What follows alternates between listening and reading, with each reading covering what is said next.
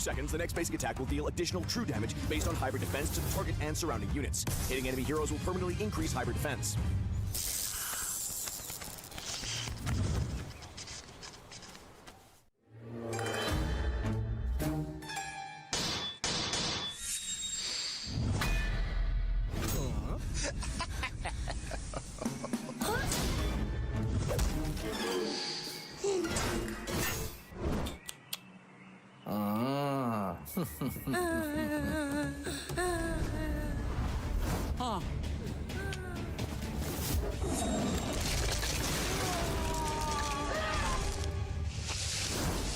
Skypiercer. Dealing damage to a low HP enemy hero, execute the target immediately, and each kill increases the execution threshold.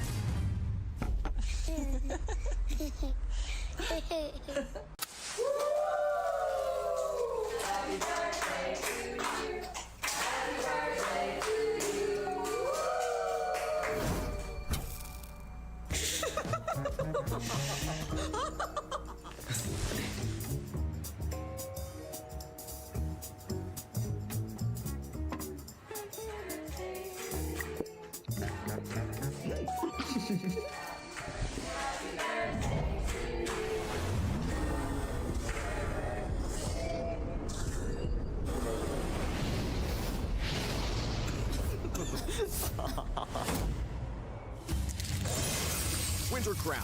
It now features adaptive attributes that apply to all heroes, and its active skill grants immunity to all damage and effects for a short duration.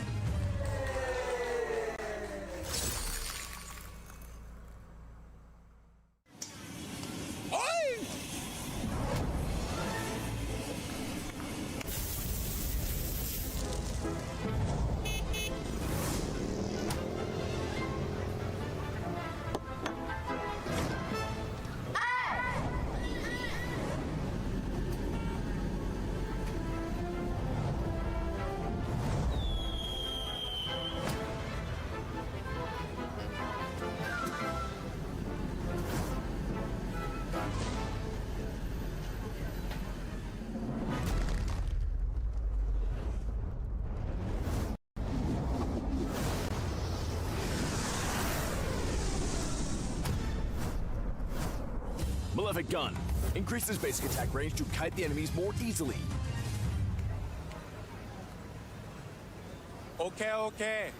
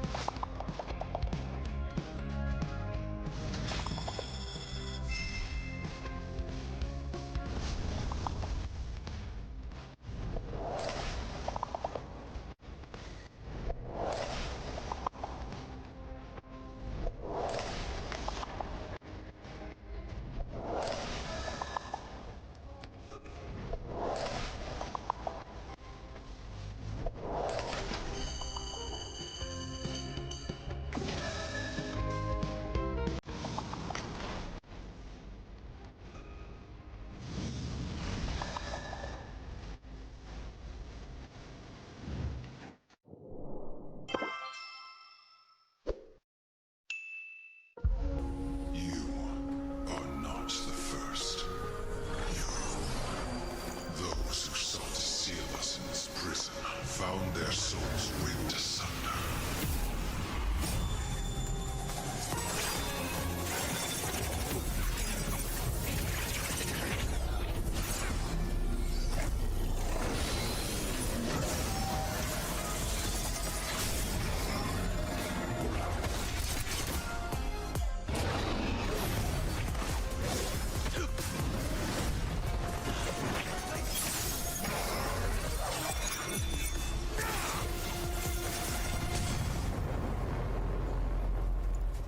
So eager to share their fate.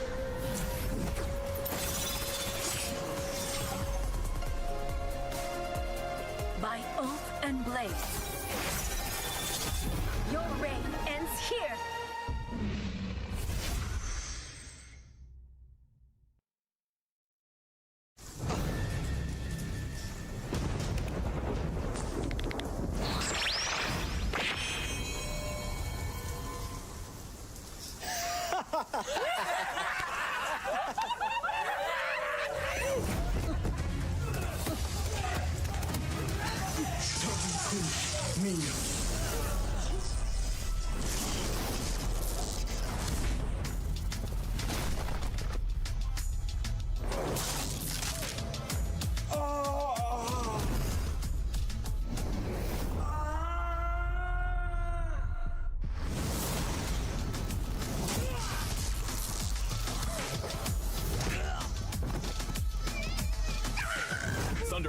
Every few seconds, the next basic attack will deal additional true damage based on hybrid defense to the target and surrounding units. Hitting enemy heroes will permanently increase hybrid defense.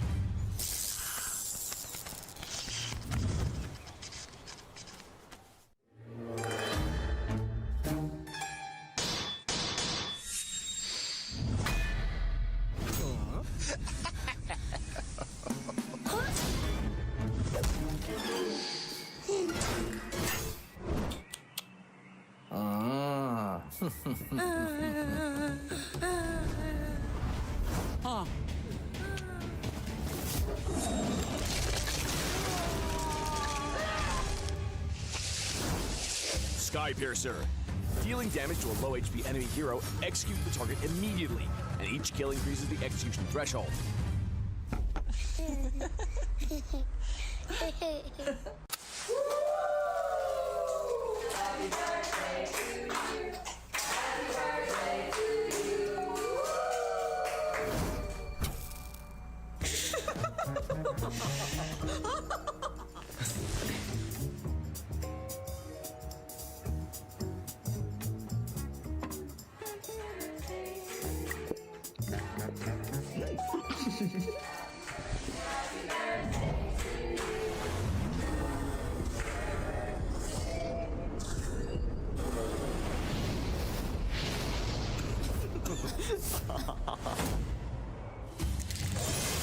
Winter Crown.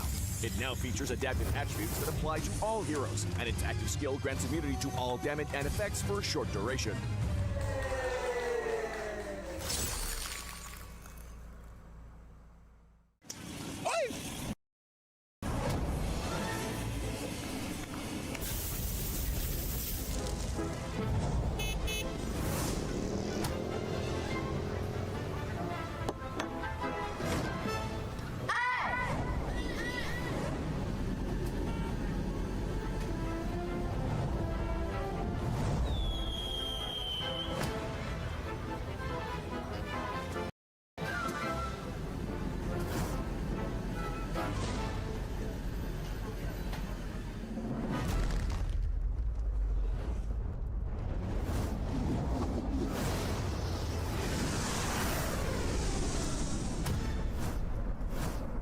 Malefic Gun.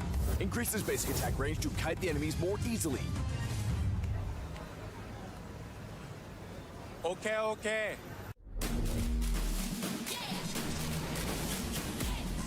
Just like you and me, fighting our destiny. Though they may not see, I'll prove what I can be. Aren't we all the same? We're deep in the game. They say this is lame, but we have our own aim. No fear, prove it. Rise up and don't quit. Chasing the same dream, we all are on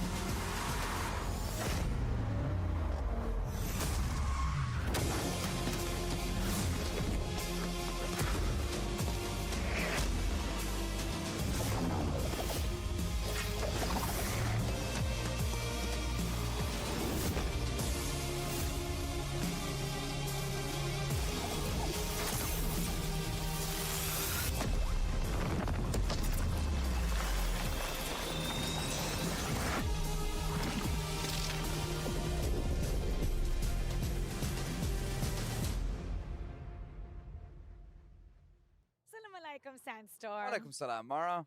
I can't believe this is the last day of MSC 2024 and probably the last day we're going to see one of these keys. I know, right? We finally reached the end of our journey. We finally reached the best of 7 grand finals. Falcons, AP Bren, Selangor Red Giants. But only one team will be able to unlock that trophy. But you know what I've been meaning to ask you? Tell me. If you won $1 million US, what would you do with it? It's quite a lot of money. You know what? I'm kind of torn, but I would say like I'd still want to go down the logical route, you know, invest, buy a house, and just secure my future, you know? What about you? What would you do? Well, definitely I'll give half to my parents so they can invest and retire. And for me, I think I'm going to put up a business and make it grow. I like that. You know, we're very responsible with our choices, but what do you think the players will do with $1 million? Well, hopefully they'll do something great with it. They can do whatever they want with it, but definitely they deserve it. They do. It's been a very intense 2 weeks, and I think we should get this started. You know, I can't wait anymore. I want to see it. I want to see what happens. We should get this started. See you at the Amazon Arena.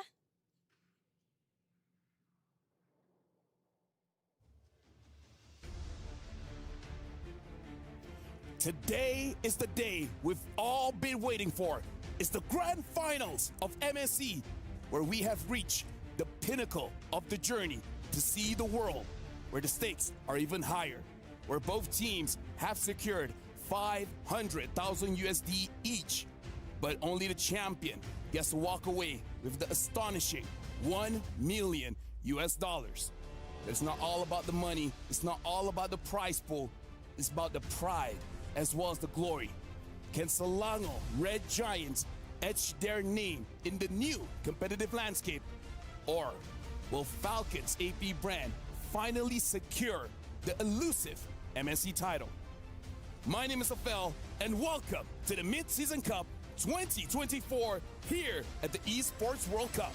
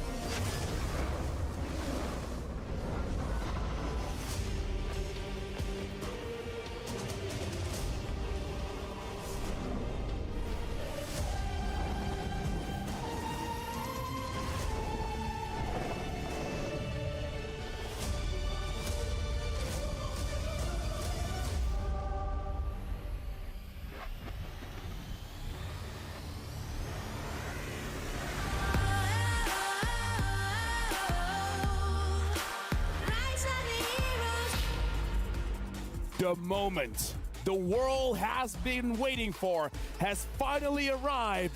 Welcome to the grand finals of the Mid-Season Cup 2024 here at the Esports World Cup. My name is Afel. Alongside with me is our analyst, Wolf, as well as Leo. And looks like I'm a bit outnumbered here. How are you guys feeling for today? I wouldn't see it as that, Lafel, because we're all friends here. And Of course. I am as well celebrating Malaysia's birth into the grand finals. And I'm sure it's the same for all the Filipinos watching as well.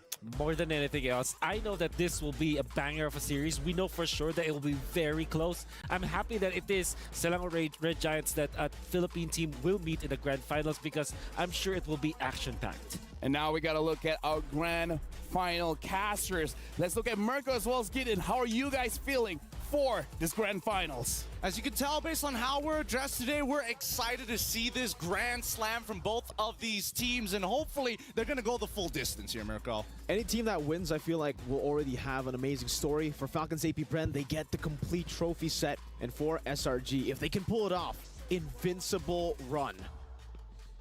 I mean, again, that's amazing because here's the thing. SRG already made history just by entering the grand finals. If they win this one, that's going to be a whole new start for the region. In the history of MLBB Esports, there's only ever one other time that Malaysia found itself in the grand finals, and that was the SEA Games. Oh, yeah. 2023 in Cambodia. But that aside, every other mainline international event that we have organized, Malaysia's always just not close enough. And when it comes to storylines, both of these teams are in that trust the process kind of a mindset. That's very true for a side of Falcon Safety Brand, dating back to what, 2022, the end of 2022, Yeah. or quarter 4. And then for Selangor Red Giants, they have just been starting their own journey. Coach Arcadia, this is a team that he is built around, it's scouted around, and have developed all throughout the Definitely, months. And we know for sure that it is going to be a good battle of approaches to coaching as well. And now we're going to re-witness what happened yesterday when SRG made history. Let's look at yesterday's recap.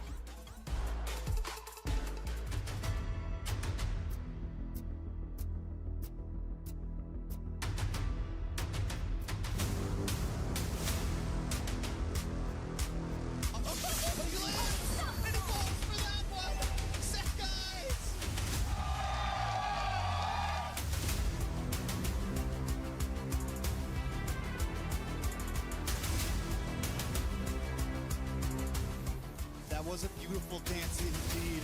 Sakai's now coming in, but no one's able to connect. Vanix finally falls, and that is huge for SRG. Both damage dealers off the map. Unbeaten.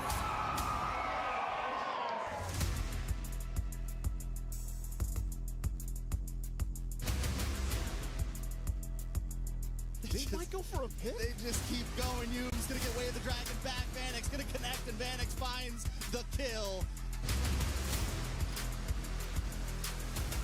It's going to be history in the making.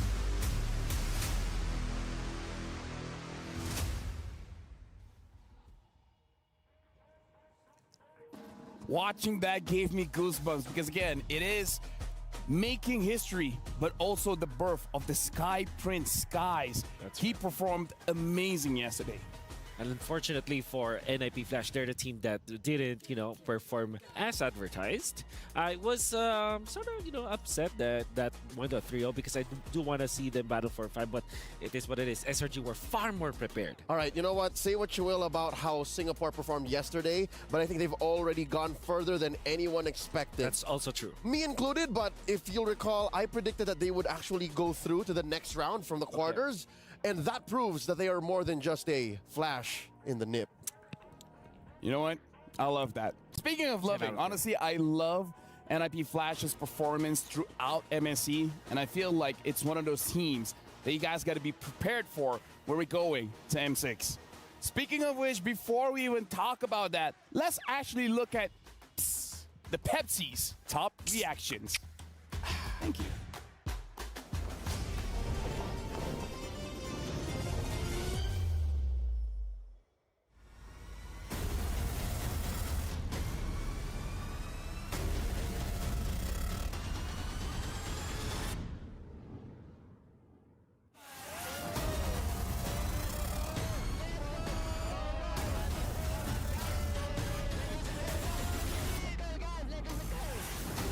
SRG grab the pen of fate and write their own history.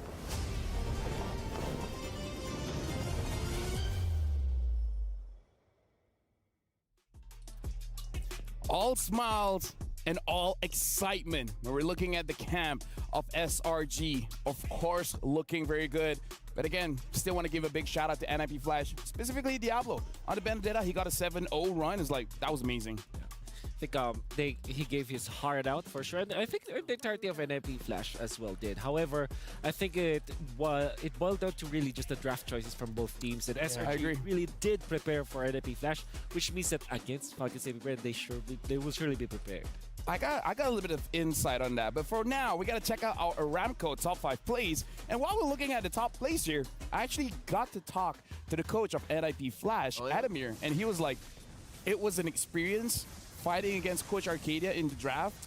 Yeah. Everything that he planned for did not happen. Okay. Like, he was expecting A, B, and C to happen, and then Coach Arcadia and Coach Vecchi went X, Y, and Z. You know what?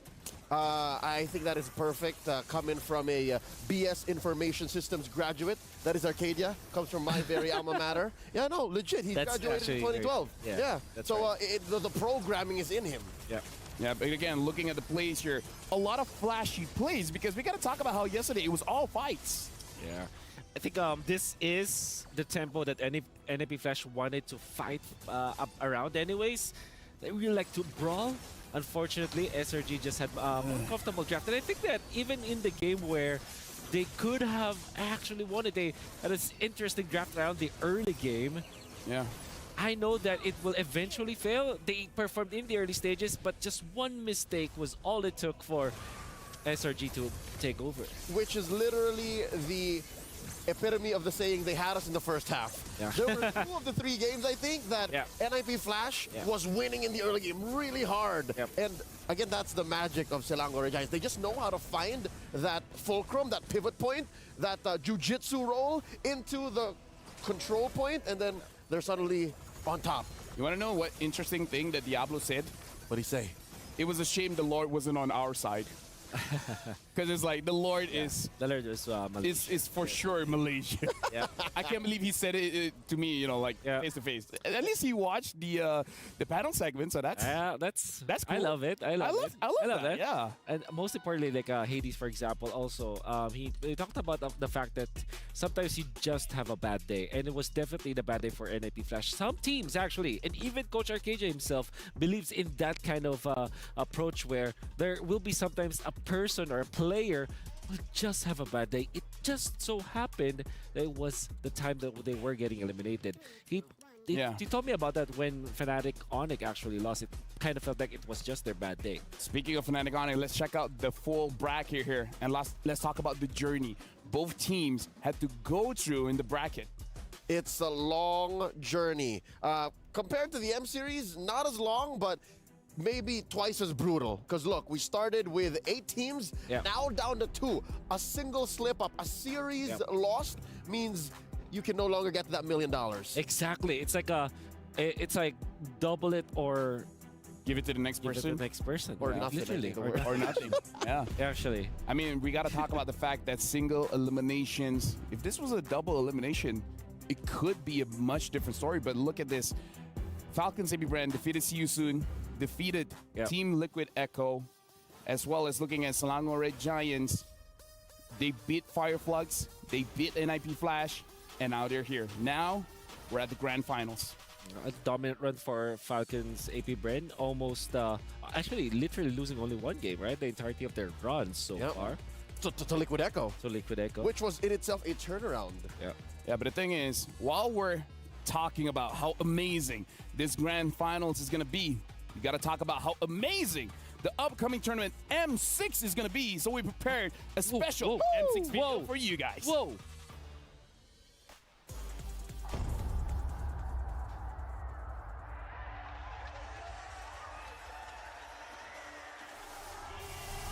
Welcome to M1 World Championship. M2 World Champions. World Champions. Blacklist. M4 World Champions. M-Series is back in Malaysia, and we are as excited as you are to witness this incredible event. We welcome you. Selamat datang ke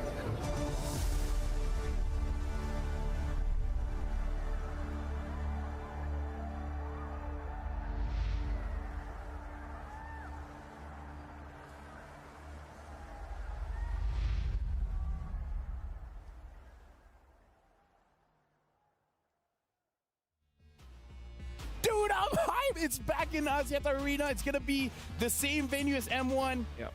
You've been there, Wolf? Yep. I was sort of hoping that, me and Gideon might, pop up in some of those clips. Yeah. But with that being said, something else that we got to talk about. We got to talk about MWI. Starting on July 24th is the female pro players' time to shine. Catch the MLBB Women's Invitational 2024, where 12 teams from 11 regions break barriers and redefined esports. Now, I do have to say, I like that during the grand finals, we all look good. And if you want to look good, you need skins. The Soul Vessel Skin Series, Amon Vessel of the Seat, as well as Hanabi Vessel of Rage are now available. You guys have up until the 5th of August to claim these awesome skins. The first draw is 50% off every single day. And the permanent Soul Vessel Series item is guaranteed in the first 10 draws. So make sure you guys join in now.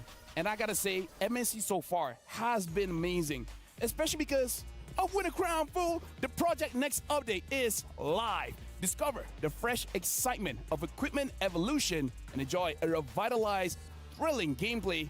Jumping now for a more dynamic and fun battle experience. Speaking of which, Leo, I asked the guys, but I gotta ask you, do you have a kid? I have 2 children, Cups and Castle. Well, you know what? You can bring them over to the Youth Fair because the Youth Fair is here with incredible bonuses and exciting events. Grab multiple permanent skins for free, just like Sylvana's Classroom Charm and its painted skin Classroom Glam. More exciting events will be revealed, so make sure you guys watch out. And now we gotta go back and talk about Selangor Red Giants going up against Falcons AP brand. This is the final stop to see the world. Indeed it is. I'd hate to say Indeed that no one saw this coming, but I think a good chunk of us, me saw it coming. included, yeah, I mean, We saw it coming. given the fact that the brackets are the way they are, Yeah. and it's a single eliminations, this was the only way it could end. Yeah. All roads Yep. lead to this. I had a wager with Mirko, and he did not believe me. Now I am a burger meal reacher. A burger meal reacher. Now, I wish I was part of that. here's the thing. Like, we got to talk about predictions as well. This was like weeks before. You and me, we actually said Selangor Red Giants would eventually be the champions, but going up against Falcon AP brand with how they've been shown. I said grand finalist. I saw the social media posts. I did. At Actually least, did. at least, I actually did. no. At least we said That's one of actually the grand finalists, because most of them Yeah, that is not even here. you're right. Mirko said, "Homeboys, thank you, but stop it." Just for Mirko, you know, stop it. We gotta talk about how SRG has remained undefeated for what 106, 107 days now. Yeah. But if anyone can defeat them, it's probably Falcons AP brand. Yeah, or Team Liquidego if they got Sure. Yeah. No, I'm just kidding. But I think I like that you pointed it out because SRG as well as Falcon Saber, there's a lot of like rumors, especially because they were kind of screaming against each other. It kind of feels like it's always like just an even day, or sometimes Falcon Saber also not winning against SRG. So this means that they are equally strong. They're equally matched in these grand finals. But just the same, you could chalk this up to not just their players, but even their coaches. You already That's very mentioned true. how Coach Arcadia is a big part of their success now because of how he's so well programmed, how he understands the ebbs and flows of this draft is maybe because, and this could be to their advantage, he comes from the same school of thought as Coach Yes, Lucky. They exactly. both come from the deep organization that is once known as AP Brand. They've been together for years. Yeah. There was a time when they were in the same That's right. facility. That's absolutely right. And with that being said, we gotta talk about the history of MSC. So let's check it out. This is from the very first one, IDNS, and then afterwards is Aether Main, Onyx Esports won 2019, Execration won 2021. RGPH, I still remember that one. That was in Malaysia. Woo! And the final one was Onyx Esports. So all those names, neither of them are in the grand finals for today. That's actually right. Yeah. But some of the important franchises are, I believe this was the flight of the Falcons over the Cavalry. As we saw, Flap TC was crazy. And he did not mince his words at all. On cue. This is how I describe Flapteasy. A lot of people will question whether or not he is the best explainer in the world. I'll say his highs are unmatched. Yeah. Whenever Flapteasy is on fire, no one comes close. By the way, it's confirmed he was saying adobo during that. Adobo! Was mouthing adobo. He misses Adobo. He misses Filipino food.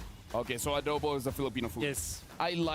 We see Flap, we see Few, and then in the corner, it's just Super Marco. Just like, Yeah. whatever. Speaking of which, we're also looking at Selangor Red Giants, and they came a long way as well, where I feel like people are saying, you guys are strong, sure, but you're not grand finals strong.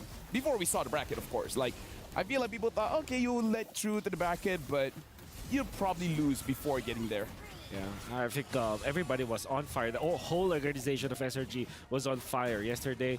Coaches and analysts, the way that they drafted the players themselves, even when they find themselves in spots where they actually lose in the early game, they will just wait for their time, farm on the proper parts of the map, and then eventually take it back, win the important clashes. And what I love about this is you're seeing in the highlights, and this is without even watching the whole match, you can see Cram is getting his behind handed to him. Yet the whole team is still winning. That's what I love about SRG. They're all solid role players, and they know the job that they need to do. Exactly. And they get it done. Yep.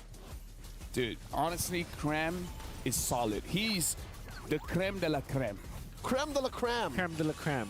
Hey, we're sticking with that one, by the way. His taste in music is also pretty, tells me to get ready for a big day. He listens to some K-Dot, some Drizzy, 21 Savage, Travis Scott. True story. And now, looking at this, we have a guest panelist here. It's Ingan, a Filipino talent as well. Okay, I see where the direction is here, guys. Okay. You know, guys, I feel great. I bought Saudi silver because I know FCAP is going to bring home the gold. You're You know what? That's how you good. celebrate. That's good. That's actually good. I mean, honestly, if you guys want to talk among yourselves, it's fine because I'm the odd one here. No, But you're. again, By the way, you were Lafiltis. You were honoraria Filipino since M2. Don't you remember? Are you revoking I that now? No. It's like the Lafel is still there. Of all the times to revoke it? Of all the times, this would probably a good time. But speaking of which, how are you feeling for today's match? I'm really excited. I was hoping, of course, FCAP to win. But I'm giving SRG 3 games because they have 3 Filipinos. So you do feel like it's going to go all the way? Yeah, all the way. I want to. I'm team fans for today. I don't care about the prod. So honestly, you're here just to enjoy yourself watching the show as we see both teams coming in to the Amazon Arena. So let me just ask you this. Are you hyped seeing Kyle Teasy showing up those assassins, the Sky Prince showing up those assassins as well? Do you think it's gonna be a brawler kind of match? Super. I mean, the assassins, the Ling, the Fannies, we've seen it from both Kyle Teasy and Sekai's. And this time, I think they're gonna go head to head. We're gonna see an exciting matchup, and I'm hoping for game number 7. But at the same time, I know FCAP's gonna bring home the gold. Here's the thing, I don't think Sekai's can bring out the Fanny because, I don't know, Fanny against FCAP sounds a bit too ambitious, if I could say. With that attitude, it is. All right. He does have logic on his side. Scientifically speaking, FCAP barely bans the Fanny. If anything, they would even want it to come out the other end for them too. So That's right. It's a Kyle TZ special. That is what actually put Kyle TZ's name on the map. Yep, in his early days under teams like Alpha Esports Pro, he's been wreaking havoc on the twin cables. You know, honestly, we're talking about the junglers here, but Ingan, obviously you're supporting Falcon CP brand. Which player we gotta look out for? You gotta look out for Super Marco. I mean, I've been working out with Super Marco, Pando, and Ogwen. Did you say working out? Yeah, working out. We're lifting iron. Yeah, okay. So those guys are really locked in. They feel more confident compared to MPL Philippines Season 13. And of course, I want to see Super Marco, in his words, durugin si Innocent, hindi lang sa scrim, kundi sa tournament. Yeah, sorry, I need a translation. You guys gotta help me out. Durugin si Innocent in Filipino, in English means crush Innocent, not just in scrims, but also in the tournament. Oh! So when you guys talk about scrims, it's fine. But when I do, it's a crime. Yeah. We're over that. We're done. You're good. You're clear. Yeah. Don't worry about it. I'm not done. Not until they win. No, not until they win. Yeah, you know what? Here's the thing.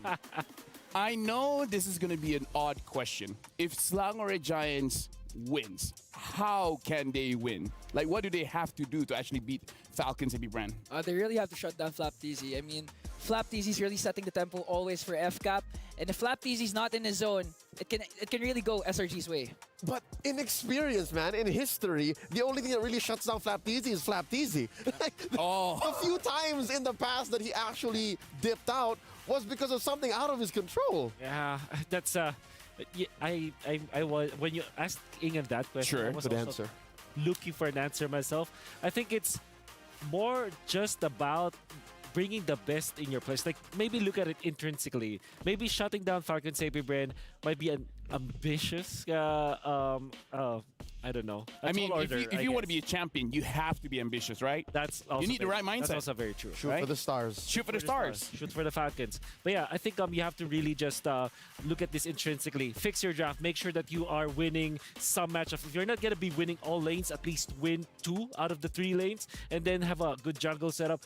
Allow Sekais to not have the jitters, especially because this is the grand finals. This is his first international tournament. Yeah. If I'm not mistaken. Yeah, so I that's mean, also... technically Snapdragon, Yeah. but other than that, Of this caliber, I guess. Of this caliber, yes. Yeah. A bit of sage advice. I don't know if this is going to be part of their game plan. It's clear that even the most aggressive team in the world, Liquid Echo, could not do it. Maybe SRG shouldn't as well. Don't out-aggro Falcons AP Bren. But that leaves the question, should you be cheeky about it? Should you try to, should you try to pull a fast one? Yeah. Because FCAP also does that. You remember in that same series, few would be pushing down bottom. Like, how is that happening? No, honestly, that's true. And now, to hype things up even more, before we jump into the finals, let's actually have a little preview of the MSC finals.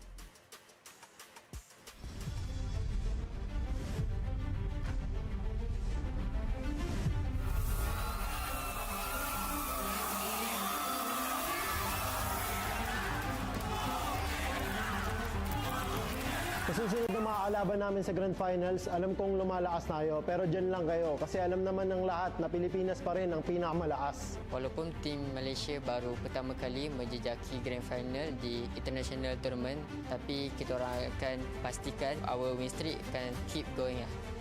Ini masa kami. Di nyo kami matatalo. Our pride, our passion. Dudurugin namin kayo. We are the Kingslayers. We are the final boss. You are next. Madaling 4-0. Kami masih tak dikalahkan. Lumuhod kayo sa World Champion.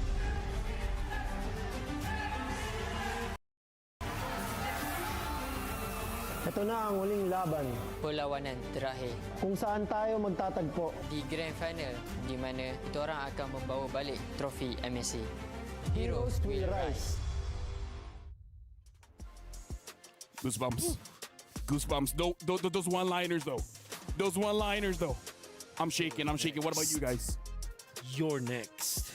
No, I'm LaFell. It's very rare that I hear Kyle TZ. Because again, Kyle TZ, after knowing him for a few years now, he's the kind of player that lets his actions speak louder than his words. But when he said, bow down to the world champions, that's... I want to bow down to the world champions. I mean... Yes, sir.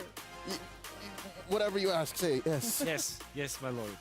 I mean, again, looking at that video, that's quite the preview coming up. Because again, it's gonna be a best of 7 between both teams here. So honestly, Ingan, when we're talking about a best of 7, this is the thing that almost never happens. It only happened during M1. It happened. Is there a chance for a reverse sweep?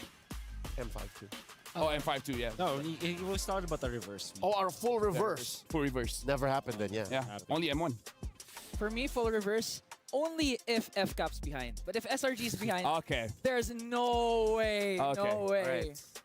Okay, you know what? For you guys at home, who do you guys got for this match? Is it Falcons AP Brand or Selangor Red Giants? Head on over to stcplay.gg right now and lock in your predictions. So, gentlemen, very quickly, we have like, what, 1 minute something before the match starts. Give help towards our viewers. Who's going to win why? Very quickly. Okay, FCAP, 4-2, no cap. 4-2, no cap. FCAP 4-1. They might get, one game off, but they'll bounce back just to quickly end the series. FCAP 4-3. I'm giving 3 to SRG because there are 3 Filipinos. So, it's my turn now. Yep. Guess what? SRG 4-3, baby. I mean, honestly, like, I'm just being humble. I feel like it is going to be a 4-0, but, we got to give a little bit. But no, all jokes aside, I want it to be 4-3. Either, any team wins is going to be amazing because as a Malaysian, I do have to say, just being here is already a dream come true. But with that being said, let's get into our Dr. Sulaiman Al-Habib upcoming showdown between Falcons AP Brand and Selangor Red Giants. it's surreal, man. Weeks. Yep. From wild card to group stage, knockout stage, and now the grand finals. And honestly, I gotta cut you off there because let's look at the stage. You guys see the countdown timer, and I hope all of you guys at home, in the stage, in the studio, no matter where you are, be prepared because we're gonna start the grand finals of MSC. We're throwing it over to Mara Aquino as well as the Wood Sandstorm.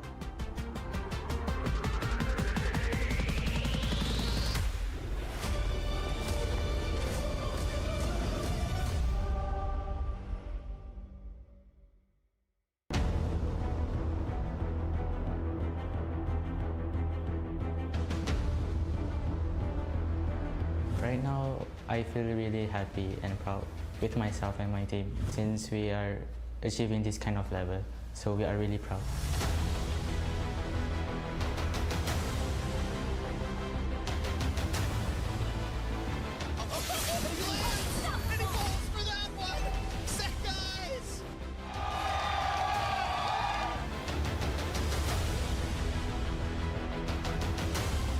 We just need to be focused and be more prepared in our discipline. And also our stamina. That's really important for the BO7.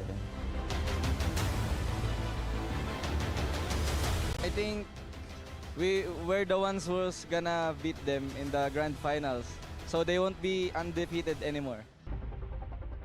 Now another immobile. Lydia onto the backside. Block TZ with a dive again under the baser. What are they gonna do? MP gets knocked up and the prediction right into the quad shadow.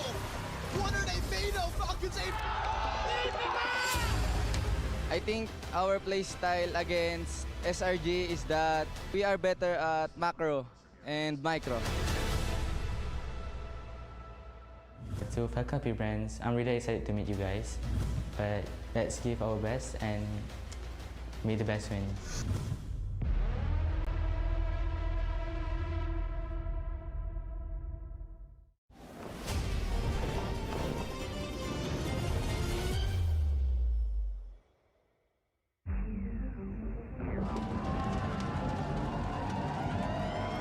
From shadows they emerge, unknown and unseen, forging their path from where they've been.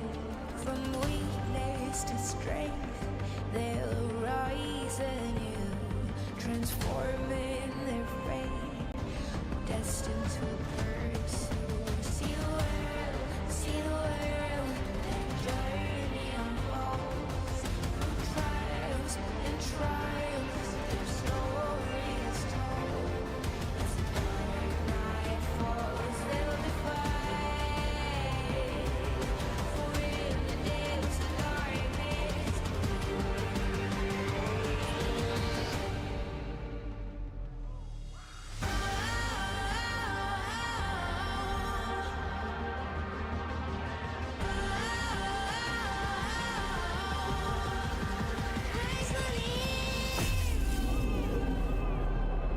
the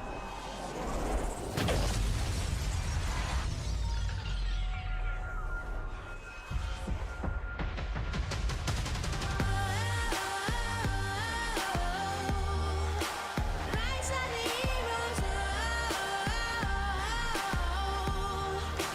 rise of the heroes, rise of the heroes, for in the darkest of nights, heroes will rise. Rise of the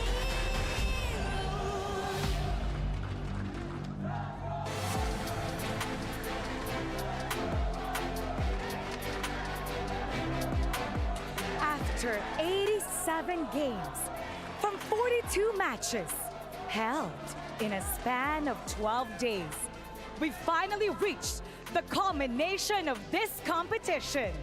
From the simple yet brutally legendary wildcard stage to the unfathomable competitive landscape-shifting tournament events of the group stage and the flurry of do or die matches of the knockout stage, we are down to the final two teams. Two teams that still hold the key that symbolize their journey. Two teams who have finally arrived at their last stop on their journey to see the world. Ladies and gentlemen, أيها السيدات والسادة, welcome to the Amazon Arena. The best of 7 grand final, the final battle of MSC 2024 at the Esports World Cup is about to unfold. And by the end of today, we will celebrate the team that will rightfully hoist the coveted MSC 2024 trophy. So without further ado, let us welcome our grand finalists.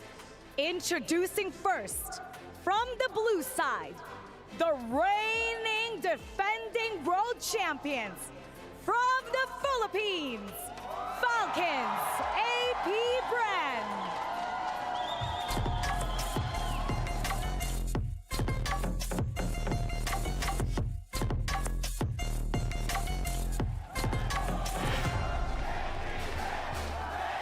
The Bees have never been this close to claiming the only title that has eluded them for years. After exacting revenge against their Filipino rivals, they're finally 4 victories away from making history as one of the winningest teams in MLBB history. Introducing first, the M5 Finals MVP, their explainer, Flap TZ. Filling the jungle, the golden boy, Kyle TZ. Playing mid is the timeless idol, Few. Manning the roam position is the master, Ogwin.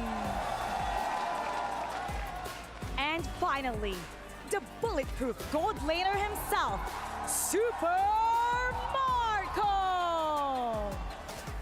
Falcons AP brand are looking to bring home Philippines' 4th MSC trophy. And their opponents on the red side, hailing all the way from Malaysia, the unscathed, the undefeated Selangor Red Giants!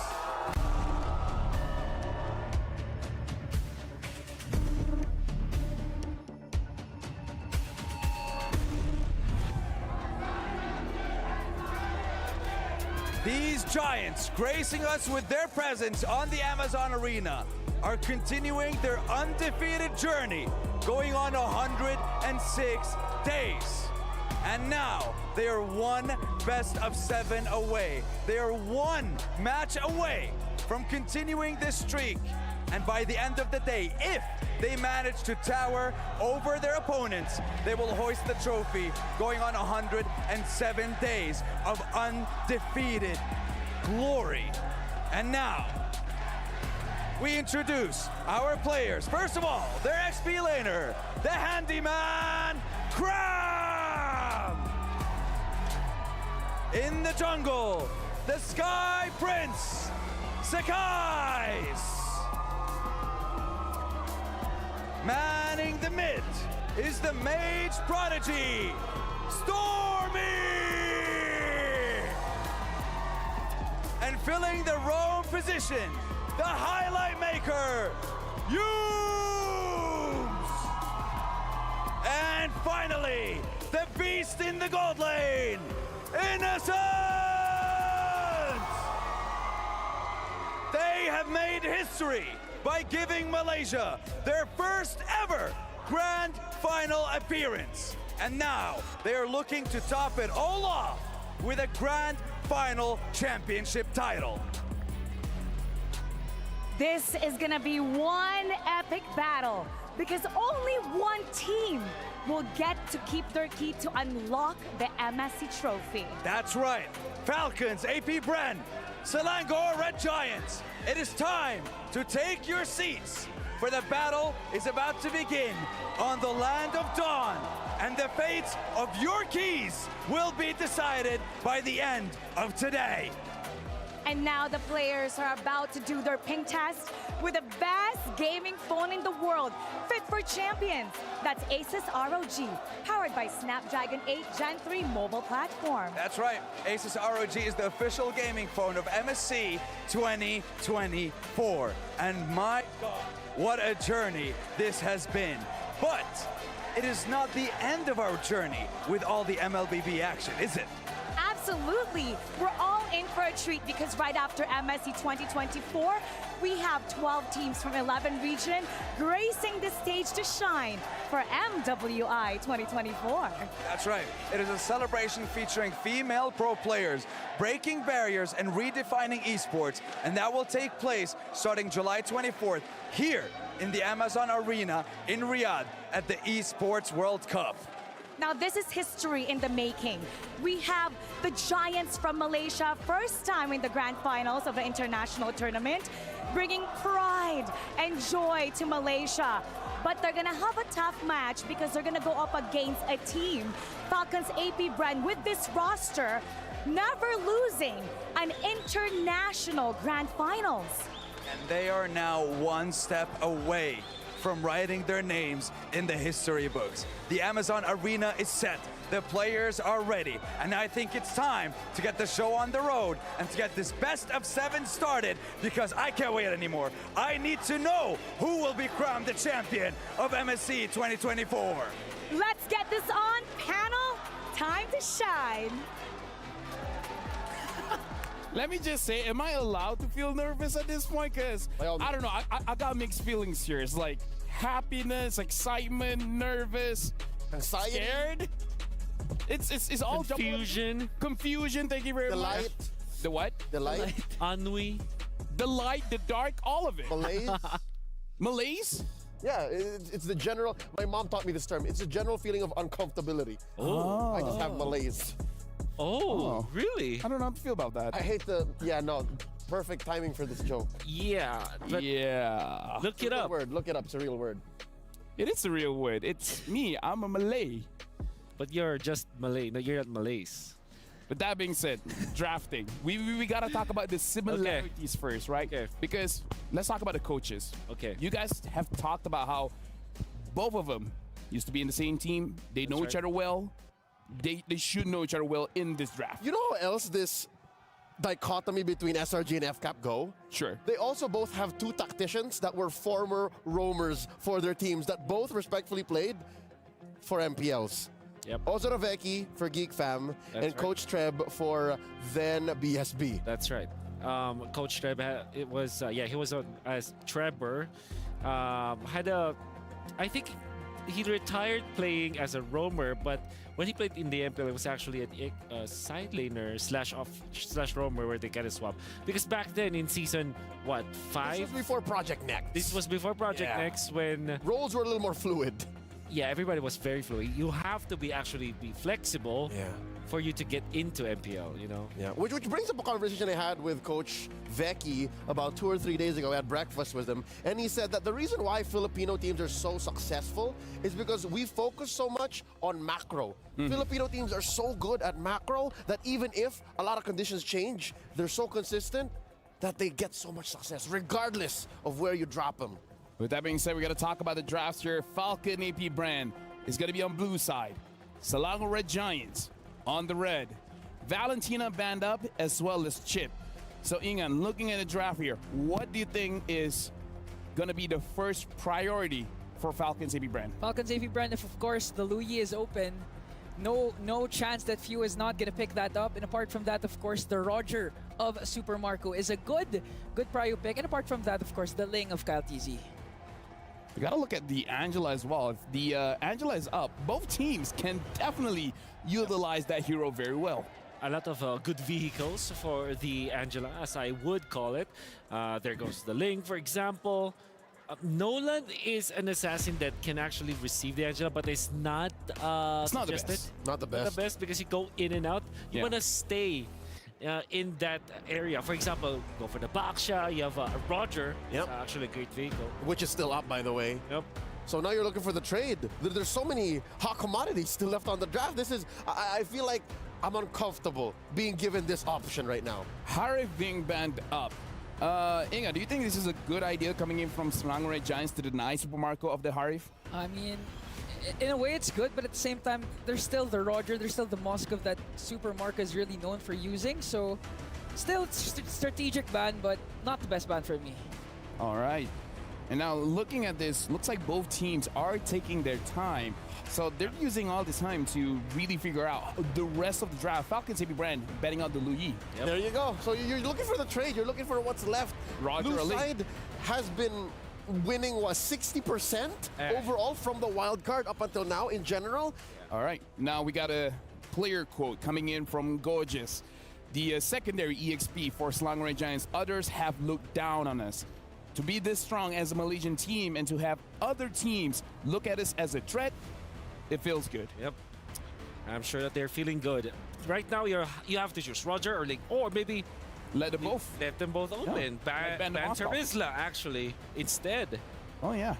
Although they can pick it up actually second pick. So And that'll put Flap TZ in an odd position. He doesn't have the Terizla, doesn't have the Arlot. And there it is. Hey, great minds think alike. Yes, sir. The Zhong is still open. Yep. Just saying. You pick up the Roger and now, okay, so that's a priority for FCAP. Now it's Ling Angela? Moskov. Ling Angela is great. Yeah. They left it open. They left it open. They purposely left it open. Could this be on purpose? I think it's on purpose. 100% on purpose. Yeah, there's no way they didn't catch that. So I would say Ling Angela is top, and then next best thing is maybe Ling and Moskov. Because it would be kind of a bad idea to let Roger and Ling be in the same There you go. team, That's right? Angeling. It's got to be. It's got to be Angeling. What are you feeling after seeing the first 3 picks for both teams? I mean, Sek is, even without the Angela, is always activated. But with this Angela pick, It's too good. too good. But what I am going to say here is this allows for Falcons AP Brand to lean hard on finding solutions. There could be worse places, right? Yeah. There could be worse positions wherein you get the Angeling and then you don't have any room to pick up the answers. So you pick up what? Farsa Yuzhong here? I mean, like, here's the thing. Like, good news, Julian, good news, bad news. Good news, you got the Angela. Bad news is that Stormy is not on a hero that can usually carry the game by himself. Barats instead. This is the early curveball. In a way, it's still pretty much open. The big guy passive's not kicked in yet. Tiny Dino, big problem. I love it. Big problems in many ways because you can put it in the XP, put it in the jungle. Roger's still open. Julian's also open.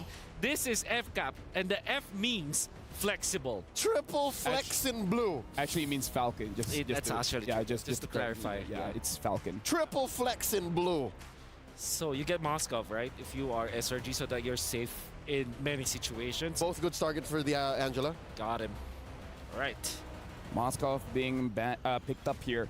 I'm really thinking that Selangor Giants should have a very aggressive roamer because I feel like the moment they lose the mid lane, Sakai's not going to have a good time. So whatever next pickup is going to be, they got to make sure that the jungle is relatively safe. Yeah. Whew. It's difficult to be in the spot of SRG because you don't know what to ban at this point because all lanes are kind of open. So you Julian just could have be to. mid. But Julian can be played. Yeah, but meaning to say, like, if you ban the mid lane, then maybe the Julian can go mid, right? If you ban... All right. Yeah, that's what I mean, like the So triple you flex. force one of the heroes to be hard locked in one spot. I like how you think Lafel, and they do by the Faramis.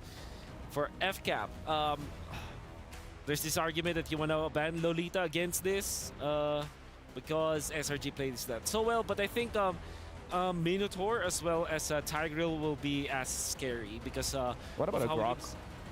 Grok is great. How about the Ruby though? Oh yeah, Ruby. Yeah, Yuzhong instead is going to be another vehicle for the Angela. Yeah, it's gonna be also very scary. Additionally for SRG, do they double down on the mid bans? If they do, what do they ban? Like Aurora? Or a Lilia, maybe. A Lilia, yes. Honestly, a Lilia is probably a very good ban here. Yeah. Because yeah, if the Lilia is there, and then say this Baraz goes EXP, and then the EXP is won by the Baraz, then it's just like you have many open doors for FCAP, right. and it's just not going to be a fun time for SRG. Yep. Oh, Tigreal. Hey, okay. Interesting. What about Yums using the Cho? Is this Yeah, Is I like this it. chowable? I mean, the Barats might be No. the Barats might be annoying, but you know, should be chowable. Chowable, yeah. I think Yums is that kind of player where every game is chowable. You know what? I agree. He's the highlight maker. Yeah.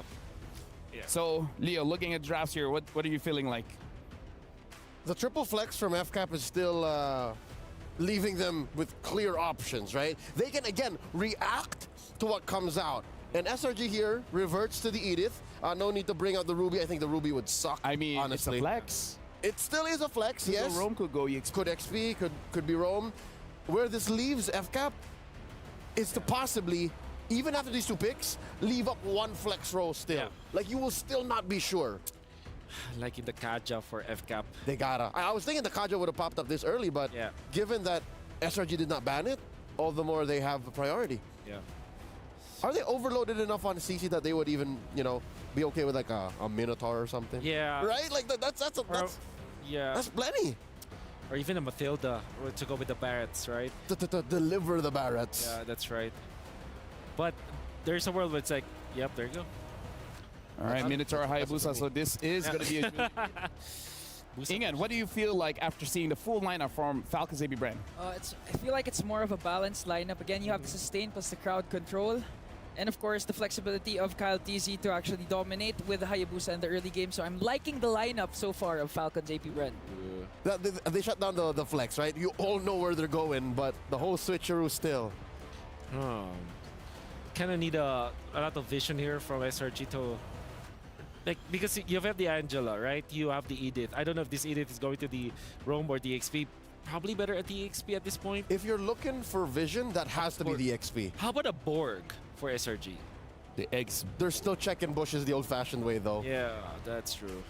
It's the CC. They're picking CCI. up, yeah. Oh, so greedy, SRG. There's no vision, my dog. Three farm-dependent cores. Here's the thing. It's a cram special. With that being said, thank you very much, Ingan, for your services here. Thank you very much to our analysts.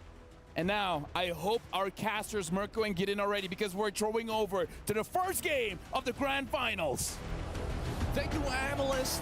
Thank you, analysts. This is the moment. This is the time for the Grand Finals. This is going to be a best of 7. Let me remind everybody here, the final bosses, the toughest challenge here in the competitive MLBB space, and it's going to be Falcons AP Bren against Selangor Red Giants. Both these teams, they've had their journeys through hell and back to reach the Grand Finals. And here it is, a best of 7 to end it once and for all. I don't know, but it's looking like you're playing against gods, man. When you're thinking of FCAP, you're thinking about soaring high as we jump on into the Land of Dawn to commence game number 1. Oh boy. Falcons AP Bren on the blue side, Selangor Red Giants on the red. Straight off into the game we go here. For Selangor Red Giants, they've conquered the Sky Kings in the group stages. Now sitting on their throne, they challenge the gods of the game.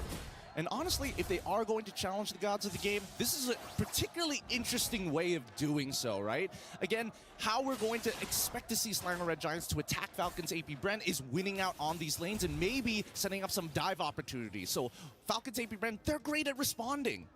We were talking about earlier, right, in the drafts, about Selangor Red Giants towards the ending of the drafts. They really didn't have any prio, and that's why I think, even though it's greedy, the CC pick is great because it does give him the prio in lane up against FlapTZ, and this is something you want to try to utilize. That's the reason Liquid Echo were able to beat them in the Grand Finals, having a winning lane, but Kyle TZ wants to change that. Has the Shadow kill, the Purify gets pulled out there. Cram gonna be solo kill up top, assassinated. Skies looking for a play, time to Blaze with the Retribution down. He comes down over to Kyle TZ, goes for the Blaze, but Kyle takes him out with the Shurikens. It's too fast, too quick. Falcons AP Bren with the help of Ogren to speed up Kyle TZ's farm. Hits that level 4 and an awkward timing, and honestly the most critical timing for the EXP laners. With that being said, FlapTZ is going to get a free recall off of this, and Sky slowed down on his farm. Not exactly the most ideal, especially costing 2 kills that's a lot of goal for Kyle so early on. Definitely not, man. The fact that Kyle TZ on a Hayabusa has 2 kills, a level lead already, right before the turtle even spawns. You would expect SRG with the CC in lane to have more prio for the turtle, but now that he's been taken down, now that Few can walk up and pop it in the enhanced chain and knock him up, and even zone him away. The missiles too, Crab brought back, no Purify. And Falcons AP Bren, they'll be happy just with that trade. This is really good stuff from the side of Falcons AP Bren, right? Stormy is here to kind of help recover Cram's lane, but at the same time, he's leveled down, and Flap to Easy, as well as Few, making sure that he's not going to be able to participate for the upcoming fight, even setting up the proxy. This is what's great about Falcons AP Bren, right? The fact that even when they have prio, they don't rush into neutral objectives. They still take their time, go for the buffs, get Kyle TZ in a more comfortable spot. And now they have the level 4 advantage. Guys going in, not able to get in there in time. Denton well, good predicted skulls. Stunned up, pinned down on the wall for Kyle to take him out. 3-0 start for the Hayabusa.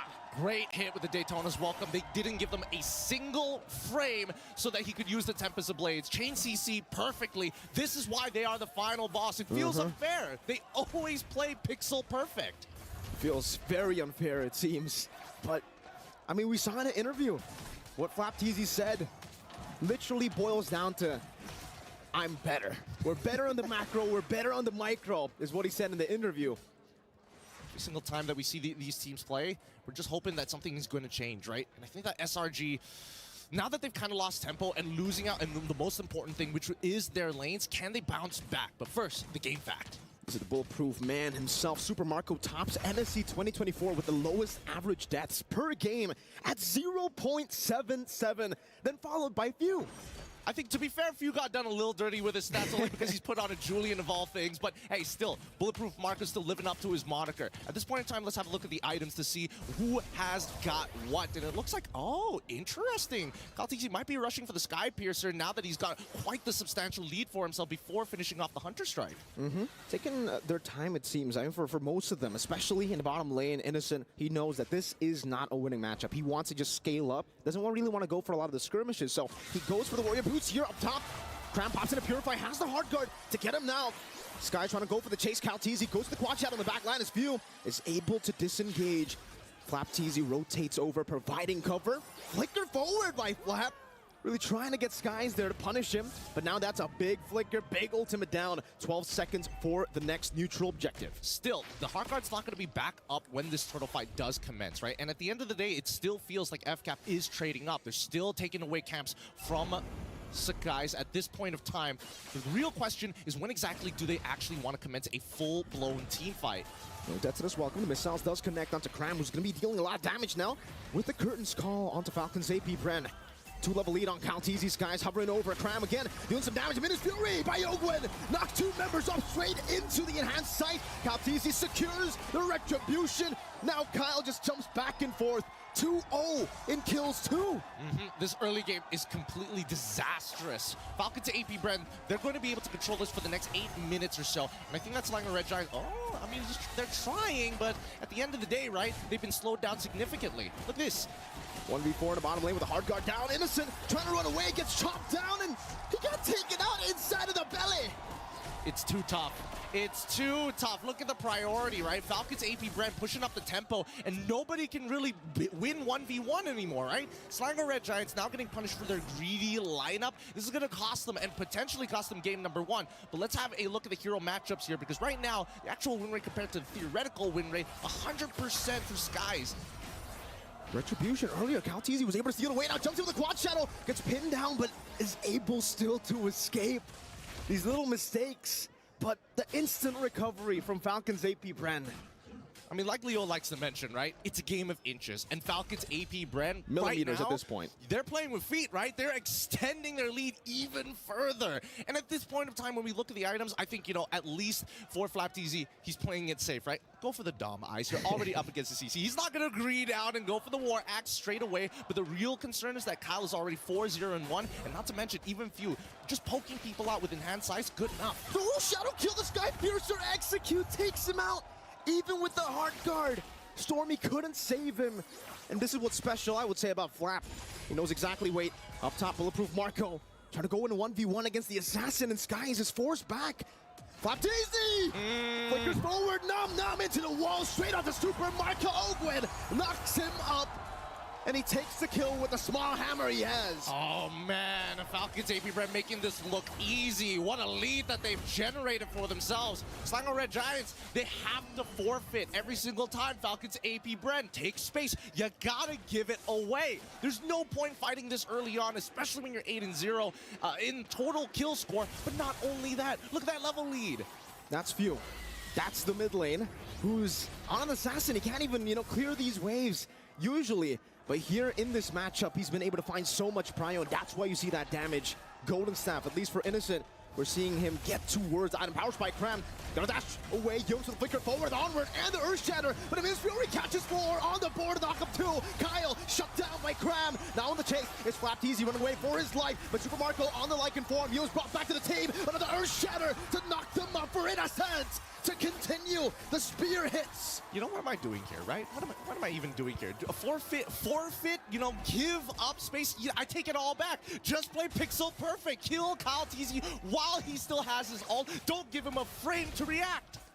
And they're on the board. The momentum slowly shifting, but if we take a look at the goal lead, Gideon, it's still massively in favor of Falcons AP Brent, still flying across the skies, looking down at the Red Giants. I think at this point, when we're looking at SRG, their main winning factors is can they drag this out long enough so that people like Innocent, people like Sakai can actually catch up to get that critical mass. But unfortunately, it's going to be a little slow, so we're paying attention to Yums and his battle spells. Whenever he has it up, he is looking for an opportunity to lock down Kaltizi like he did previously. It's all about Yums still. It almost seems like in games before the grand finals, every time he's on to Edith, every time he has a flicker, he'll use it. Just like that now, the kite back up against Flapteezy, who decided not to commit the dead zone as welcome. And we get to take a look at the items here again for the in-game equipment. Flapteezy, like you said, taking the utility around in this game. Dominance Ice straight into the Sky Guardian helmet. He knows exactly what this pick is meant to do. It's meant to frontline for Super Marco, for Kyle. And we're seeing that with the Quad Shadow and the Shadow Kill into the back line right now, doing a lot of damage. Cram needs the photo proc. Kyle's able to escape with the Quad Shadow, dodging away from the Earth Shatter that was well placed by Yums. This gives a lot of information, right? Kyle TZ, he's already so far ahead. As long as he doesn't die, that's totally okay, right? Yes, he did lose a couple of Sky Piercer stacks, but it doesn't mean that he isn't like level 13, 9 minutes into the game compared to Sky's full 3 levels ahead of the man. It's tough to argue, but at this point in time, we're just hoping and waiting to see whether the Heart Guard is going to get dropped. Again, these Quad Shadows by Kyle, using it just to poke, slowly but surely. They bit out the curtain call though. Cram, no ultimate. Wait, Kyle TZ on the Lord. Seems like they're trying to just sneak this one in. So long Red Giants still focus on their own purple buff. And even then, it's forced out by Flapteezy.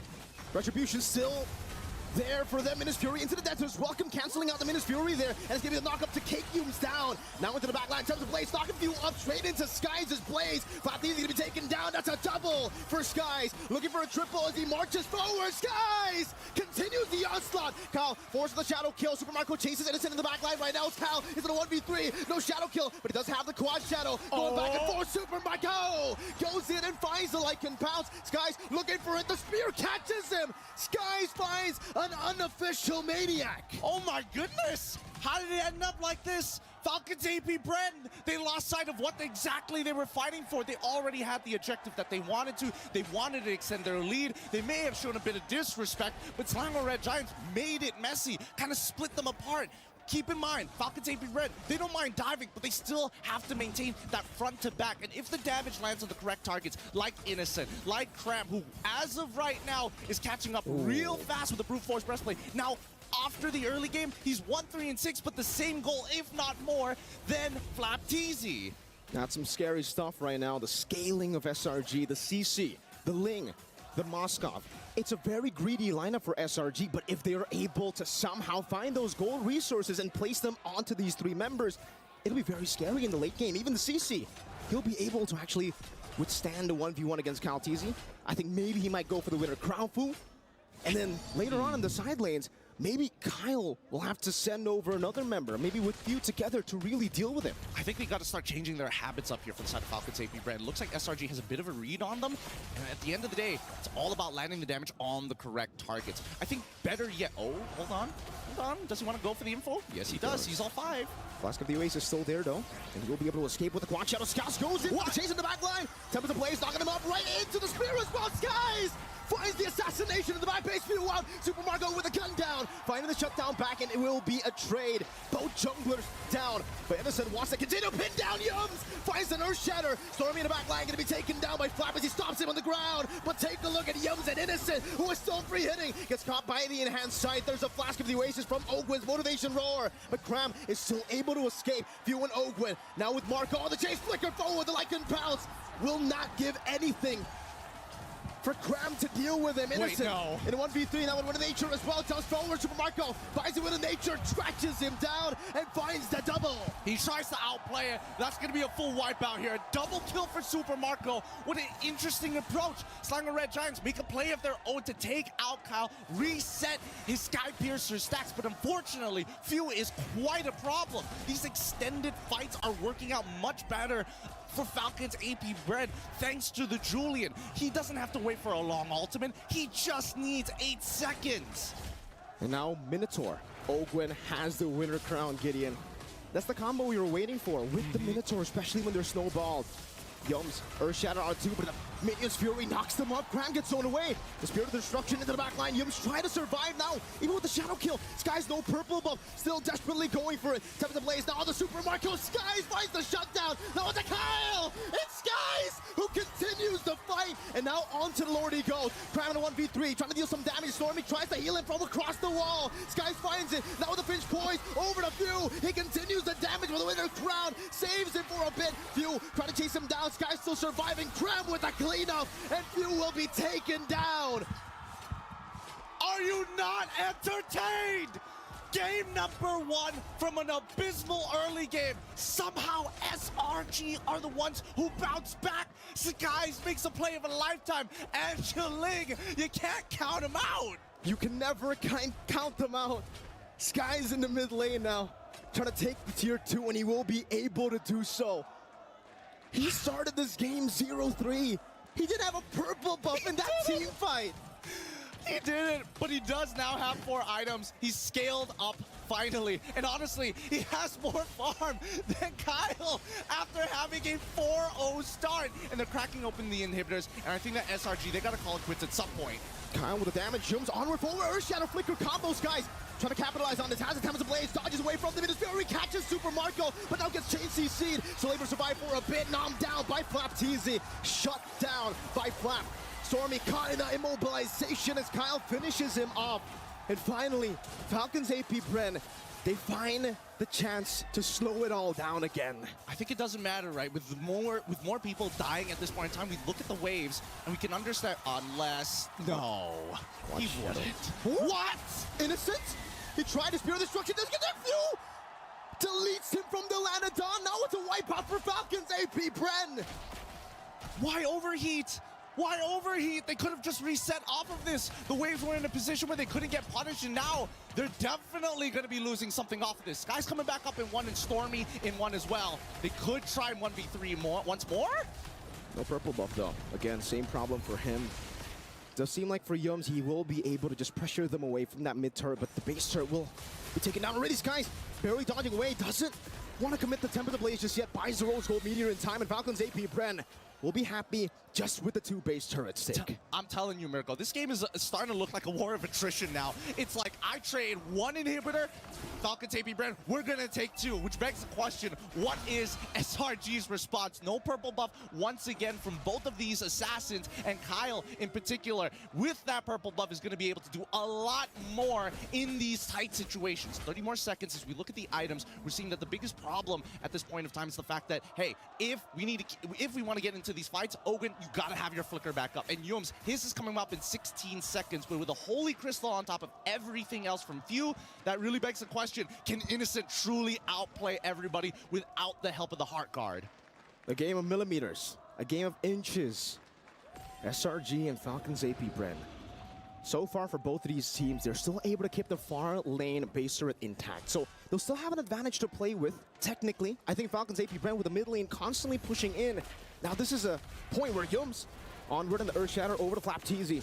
Just with a little bit of poke from Innocent. No teams wanting to go for it, but my question is, Gideon, Is this good for SRG? Do they want the mid lane to actually be pushing towards them so that Innocent, so that Cram, so that even Skies can keep farming up, getting those resources? I don't know. I think that SRG, they want to fight for this, right? I think they know that once the Lord starts crashing in towards their Crystal, it's going to be really difficult to high ground defense. Keep in mind, Stormy is playing Angela. Now, Angela is not known to have the greatest wave clear.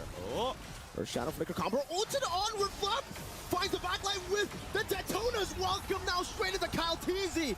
With a shadow kill, used up in the back line, able to back away. Skies chasing him over the pinch points, running him down now with the Temple of Blades as well. Kyle able to dodge away from the knockup, but will not be able to dodge away from the rest of the Blades. Meanwhile, it's a knockup on a 2 straight into Cram, who's going ham with a yo-yo. And Skies somehow finds a way to escape, but the base was wide open. A clean back door coming in from Falcons, AP Brand, SRG. They show that they can go toe-to-toe with some of their best, but when it comes down to the macro, when it comes down to that lead, Falcons, AP Brand just show, hey, you got to get on our level. You got to have some polish, kids. Composure. The calmness to pull that off. In a skirmish that looked like it was pure 50-50, in a skirmish where it looked like SRG were gonna win, they said, nah, I'd segue. It's tough. I think it's really, really tough considering all the action-packed fights that we're having here. With so much focus on the micro from the side of SRG, it's really difficult to see the entirety of the map. But I think our analysts can do a better job at breaking down this game. Analysts, please take it away. Can we just say the first game here already set expectations for this grand finals? Because I don't know about you, gentlemen, but when you're asking me what game number 1 was going to look like, I don't think it would look like that. Yeah, no, it was high risk, high reward for SRG. And again, if you want to achieve something great, such as defeating the world champions, you gotta think outside the box. You gotta think outside where the box was even made. Because here's the thing, like, I was almost thinking that Falcons AP Brand might have a flawless game, right? No devs and everything, but then Slonger Giants fought back, and at the end of the day, it's not who has the better team fight. Yep. You just ended the game. And most importantly, you can see SRG with this set play where it is going to be either Cram or this Edith coming out from Yums to start the fights, and then they will force Kaltisi to maybe pop the Quad Shadow, or it kind of feels like there's someone who forces the ultimate coming out from Kyle, and then in comes the Angeling, which, man, it's still pretty strong. I believe that even when Falcons AP Brand won this game, they probably will not let go of both the Angeling. Let me just say as well, Slonger Giants, as good as they look going up against Falcons AP Brand, what were those mistakes? Especially towards the end of the game when they're pushing. If they were, you know, maybe a little bit relaxed, could have been a little bit better. I'll tell you, Lafel, you mentioned it already. The beginning and the end are where they made their most mortal sins. Number 1, they drafted very greedy. Yes. They have very little wave clear, very little vision that they can actively throw.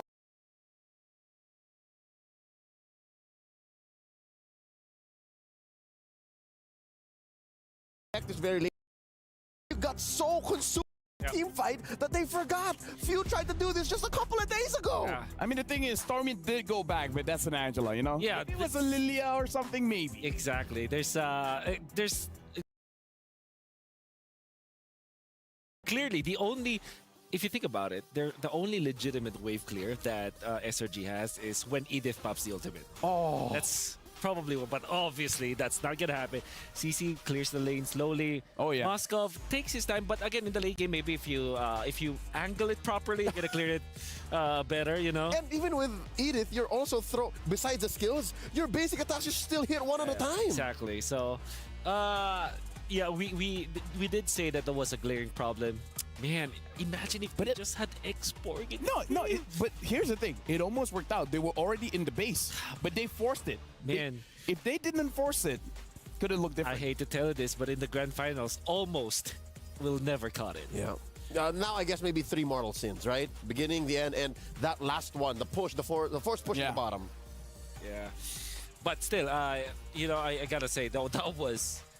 When Gideon asked, "Are you not entertained?" Man, I was. Oh yeah, it was definitely entertaining. It was definitely entertaining. It's so entertaining that even we watching, like off camera, like we will tell you guys, we went through our own cycle of emotions. Yes, there was a video. I don't know how to footage of feel. it. Yeah, there was a video footage of it. It's rolling now. Yeah, but again, honestly, like I like the risky draft because, again, like we had this talk, Leo, if you don't take the risk, how are you going to defeat the world champions? It's just that I kind of feel like when it comes to the gameplay, ending the game, like I feel like 2 or 3 times SRG got wiped out where they really shouldn't have. And once FCAP got wiped out, which I think was what sunk my stomach. What really, that roller coaster of emotions where they're like, oh no, they can win, they can do this. Yeah. And Wolf and I would have to eat our words because even ending and concluding the draft, I was like, yo, that's super greedy. Yep. And maybe through the sheer team fighting skills, they could have gotten away with it, but... Yeah. Nevertheless, if there was a team that I would allow to be greedy, I think now SRG has proven their worth for that regard. Because I think that they have a clear idea of what they want to start. If you look at the game and just dissect it, you're going to see a pattern coming up from SRG, which kind of tells me this is a set play that they have rehearsed so much and they know from 0 to 100 and they executed properly, actually. Honestly, I want to know a little bit more about that. Can you show us with Bob, with the telestrator, what you mean? Yep.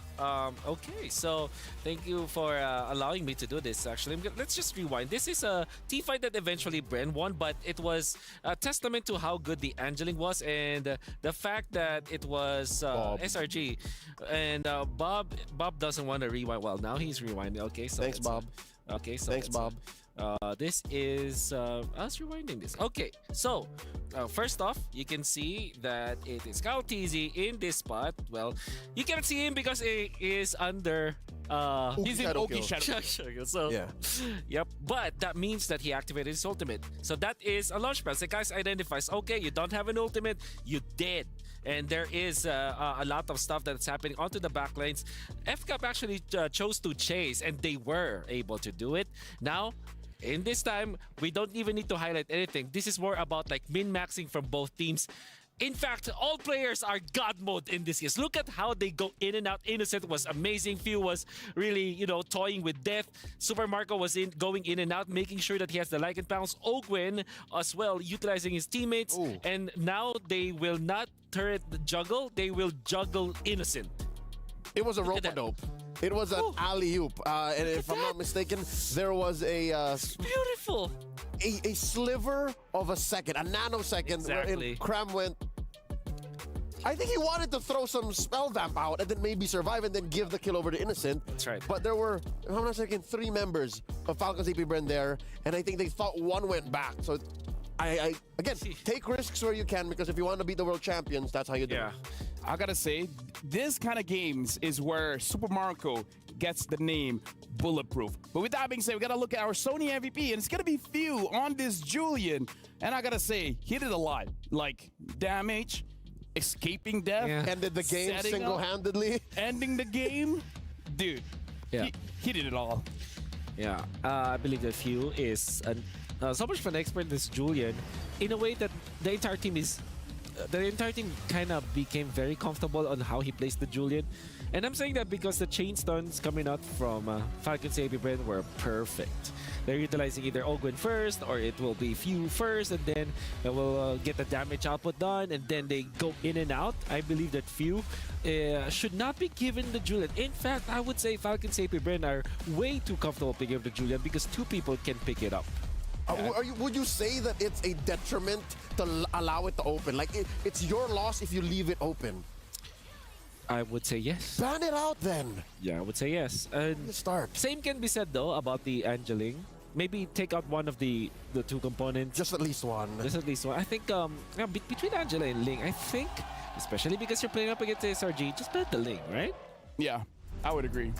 Because again, Ingan said it himself, even without the Angela, he's activated, right? So with the Ling, it just makes the problem bigger. But we got to talk about our MVP here, 8 KDA, 751 GPM. And remember, the only guy that has a lower death count than him is just Super Marco. Isn't that poetic that a hero such as Julian is now one of the specialty heroes of Few, who is in the early game super strong? He played even before Season 1. Now in the twilight of his... I don't even know. Like, he might even play for like 5 or 6 more years. Yeah. You're a mad burst hero in the Julian. Like, and he ends the game himself. Isn't that like... No, I mean, like, the crowd control itself, I feel like it's one of those things that actually drops guys where the basic attack just pulled them in. It's like, well, I guess my dashes mean nothing here. That too. See, so at any given point, Few matters both literally and figuratively in the world of MLBB sports. That's why he's my GOAT. Yeah. I'm not a kid, but he's my idol. Yeah. Honestly, he's the idol of everyone. But with that being said, starting on July 24th is the female pro players' time to shine. Catch the MLBB Women's Invitational 2024, where 12 teams from 11 regions break barriers and redefine esports. Now, honestly, like, this game with that kind of showing makes me feel like it shouldn't be a sweep, right? Absolutely. That could have been the one. That could have been one for SRG, honestly speaking. I wouldn't have been surprised. Yeah, definitely not. Unless, of course, we're going to see another Angeli on the other side, But yeah, I don't think it will be a sweep. With that game, we got to look at Falcons AP Brand's achievements. Let's look at the journey that they had here. Wow. Ever since rebuilding in 2022, they again have been a trust the process kind of team. Yep. And this is not the output you want. Is this not the best case scenario for output after such a long, drawn-out process? This is going to be a template for esports in general, particularly mobile esports, right? Yep. Because now you're going to look at a team that is not composed of like super... that started out as a super team, or it started out like an all-star team. They made all-stars out of their players. That's amazing for FCAP. Looking at his stats here, honestly, only average damage per minute and unique heroes is won by SRG. Everything else is by Falcons AP Brand, especially looking at that KDA. It's like, what, double? Yeah.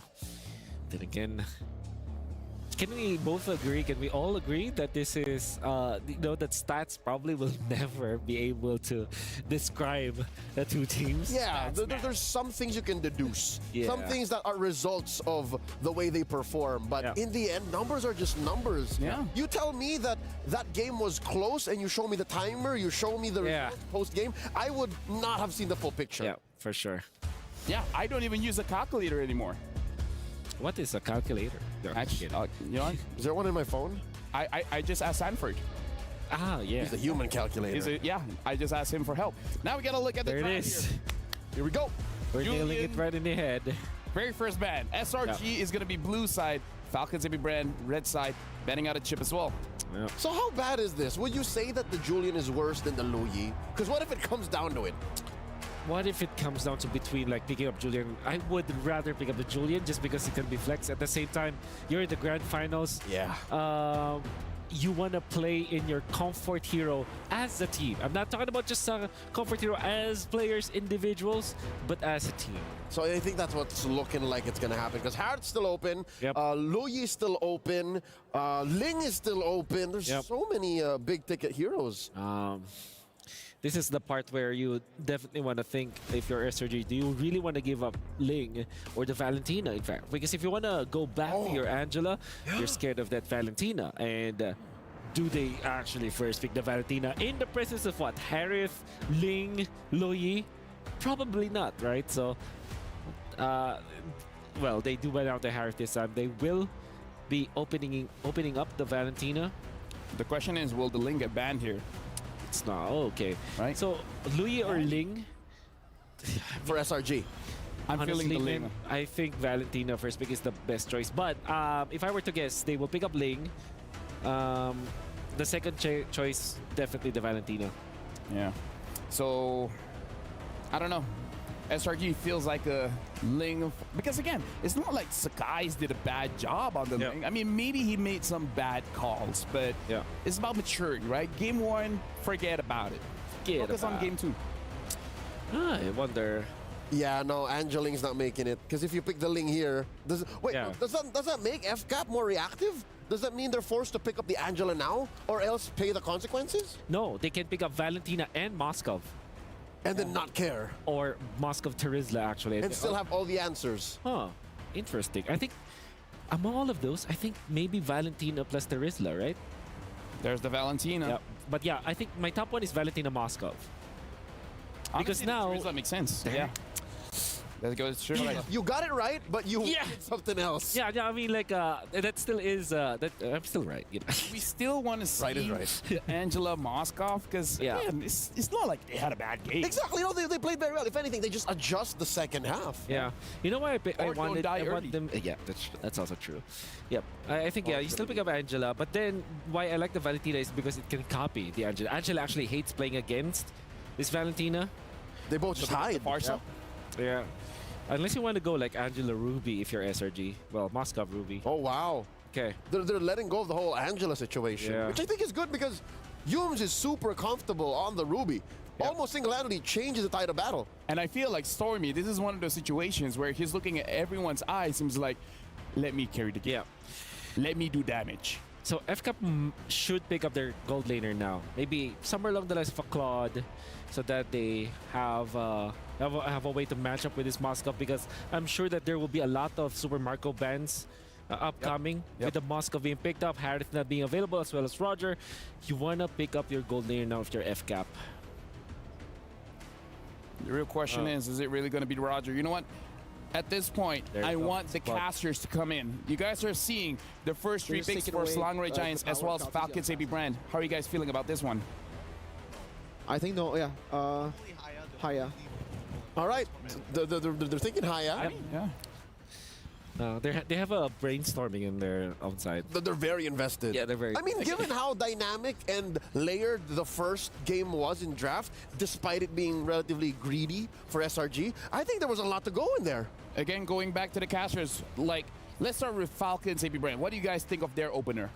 Personally, I think their opener is looking really, really good. The Valentina, I mean, Miri and Merkel have been discussing constantly about the back and forth between these two teams, and I think so far, FCAP looking real nice. Yeah, I think for Falcons AP brand, picking up the Terizla early was just amazing for them. Now they can nail down on the XPs for Cram, force the Ruby, hopefully, maybe for them, onto Cram. And then for SRG, I feel like they're really just going to try to nail down Kaltizi, deny all the assassin picks, force him on utility. All right, thank you very much, gentlemen, for your thoughts on Falcons AP brand's opener. Now, in terms of the ban, what are we looking at like here? I think I'd like to hold it on choking out Cram. All right, okay. Because again, after the aforementioned Ruby switch up is there, and of all the members of SRG, Cram is the one who is okay with living with the bare minimum. He's okay getting beat down. He can start the game at 0-4, and they'd still dig their way out of that. So maybe just protect everyone else and then let him be alongside Stormy, you know, carrying in his own way. Yeah. All right. Now that means that you ban what? Paquito, I guess. Or Harlot's still Harlot's banned. Yeah, so you ban Paquito. There still is the potential of the Angela, by the way. We are not eliminating that factor, which also will be really good for SRG. That means that if they do want to pick up the Angela once again, Personally, for me, I want to see a damage dealer. For Stormy. Yeah, personally, like, give him something like a Farsa. Yeah, exactly. Farsa's great overall. Another option is the Kagura. Oh, the Angel ban from FCAP. Oh, wait, another one. The Aurora. Oh, yeah. The Aurora. Yep. Also a hero that you don't give a massive ultimate to the Valentina too, right? Yeah. It's combo based, so it makes a lot of sense versus the Valentina. I'm curious, right? Nolan is probably among all of the assassins that we know, with Ling being picked up, Fanny ban, Hayabusa ban. You're left with Nolan. But it's not good against the Ling. So actually, my guess here is maybe they'll go for utility box is still out. Yeah, or maybe even an Amon if Kyle picks it up. But here's an interesting thought. Maybe what if they go the Echo, the Team Liquid Echo route, where they pick up Guinevere, right? That's a pocket pick. Haven't seen Kyle Teasy on one in a while. Ooh, with the Minotaur, you pick up Aurora here. Okay, that's a chain stun special from Falcons AP brand again. Yeah. Chain stun, chain knock up. Yeah, or maybe a Navaria. How about a Navaria for SRG? I mean, that does solve the vision situation. Doesn't really give much burst, but allows for you to control the flow of combat. Navaria and Edith looks really good here for SRG. It's a good close-up on their already solid lineup with two important cores. You have the Ruby for eventually for Cram, or the Edith. whichever they pick, which are two heroes that are unbothered by the Terizla, and in a way can actually soak up the damage from the Claude. Now they pick up X-Borg. Like, now they get the Borg and they get the Vixana. I guess they're just throwing all caution to the wind, saying, you know what, we don't care. Take the Eternal Guard. Yeah. And we'll go off of Innocent. We'll go off of Sikais. Okay. Oh, and the Nolan last pick here. Yep. So, thank you again, gentlemen, analysts, for your service towards the draft. Nolan last pick here coming in from Falcons AP brand. Gideon and Mirko, hope you guys are ready because we're throwing it over to you guys. Man, that first half of the draft, that was interesting, but at least between you and me, Mirko, we figured it out towards that second half as we start rolling into this game. Oh, man, you know, it really felt like for SRG, they really wanted to deny those assassins away, but they left the Nolan open, obviously because the Tigreal is a big threat to them as well. But now that Kyle is on an assassin that can match the Ling when it comes to farm, it's scary. They have a Terizla as well. This is a very similar composition that they used to beat Liquid Echo just yesterday, or 2 days ago. And that's the thing, right? It's just a one-to-one solution. Hopefully the pieces are going to start falling into place. We're going to see whether our Malaysian representatives has what it takes to even take away a singular game in this best of 7 from the final bosses, the gods of the games. Falcons, AP Brent, as we start rolling into the Land of Dawn. It's going to be SRG on blue side up against FCAP on the red.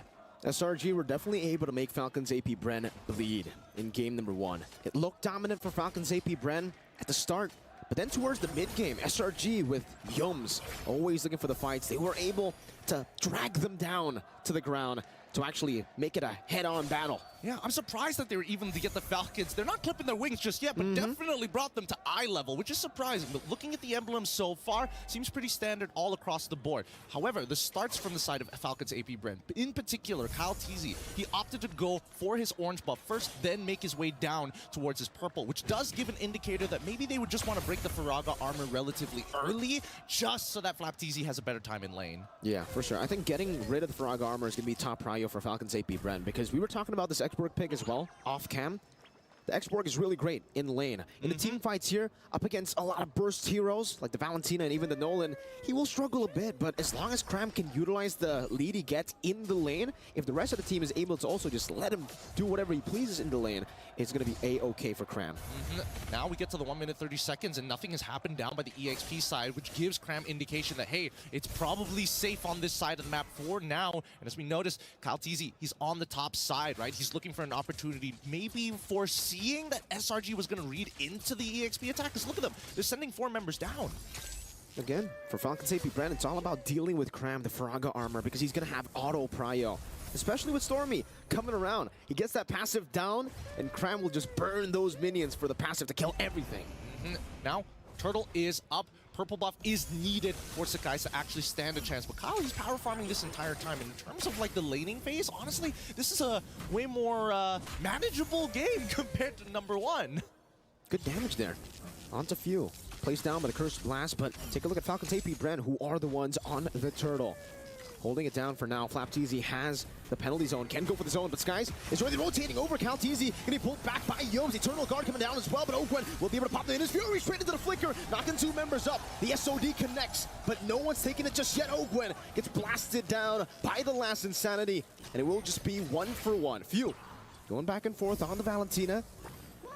Just with a Turtle advantage. Falcons AP Brent up top. Super Marco blazing duet. Innocent wants to go for the pin down, finds it, but there will not be a solo kill. Not now. Man, Innocent refuses to let go of any farm. He's like, I'm gonna pin you to the wall real quick. No. Let me quickly get the cannon. All right, we're done with the trade, okay? We're done. No more afterwards. But at the end of the day, Falcons AP Brent, despite trading both supports for each other, they were able to achieve that Turtle. So, if we're talking about a matter of inches, it's whether or not this Turtle Shield is going to make a difference in the upcoming engagement, right? Because right now, it's pretty passive between both top and bottom side, EXP and as well as gold. I think it's going to be that way for the most part because Falcons AP Brand, they're just so good, even in losing matchups, to make it even in the lane. They know that they are just here to farm. In the bottom lane, the Terizla is a losing matchup. Up top, even the Claude is a losing matchup, but somehow they're farming really, really well. You can even see in the XP, Claude, Marco's ahead. Yep. They got to take their time with this, right? They're looking for these big opportunities to make big plays. And I think I'm looking towards Few and as well as Stormy in this particular game, right? Because I think that's the big game changers for each team. We're expecting FlapTZ to look for the big engage. We're expecting Cram to peel. That's pretty obvious. Even for Ogwen as well as Yums, the big engages happen off their battle spell timer. So keep in mind, 30 seconds on and 25 seconds on both. That's a fracture damage. That's the burst damage that we were worried about for Cram on the X-Borg. Say goodbye to the Faraga armor. Sky's now in the bottom lane. Goes for the Fine Blaze just towards the minion waves. KyleTZ together with Flap. The hammer swings a few times. Skies gets zoned away from this turret. Will be able to pick up that last XP cannon minion. But still, a lot of resources down now for Sky's half HP. Yoms, I'm offended, didn't connect Fuel. Able to use the last Insanity anti-CC to escape. Yeah, nah.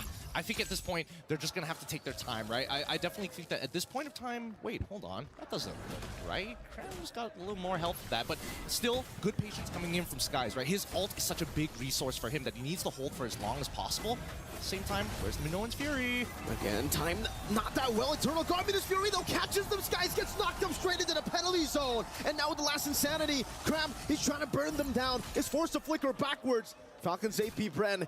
It's Fuel with the steal on the last Insanity. Ogwen's trying to pin him down under that turret, but Cram knows better than to stay in the bottom lane all alone. Innocent up top. Now KyleTZ comes in. Innocent still able to survive for a bit, but not for long. Not against the TZ Air. Nicely done coming in from Kyle, right? I mean, if you can... Whoa. Calm down. Ooh. They really want to deny Skies any kind of farm. It's getting tough for Skies. 3 levels down against the Nolan. That was a threat that we were talking about as well in the drafts. The Nolan can match the farm speed of Ling. So with the Terizla, so much prio. Now with Ogwen walking forward against Cram, FlapTZ can swing the hammer down with the cannon minion. The Skies will be forced to just go for that purple buff up top. Let's look at this replay one more time here, because again, the way, man, the fact that KyleTZ just using the ult as a gap closer rather than I want the burst damage, knowing that Innocent still has his dashes, just goes to show Falcon's AP Bren, they got really clean communication. Like Super Marco is informing him about what is available to make these plays effective. Calculated, always calculated. Maybe that's why he earned the name TZ behind him, right? But again, for SRG, it'll come down to how they're able to slow the game down, but then make those off-angle engages. Yoms, again in the mid lane, getting chunked down. You have a game fact. Yep, Stormy leads MSC 2024 with the highest average assists per game at 10.2. He's not looking for those big plays. But, oh, wait, hold on. Speed of Misery, but it's on to the backline straight into the blazing duet by Super Marco! What the heck was that? Skies gets the Tempest of Blaze, but Super Marco just guns him down to pick up a Maniac! What a Maniac coming in for your boy Super Marco at 1 HP. We need a replay of that. We 100%. So we see the initial pushback 3. What? Eternal Guard hits. Where does it happen? Penalty zone hits 3, and Kyle just has so much damage. He has so much. He sets it up perfectly for Super Marco to walk in for free, and despite all of that, it just goes to show the jungle diff at this point of time. The 3-level lead that KyleTZ has really making the difference. And let's look at the gold difference. Yup, he's still 2K ahead. Super Marco. There's a reason he has Super in front of his name. Time and time again, he decides to flex that Super name. Standing in front, below a Ling. He got knocked up. He's like, nah, Purify. He was getting stabbed. He's like, nah, I got guns. He's so brave. I don't know. Sometimes it feels like he teases people like, oh, I'm going to take off the bulletproof vest this time. Nah, there's still plating underneath it. Joke's on you. But with this being said, right, Falcon's AP Bren, they slipped up in game number 1 when Selangor Red Giants hit a power spike, and they managed to out-micro them in a singular fight to turn things around and find that momentum. I'm expecting that Falcon's AP Bren is going to take a much slower approach this time, and yeah, that's what we're seeing, right? They're not sending everybody. They're just, oh, if we hit it, then sure. If we don't hit it, we start backing up and waiting for the refreshes. It's all about poke, I feel, right, at this point of the game, especially considering for Cram, he wants to stay in these team fights for a long time. So if Falcon's AP Bren can just burst that Faraga armor down, nah, you can't really do much anymore. You're going to be forced to wait for the reset, for the regen of the Faraga armor. But yeah, man, Super Marco. He's like Kakashi with his mask, but Super Marco with his vest. Technically, you take it off, there's another vest down there, there's another plate down there. But at least for Skies, he is looking for farm. On the right place, Yums. I thought he was going to be bursted down there, knowing how far ahead Kyle is. But he just walks up, and Skies is able to get a trade. Few, though. He can stop us if he wants to. No, I don't think he spots it on. He checks it and he cancels it just to slow him down even further. How annoying. Worst yet, I think that Falcon's AP Brand are in a great position because honestly, he has his two frontliners to create that space for him, and SRG don't have that same capability. Stormy is playing at the very edge of his max range, where he can stay as far away as he wants to. Oh, Flapteasy set it up for me, and Owen follows up. I can go in and out. Oh, look at the burst damage. On towards him, baiting out the Eternal Guard for Peel. Skies is forced back as well. Cram is very low. And they can just stand there. Innocent up top, finding a turret. But look at that view again. Able to find the last Insanity. That's a blazing duet. Skies steals the Lord somehow, some way. Marco gets the unstoppable. And Innocent gets a turret. That's a tempo breaker. That's the clearest indication. Look, wait. Let's see. Look at the Lord health. We know what's going to happen. Tempest the Blades comes out. The penalty zone lands first. Man. 2 levels. A millisecond off. Kyle didn't get his retribution off. He wasn't expecting it. That's really unfortunate. Oh my goodness. And not to mention, right, after everything they got, the Eternal Guard, they also forced Yums to actually flicker out of the way. Technically, that's unacceptable. Falcons AP Brand set that up perfectly. They had everything in their cards. But then, up top, that's where Innocent got picked off as well, by the way. But for SRG, Miracle Workers, Kyle walking up again, trying to get that passive down, unable to do so. Skies wants the 1v1. Jumps back forward, doesn't have the purple buff, needs to respect that the energy can be depleted. Yoms able to escape Eternal Guard, knocking Baptiste out. Penalty zone from Flap. Not connecting there. A mistake. Marco even almost getting bursted down. Forced to blink back with the BMI. But now Skies is looking for him. Jumps forward and will be able to find it straight into the Spear of Destruction. A shutdown as he gets out. The fadeaway. Jumps down. Autos. Doesn't even move.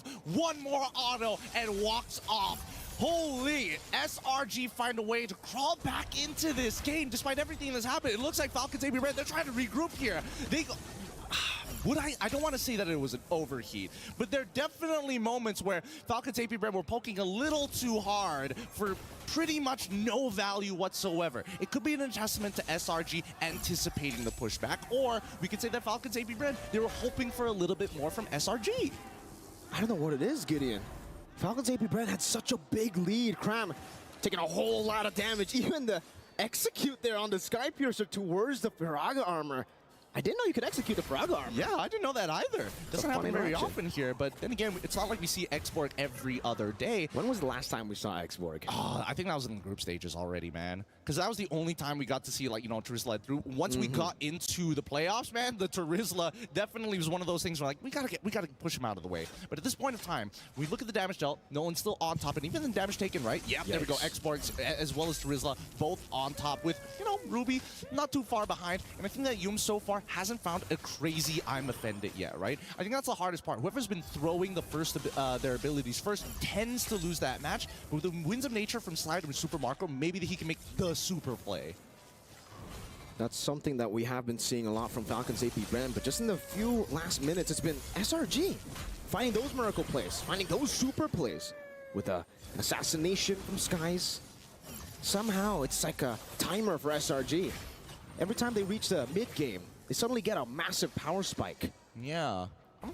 I'm trying to figure out, why did Yunus use the I'm offended onto Ogun there? What was he trying to bait out? Maybe he was hoping that Falcons AP Brand is going to overheat. I think for both of these teams, honestly, they're looking a lot more similar as long as this game goes on in this best of 7, right? They're baiting each other to try and overheat, baiting each other to overextend, and Yums know that the I'm offended comes back up early. Straight into Eternal Guard. I mean, this Fury and the Flicker combo. Kyle in the back line trying to find the assassination, but Innocent is able to blink out forward. Now in the back, Skies goes for the chase, the assassination on the Kyle with the Flicker, follower from Yums. Skies continues it. What is happening to Blades? Breaks it out and is in the midst of it all. Catches a lot of Blades. Innocent with a cleanup. And now it's Super Marco running for the hills. Flapteasy and Ogwen cannot deal with this Lord take from the Red Giants. Oh, and now with the Lord take, they can almost guarantee at least one of these inhibitors. If they can get at least one, they can set themselves up for a really good Lord take afterwards. But it all comes down to the real question. Who's going to overheat first? Because Falcons AP Brand have not been able to get maximum efficiency off of their abilities just yet, despite everything that has happened, right?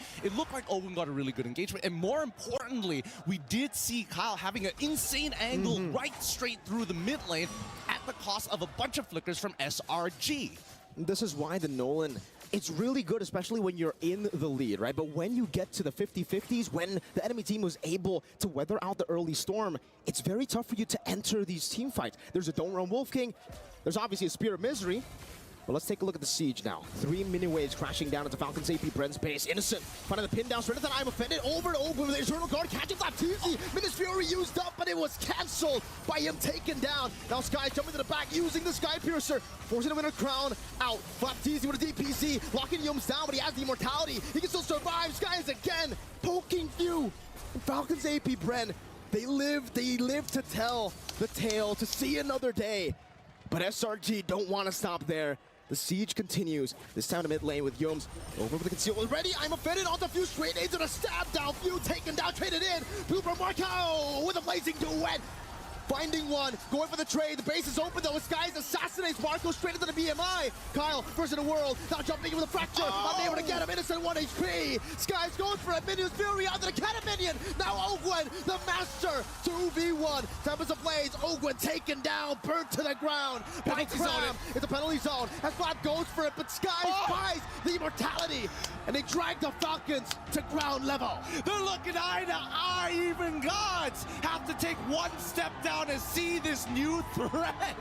Oh my God, what momentum. How do they swing it? And all of this thanks to a simple mechanic. Curse Blast. Where's your HP now, brother man?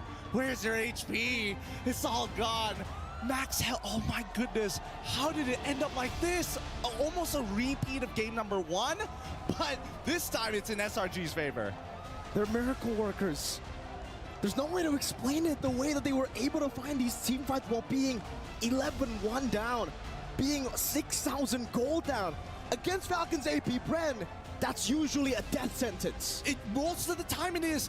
It's like they have Sky Piercer most of the time, but today it looks like they don't have enough stacks just yet. It feels like SRG has just been touched by a god this time around, but it doesn't mean that it's over just yet. It's still a best of 7, right? So we expect it to go the distance. Let's throw it over to our analysts to break it down for you.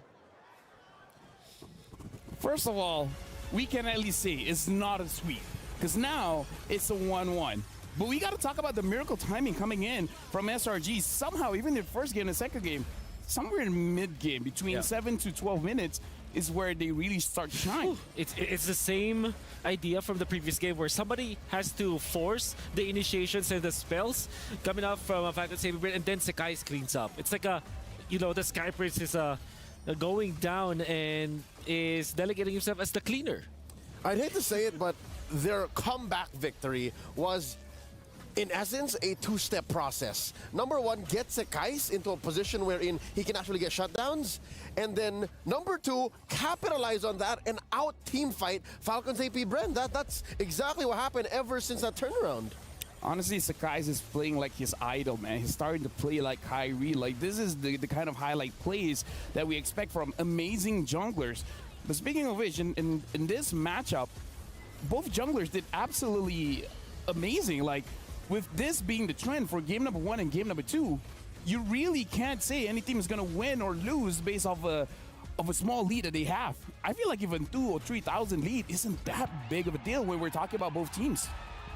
Yeah, Sakai has cemented himself as absolutely one of the best Ling players that we've seen all throughout the history of Mobile Legends. The way that he played this assassin, like a real true assassin, going in for plays like you're gonna be cleaning up, you allow your team to soak a brunt of the damage and then clean up afterwards.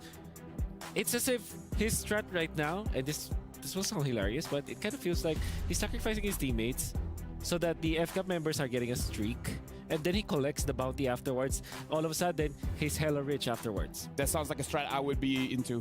I mean, it's working. Let me die a few times just so that you can get a big goal lead. Yeah. That's the 2-step process again, right? You die, and then I clean him up. You die, I clean him up. What that puts their opponents in is a state of mind that acts like a sword of Damocles. Like, at any time, I could get hit by a rogue Ling. Anytime, Sekais could be just somewhere, and I'm dead. Are we going to see a Ling in game number 3? Well, I do hope so. As much as, as fan of Falcon's AP brand, I would want them to ban this SRG Ling, but at the same time, they can use it. Yeah, exactly. Pick it up because we now know for sure that SRG respects the Julian. Maybe this time, you do the same. You give the same courtesy. Yeah. And the thing is, like, speaking of Julian, I feel like SRG, even though they haven't shown it, they have the same dimensions. It can be put in the mid, it can be put in the jungle role. I really feel like that Julian ban was the one that really solidifies things because we saw how strong the Valentina is, but it looks like once the Ling gets 3 or 4 items, the Valentina can get deleted anyways. I think you also have to take note of the last pick Nolan. I think I fairly remember I said that it will not fare well against the Ling. It was actually being countered.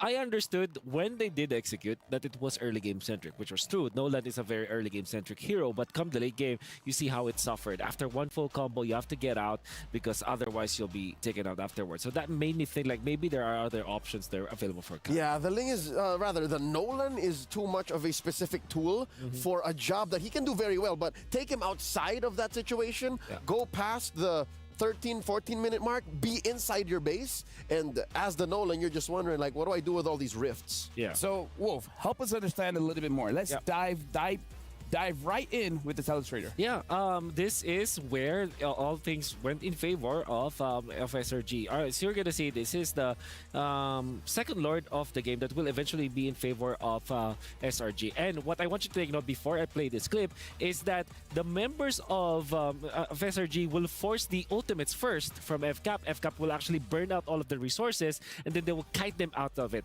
And I also want you to look at the circle, the inner circle being FCAP and the outer circle being SRG this time. So let's play the clip. Now, you are going to notice that it will be the utilization of 2 ultimates actually, including Fuse Limiter. So there's a 3rd ultimate. And now, when they try to get out, Sekais is now cleaning up house because he knows that Kyle TZ does not have the ultimate anymore, doesn't have the BMI to go with it as well. So there's a lot of resources.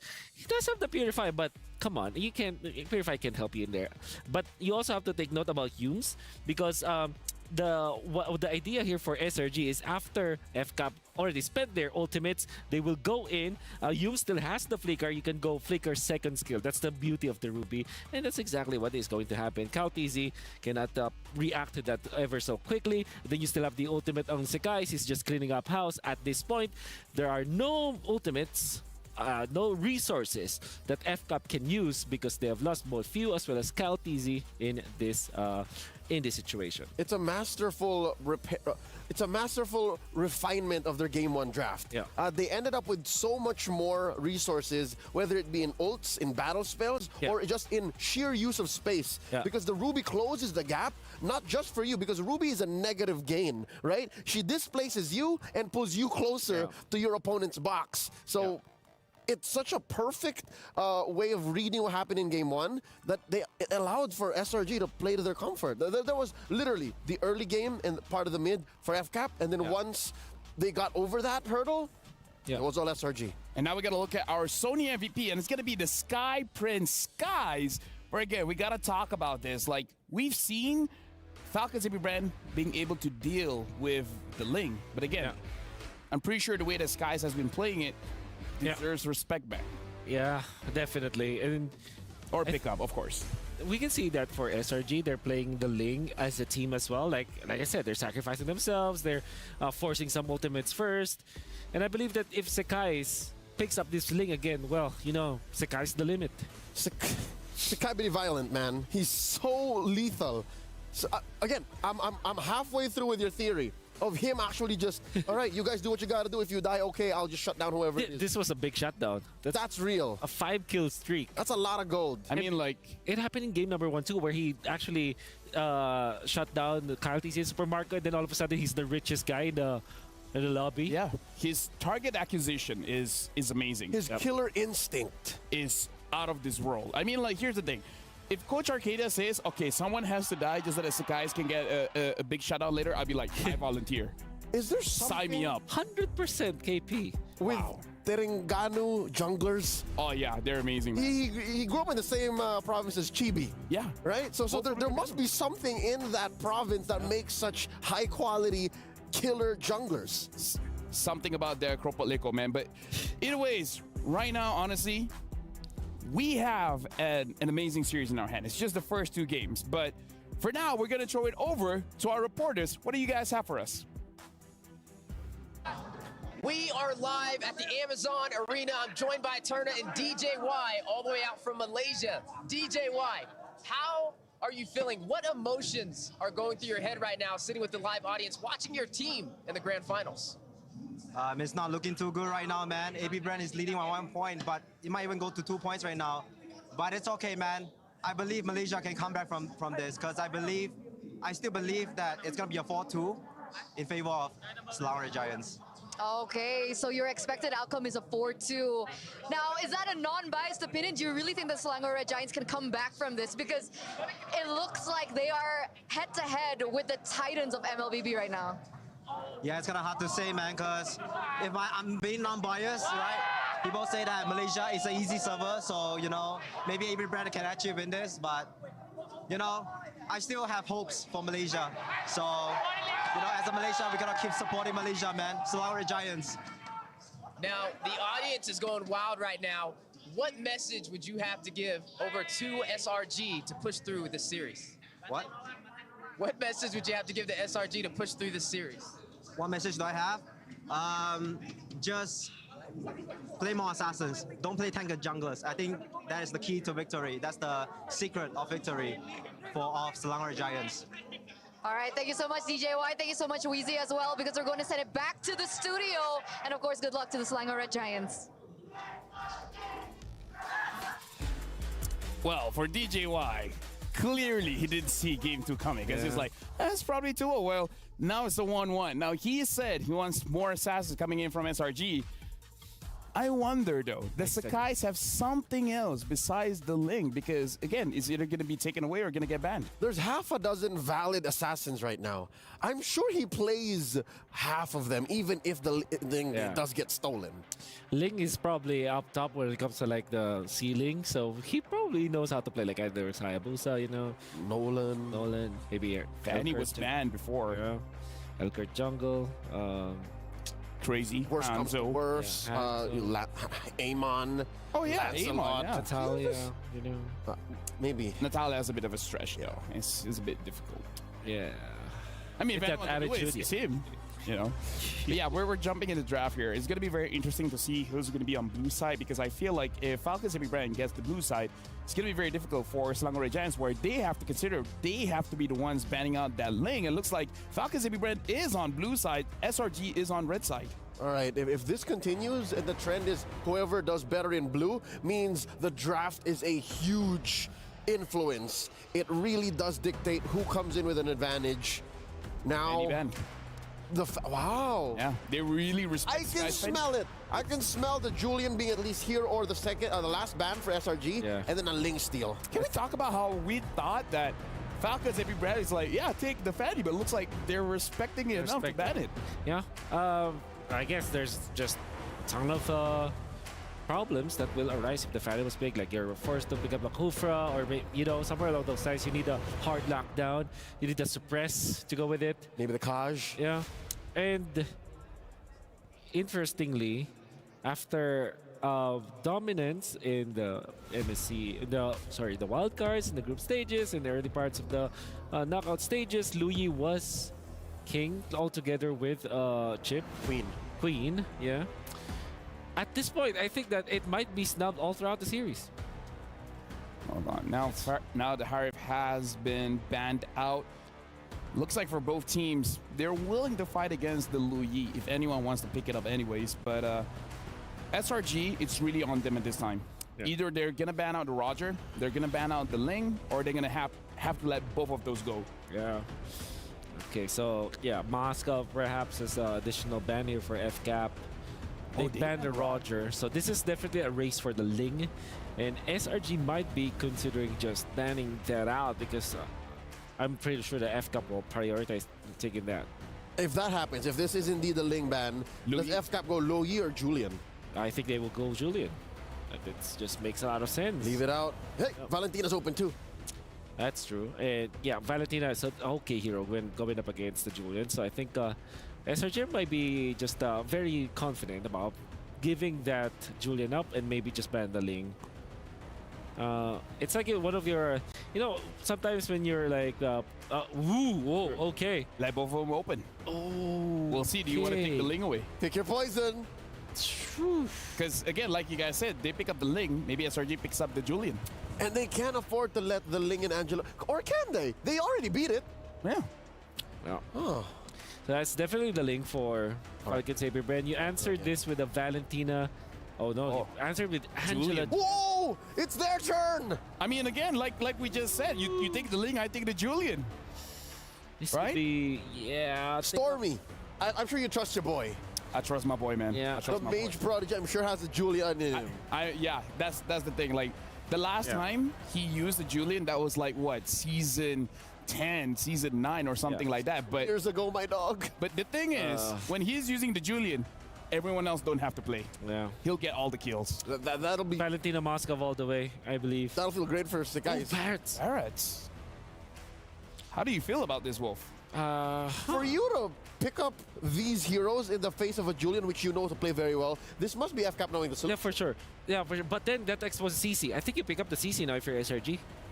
Honestly, right now, I want to bring in the casters because for both Gideon and Mirko, I'm pretty sure you guys are watching the pick and bans here. So just want a general idea from you guys. What do you guys feel about the first 3 picks for both teams, FCAP as well as SRG?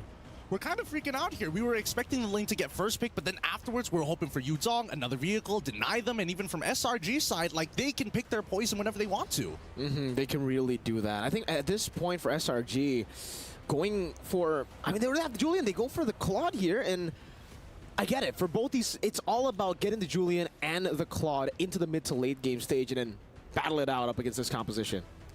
Wait, is this a Yums, Angela? Because you're if you are saying what we think we're saying, then there's a this chance. is a mid Julian and There's a chance. Again, it's like, it's not really Yums' play style, but Yums is the kind of guy that he's a soldier. You ask me to play Fanny Rome, I'll do it. It's actually a switch up in the dynamic. Correct me if I'm wrong, LaFell. Gideon, you're listening too. Because what I heard is Stormy says where to go, Yums drives. Yeah. Right? Stormy, so it's now Stormy doing the job and Yums just following up. I mean, if they do that, it really is like just saying to Falcons AP Brand, what you guys can do, we can do it too. Speaking of which, now we're looking at the bans here. Valentina getting banned out, Yuzong getting banned out. What do you feel about this, Wolf? Yeah, Valentina, just a valid ban. I thought that should be the 3rd pick of FCAP, but they chose to go for the bats. Understandable because they want to secure that lane. I believe that you also ban what maybe interesting. I want to see ban Kadira because I mean, we see SRG fought the Julian mid with a Phobius. Maybe they have some kind of fighter situation in mid that they want to bring up as well. Yeah, Fury is the first one to actually rock the mid Phobius. The mid Phobius. So, yep, that's a pretty strong hero to pick up. But I guess another hero is maybe the Minotaur ban. They banned Tigreal instead. So I think this confirms Julian to be the mid, the jungle. I think. Oh really? Yeah. Oh. Because you don't makes wanna, sense. Yep. You kind of want to secure that the jungle farming pattern for the Julian. I was thinking they were gonna double down and invest in another jungler that's physical. Yeah. Hence why they banned out the Tigreal. Yeah. And then SRG goes Ruby this time. I think it doesn't. It just makes a lot of sense picking up the. What about a CC? Yeah, I still feel the CC is a great pick. It's gonna show up. It's gonna show up for sure. Maybe last pick, or maybe this pick actually. Yeah, no matter what, that's going to be CC. They're just gonna make sure that it's clear. But Ruby is a very safe pick here, the 4th pick, because it's not countered by anything at all. It has great synergy. You can put it in the XP lane if you're forced to do it. I see the world where it is actually picked up as the XP lane. Yeah, I compromised the link too. Like you show it a second of weakness. It's not gonna happen. Okay. Unlikely unless there's still room. There's still room for a Ruby. Casters. What do you guys think about this Tamus pick against the lineup that Falcons AB Brand have been showing? I think that, honestly, it's coming to a point where what exactly are they trying to do? And I think it's going to be playing for these early first turtles to try and get to that mid-game like Mirko was mentioning just now. And from FCAP's side, I mean, they've got to have some strong answers to this because the Barats already should be able to clear faster than the Thamas. It's all about capitalizing on the mid-game, yeah. It's all about capitalizing on the team fights because what the Thamas allows SRG to do is it allows kind of the whole team to buffer the engage, whereas the Moskov will have to really be careful as to how he actually goes into these team fights, and if he does go in a bit too early, the Vengeance will maul him. Yeah. There's a Minotaur, very good pick because it counters the Cloud, and there's... it's just about this a big nuke mage like the Lilia, because the Thames was already shown. You know that it kind of, you know, walks, so it has to actually walk and traverse line, so Lilia makes a valid pickup here. I love the adjustment. FCAP just says, you want to fight slow? Let's fight slow. Let's make the fight last forever. Yeah. If there's any player who knows how to make a Tams work, that's Flapteasy. He won a season championship off of that hero, playing very aggressively. So now it looks like they're going to try to tempo out SRG. Grok looks decent for SRG, but I would say maybe an Edith. Maybe they'll just go back to the Edith. Oh, okay, the anti-Ling strat, of course. He's going to be on Kyle TZ for minute 0. And this is Angela Hilda. Okay. That's scary. That's actually really scary. It's a good draft, but I would still say it's a bit of a risk. But again, going up against world champions, you got to take risks, man. I love it. Mirko, get it. I hope you guys are ready because it's your turn. Holy cow, this draft, quickly threw a curveball here. I thought, hey man, this is gonna be tough because FCAP's comp, they're gonna eventually outscale, but it looks like from the side of SRG, they've decided upon, you know what? They've been winning out on the early game. It's time for us to show them what an early game looks like. Oh, this is gonna be really interesting to see for SRG because technically, yeah, they have a lot of great early game pressure, but even in the later stage, they have that Claw to carry them. Hopefully it's gonna be enough. We're coming into the land of dawn, boys and girls. It's game number 3. They've managed to jump as high as the Falcons, eye to eye. But can the Falcons soar even higher here in this match? Welcome to the land of dawn with Falcons. AP Brent on the blue side, SRG on the red. You can already see as the game gets started, the Hilda make a very aggressive maneuver in towards the enemy purple buff here. As the Angela definitely have to go and deal with the waves. And this is why the Lilia is going to be so good for Falcons AP Brett. They get so much more prio and they can rotate over to Yums. Right now, it's already kind of struggling to actually get in the vicinity of that purple buff. Stormy has cleared it out. Kyle TZ on it. He'll be forced to maybe use the Retribution at this point because Yums, he is there trying to screen it out. Kyle TZ bringing it into the bush. Retribution is going to be used. Yes, it does. Yums, successful invade. Yep, really nicely done, but this means that he might just be going down here to Kyle, right? He is using Warcry. Okay. Flickers out. Yums now doing some damage back. Now with the help of Few, this should be first blood over to Kyle TZ. Look at the tempo, though, on the bottom side. After the EXP has been pushed out, they're getting Julian involved to start stealing away 1 or 2 camps here. So at least for the guys, despite Kyle TZ getting 1 kill, he is a level ahead. The gold for XP trade. I don't know how that's going to actually help SRG later on, but seriously, if Skies is able to steal a Lord with 2 levels down, I can only imagine if he's the one ahead that he'll not miss a single retry. Well, we'll see whether Kyle actually still has his retry, considering how much pressure is being applied to him right now by Yums, right? We're expecting Yums to get even more aggressive after the 2-minute mark because then he's not going to get punished as heavily once he's invading those jungles. But take a look at this, right? They're setting up a potential counterattack here down on the bottom side, but SRG sense it. Again, for Kyle, it's really tough for him to actually maneuver around because if he gets poked down, it's very tough for a Ling up against this kind of composition already. The Julian is actually a great pick against the Ling, so now that if he ever gets chunked before he enters, he's going to be punished even more. And SRG know it. That's why they're not in any rush to go for a neutral objective. And especially since, guys, especially with the chains, right? In combination with Yums trying to disrupt Kyle TZ to maybe get a delayed hold on. He's taking a bit of damage here. He's still got Black Shoes, so he technically should be fine, but now Cram involved.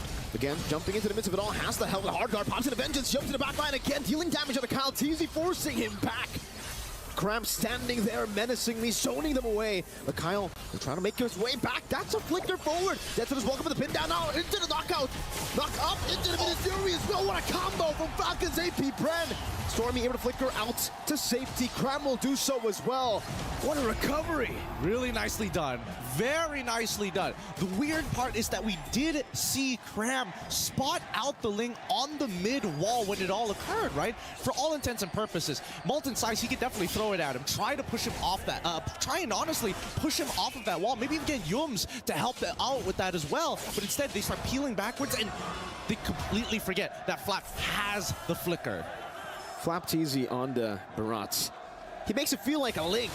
He makes it feel like it's a mechanical hero.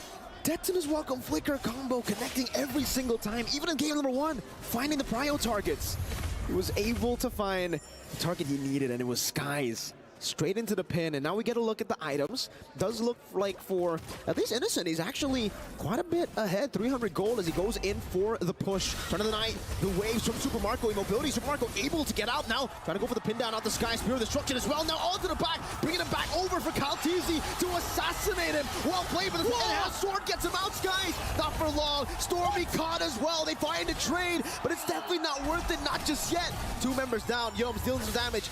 Not able to go for the full assassination on the few. It's actually him forced to flicker out. Baptiste, the Dino, walking back as well to knock up, and then everything in the kitchen sink to deal with Yums. Ooh, okay. I'm surprised. Honestly, I'm surprised the fact that Sakai stayed alive that long to chunk out Super Marco like that. At the end of the day, it's still a very well worth trade for Falcons AP Bread. Now Super Marco's got 4 assists in the bag. Ogwin, unfortunately, has 2 kills, but hey, you take what you can get at this point of time, right? As long as you're able to accelerate Kyle Teasy, he's going to drive the momentum for Falcons AP Bread. SRG need to have much cleaner fights right now. Let's look at the items one more time, and the lead still in favor of Innocent. Again, though, in the purple buff, Yums, Power of Wilderness already used up the Retribution. Baited out of the Kyle. But now with the Defiant Blade, he should be able to deal with Yums. He tried to get into that bush, but it will only give Kyle the unstoppable he needs. 5-0. Flask of the Oasis Power Spike for the Minotaur. Yeah, but despite all that, 5-0-2, a wonderful KDA to have. And yet, guys, despite being 0-2-1, the same level as Kyle Teasy, they're doing something right here, right? They are trading gold for a little bit of extra time and EXP. And that is going to keep SRG in the game because, as we mentioned before, it's about that mid-game, right? That big mid-game spike. Krem, poke down a bit. Good position on that choke point. Krem unable to really go in. The missiles not able to connect right now, but Krem will be brought back forward. Pops in the ultimate, has the heart guard to play with. Stormy is hovering over him. Taking a lot of damage though, Kyle now. Able to recover, able to clear some waves, able to clear some of the creeps. 1 level ahead of Skies, he's back again. And finally, for the very first time, we see SRG say, no, we're not gonna contest. We're finally just gonna retreat. And Stormy's gonna top off his boy Cram here because it could be a setup angle for a dive. And I think that's a very good call considering everything that has happened here. But in the mid lane, at least the guys finding opportunities. Wait, that just is... They're not going to dive that for sure. But let's look at the gold difference, right? Because while everything is happening, it looks like Innocent has been doing a phenomenal job, now extending his 500 gold lead to an 800 gold lead. He can go band for band.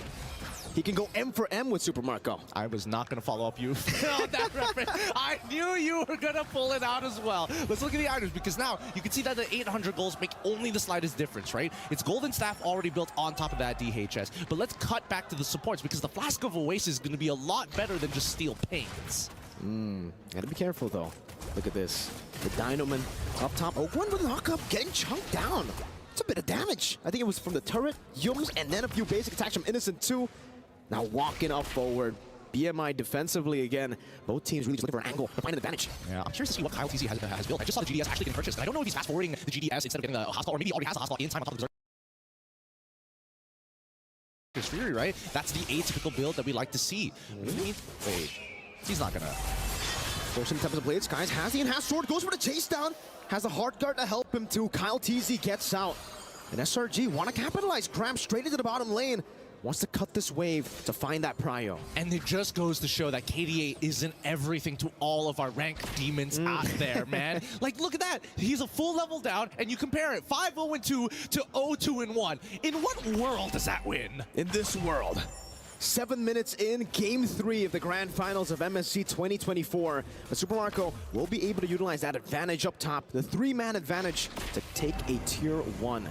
Now straight into the bottom lane, utilizing the movement speed, but SRG are on it. Sky, Stormy, and Cram. Look at maneuvers coming in from Falcon's AP brand, trying to recover the space. Need to be chunked by Yums. Forced to flick around, actually. Super Marco with the Abyss Walker, also with the Spear of Misery, trying to really go for the poke onto Innocent as Calteezy holds on it. No purple buff on him. Flapteezy in the midst of it all, caught in the poke.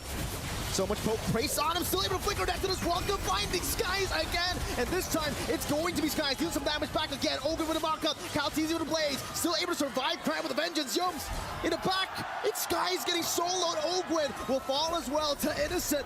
A trade for now. The Falcons AP brand, they secure all 3 neutral objectives. I mean, at this point, I bet even the audience is tired of like, how there's only 2 people dying. Despite everything that has happened, these battle spells, these flickers especially, are proving extremely valuable. I would have imagined at the very minimum that maybe few probably needed to purify or something, but even Flapteezy, wow, that was just, man, how does he get away with this? I can't believe he's done it. Well, at this point, I don't even know how many times he's done it, but the fact that he keeps getting Skies, and in game 1 he kept getting Innocent. Barat's the death to his welcome. Usually we see the death to his welcome miss, especially when it's common with the flicker. This guy still gets it every single time. Man's got aimbots somehow. It's inbuilt to his fingers somehow. I don't know. There's no explanation for it. There is an explanation. Good. What is the explanation? Tobey Maguire got bit by a spider. Flapteezy got bit by a goat. Oh, this guy is just, he's too good. He's too good. But at the same time, right, SRG continue to try and keep it even with Falcon's AP brand. Yes, it is a 3K differential between the 2 teams, but we've seen time and time again that SRG have made miracles happen, and Falcon's AP brand are now taking a much slower approach to SRG than they have before. They're not just throwing people at the wall and hoping that it sticks.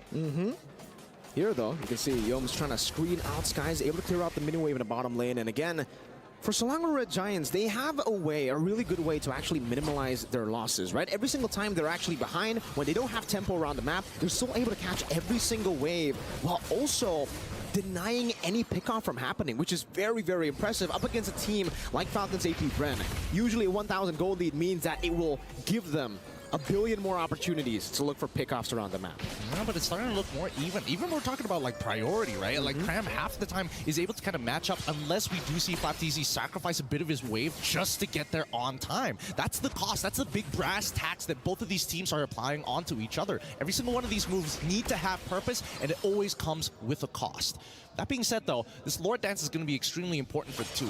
The worst part about it is that Falcon's AP Brem probably can do it slightly better thanks to the help of Ogren on this Minotaur.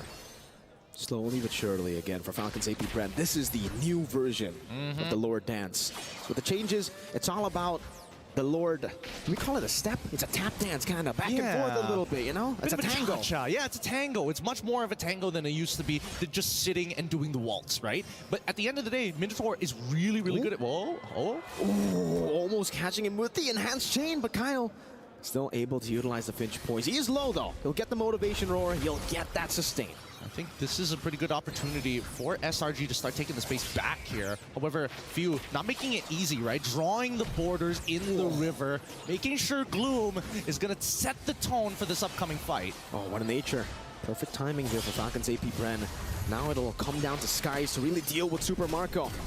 Yums in the front, trying to deal some damage on the Flapteezy. Will be able to do so as Cram walks up forward as well. Jumps into the midst of it all, still able to pop the ultimate. Now Innocent deals some damage, jumps in the midst of it all again. Jumping forward, Super Marco with an nature, but Skies goes in for the assassination, still able to find his Spear of Misery. Septimus welcome in the pin down, but now the winner Cram from Skies. He tries to stay alive, but Kyle Teasy is an absolute monster.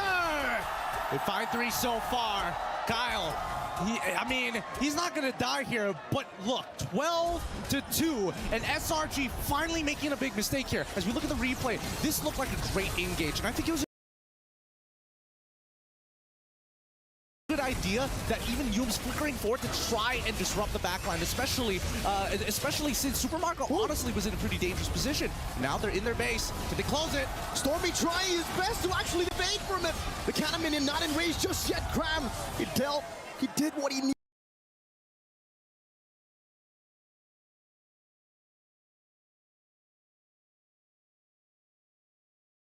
to. He stopped the minion from getting into the range. but still, it's another 2 members down. At this point, like you mentioned before, Wind of Nature came at a very convenient time for Super Marco. Without that, he probably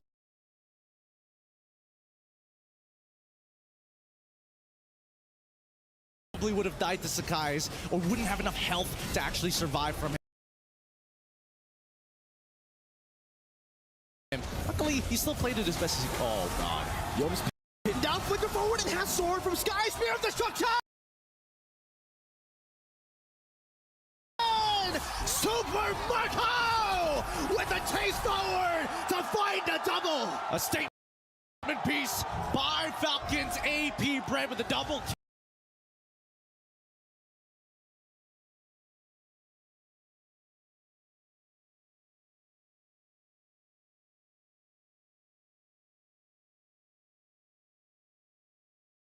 From Super Marco, but they gotta breathe for a moment. These chain deaths from SRG is supercharging Falcons AP Brent as they're pushing the momentum to the crystal.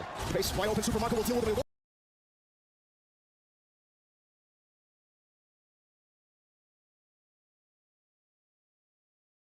Grabs his first. So Marco's gonna hold out, and the shot takes him down. Trying to get the world on Stormy against.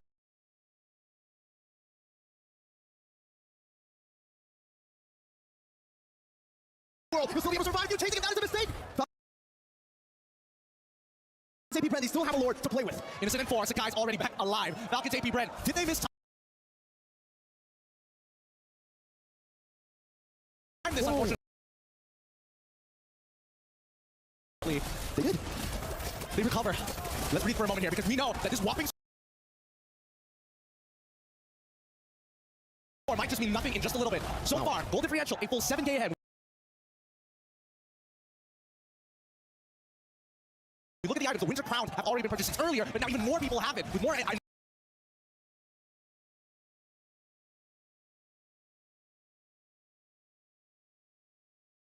vulnerability frames to work with at this point. The question really is, SRG, how are you gonna make this miracle happen again? Can somebody deal with this Daytona's welcome from Black Team?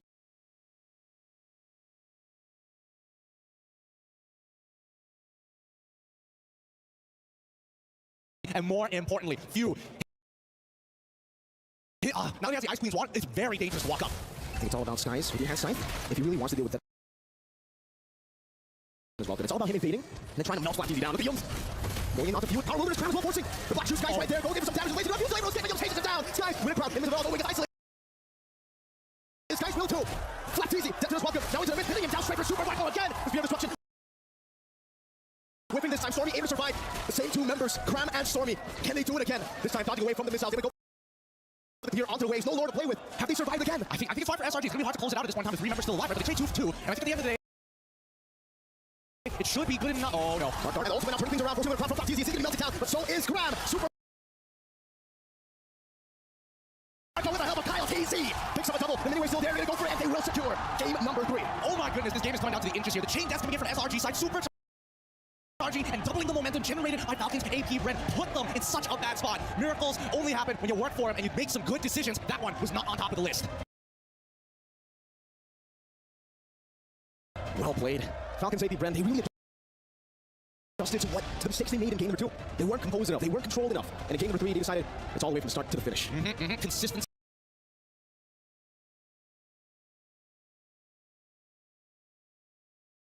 Step-by-step process. Falcons AP Brent really showing why they're some of the best players and the defending world champions. I think the SRG, unfortunately for them, this is going to put them in their place a little bit more. Falcons still in the air. They're still punching up towards them despite being giants. All this time, even after the miracle defenses, Falcons AP Brent still fly above the rest. Well, Analyst, it's time for you to break this down. What could both of these teams have done better?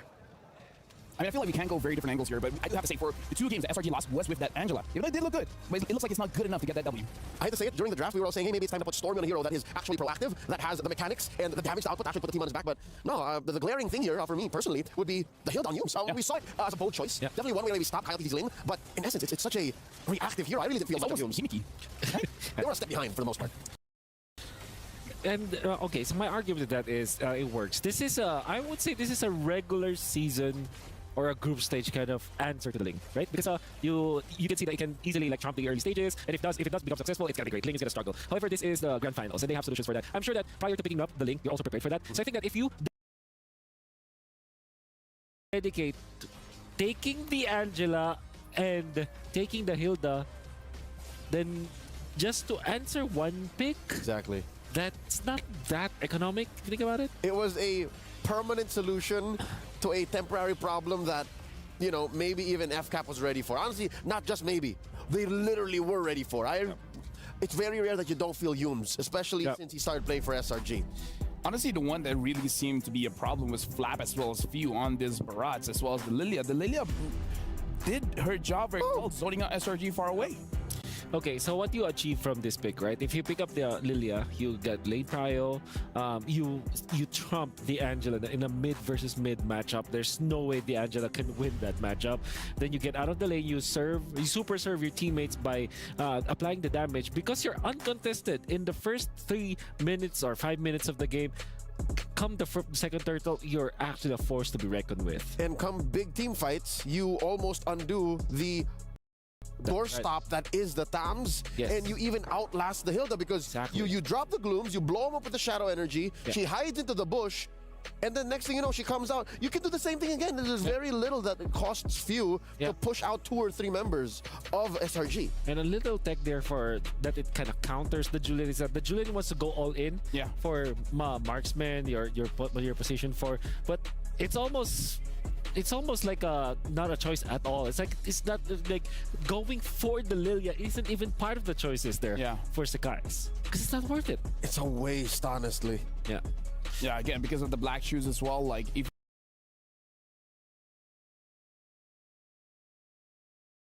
you don't burst in, I mean, like, Few is probably waiting for that to happen just to press the alt. Not to mention, he also has free ways to check bushes.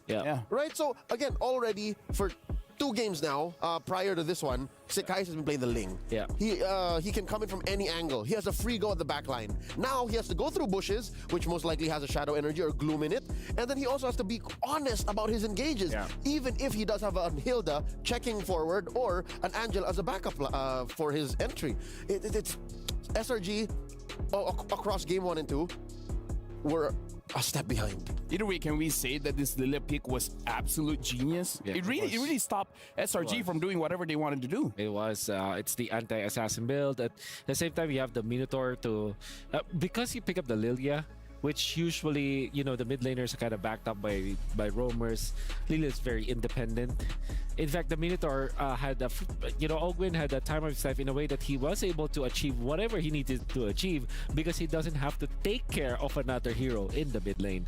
What the Lilia Minotaur brings is a mobile box. The Minotaur defines where the box is, and then the Lilia sets where they can push forward, which is why often in this game we see more than I think the regular game between other teams is the flicker forward Minoan Fury, because you know that the Lilia can follow up. You know that it's more than just a singular CC to maybe push forward or to disengage. It's always CC plus extra. So part of the loss here, is it that SRG really fumbled the draft? I wouldn't say they fumbled. I think that it was just an over investment onto answering the Ling. At the same time, you go for the Hilda. It looked like it worked. I think that it's not about them countering the Ling at all. It's more like they're putting their important players in a spot where they're not able to play their game. Storm is not playing the best game of his life. Humes, I really like him with setup heroes. With the Hilda, you're very honest. No hiding. You're just literally showing everywhere. There's no surprise factor at all. What's the highlight for the highlight maker if you're a Hilda? Exactly. No, I agree. But now we got to look at our Sony MVP. And it's going over to Kyle Teasy. So looks like the name of the grand finals is the Ling. Yep. It's the Ling. I'm proud of how Kyle has stepped up to the plate. For the 2 years that they've been a team, for the 2 years that they trusted the process, it's very rare that Kyle Teasy is the one on the pedestal. And here at MSC, here in the grand finals, there's a lot on Kyle Teasy's shoulders, and I'm glad that he's putting the team on his back. He went the reverse way when it comes to like being the superstar of the team as a jungler, because usually when you're a star jungler, you start as the assassin / damage dealing jungler that you're always about the highlights. He was known because he's assassin plays, but he got famous because of how well he utilized the utility heroes. That was the meta at the time. That was the meta. He did his sacrifice. Now it's time to shine. And honestly, looking at the way Kyle TZ is playing, it almost like he has multiple ways to carry the game. It doesn't have to be a huge KDA spike, doesn't have to like do any kind of flashy plays, just like you guys said. Kyle TZ is playing 4D chess. He has so many moves, so many options, despite there being so many doorstops to his birth into team fights. And that's one of the things that you cannot... Wait, no, what? 18 KDA. That's what I was going to say. That's one of the things you cannot just find in mechanics. That's beyond mechanics. Yeah. I gotta say, throughout this best of 7 so far, it looks like SRG, they're playing with a handicap because every single time, the early game, it always goes over to Falcon's AP brand. And with that being said, yeah, you know what, someone has said it, I do say that a lot. Anyways, we're going for a quick break. After this, it's gonna be Falcon's AP brand against Selangor Red Giants.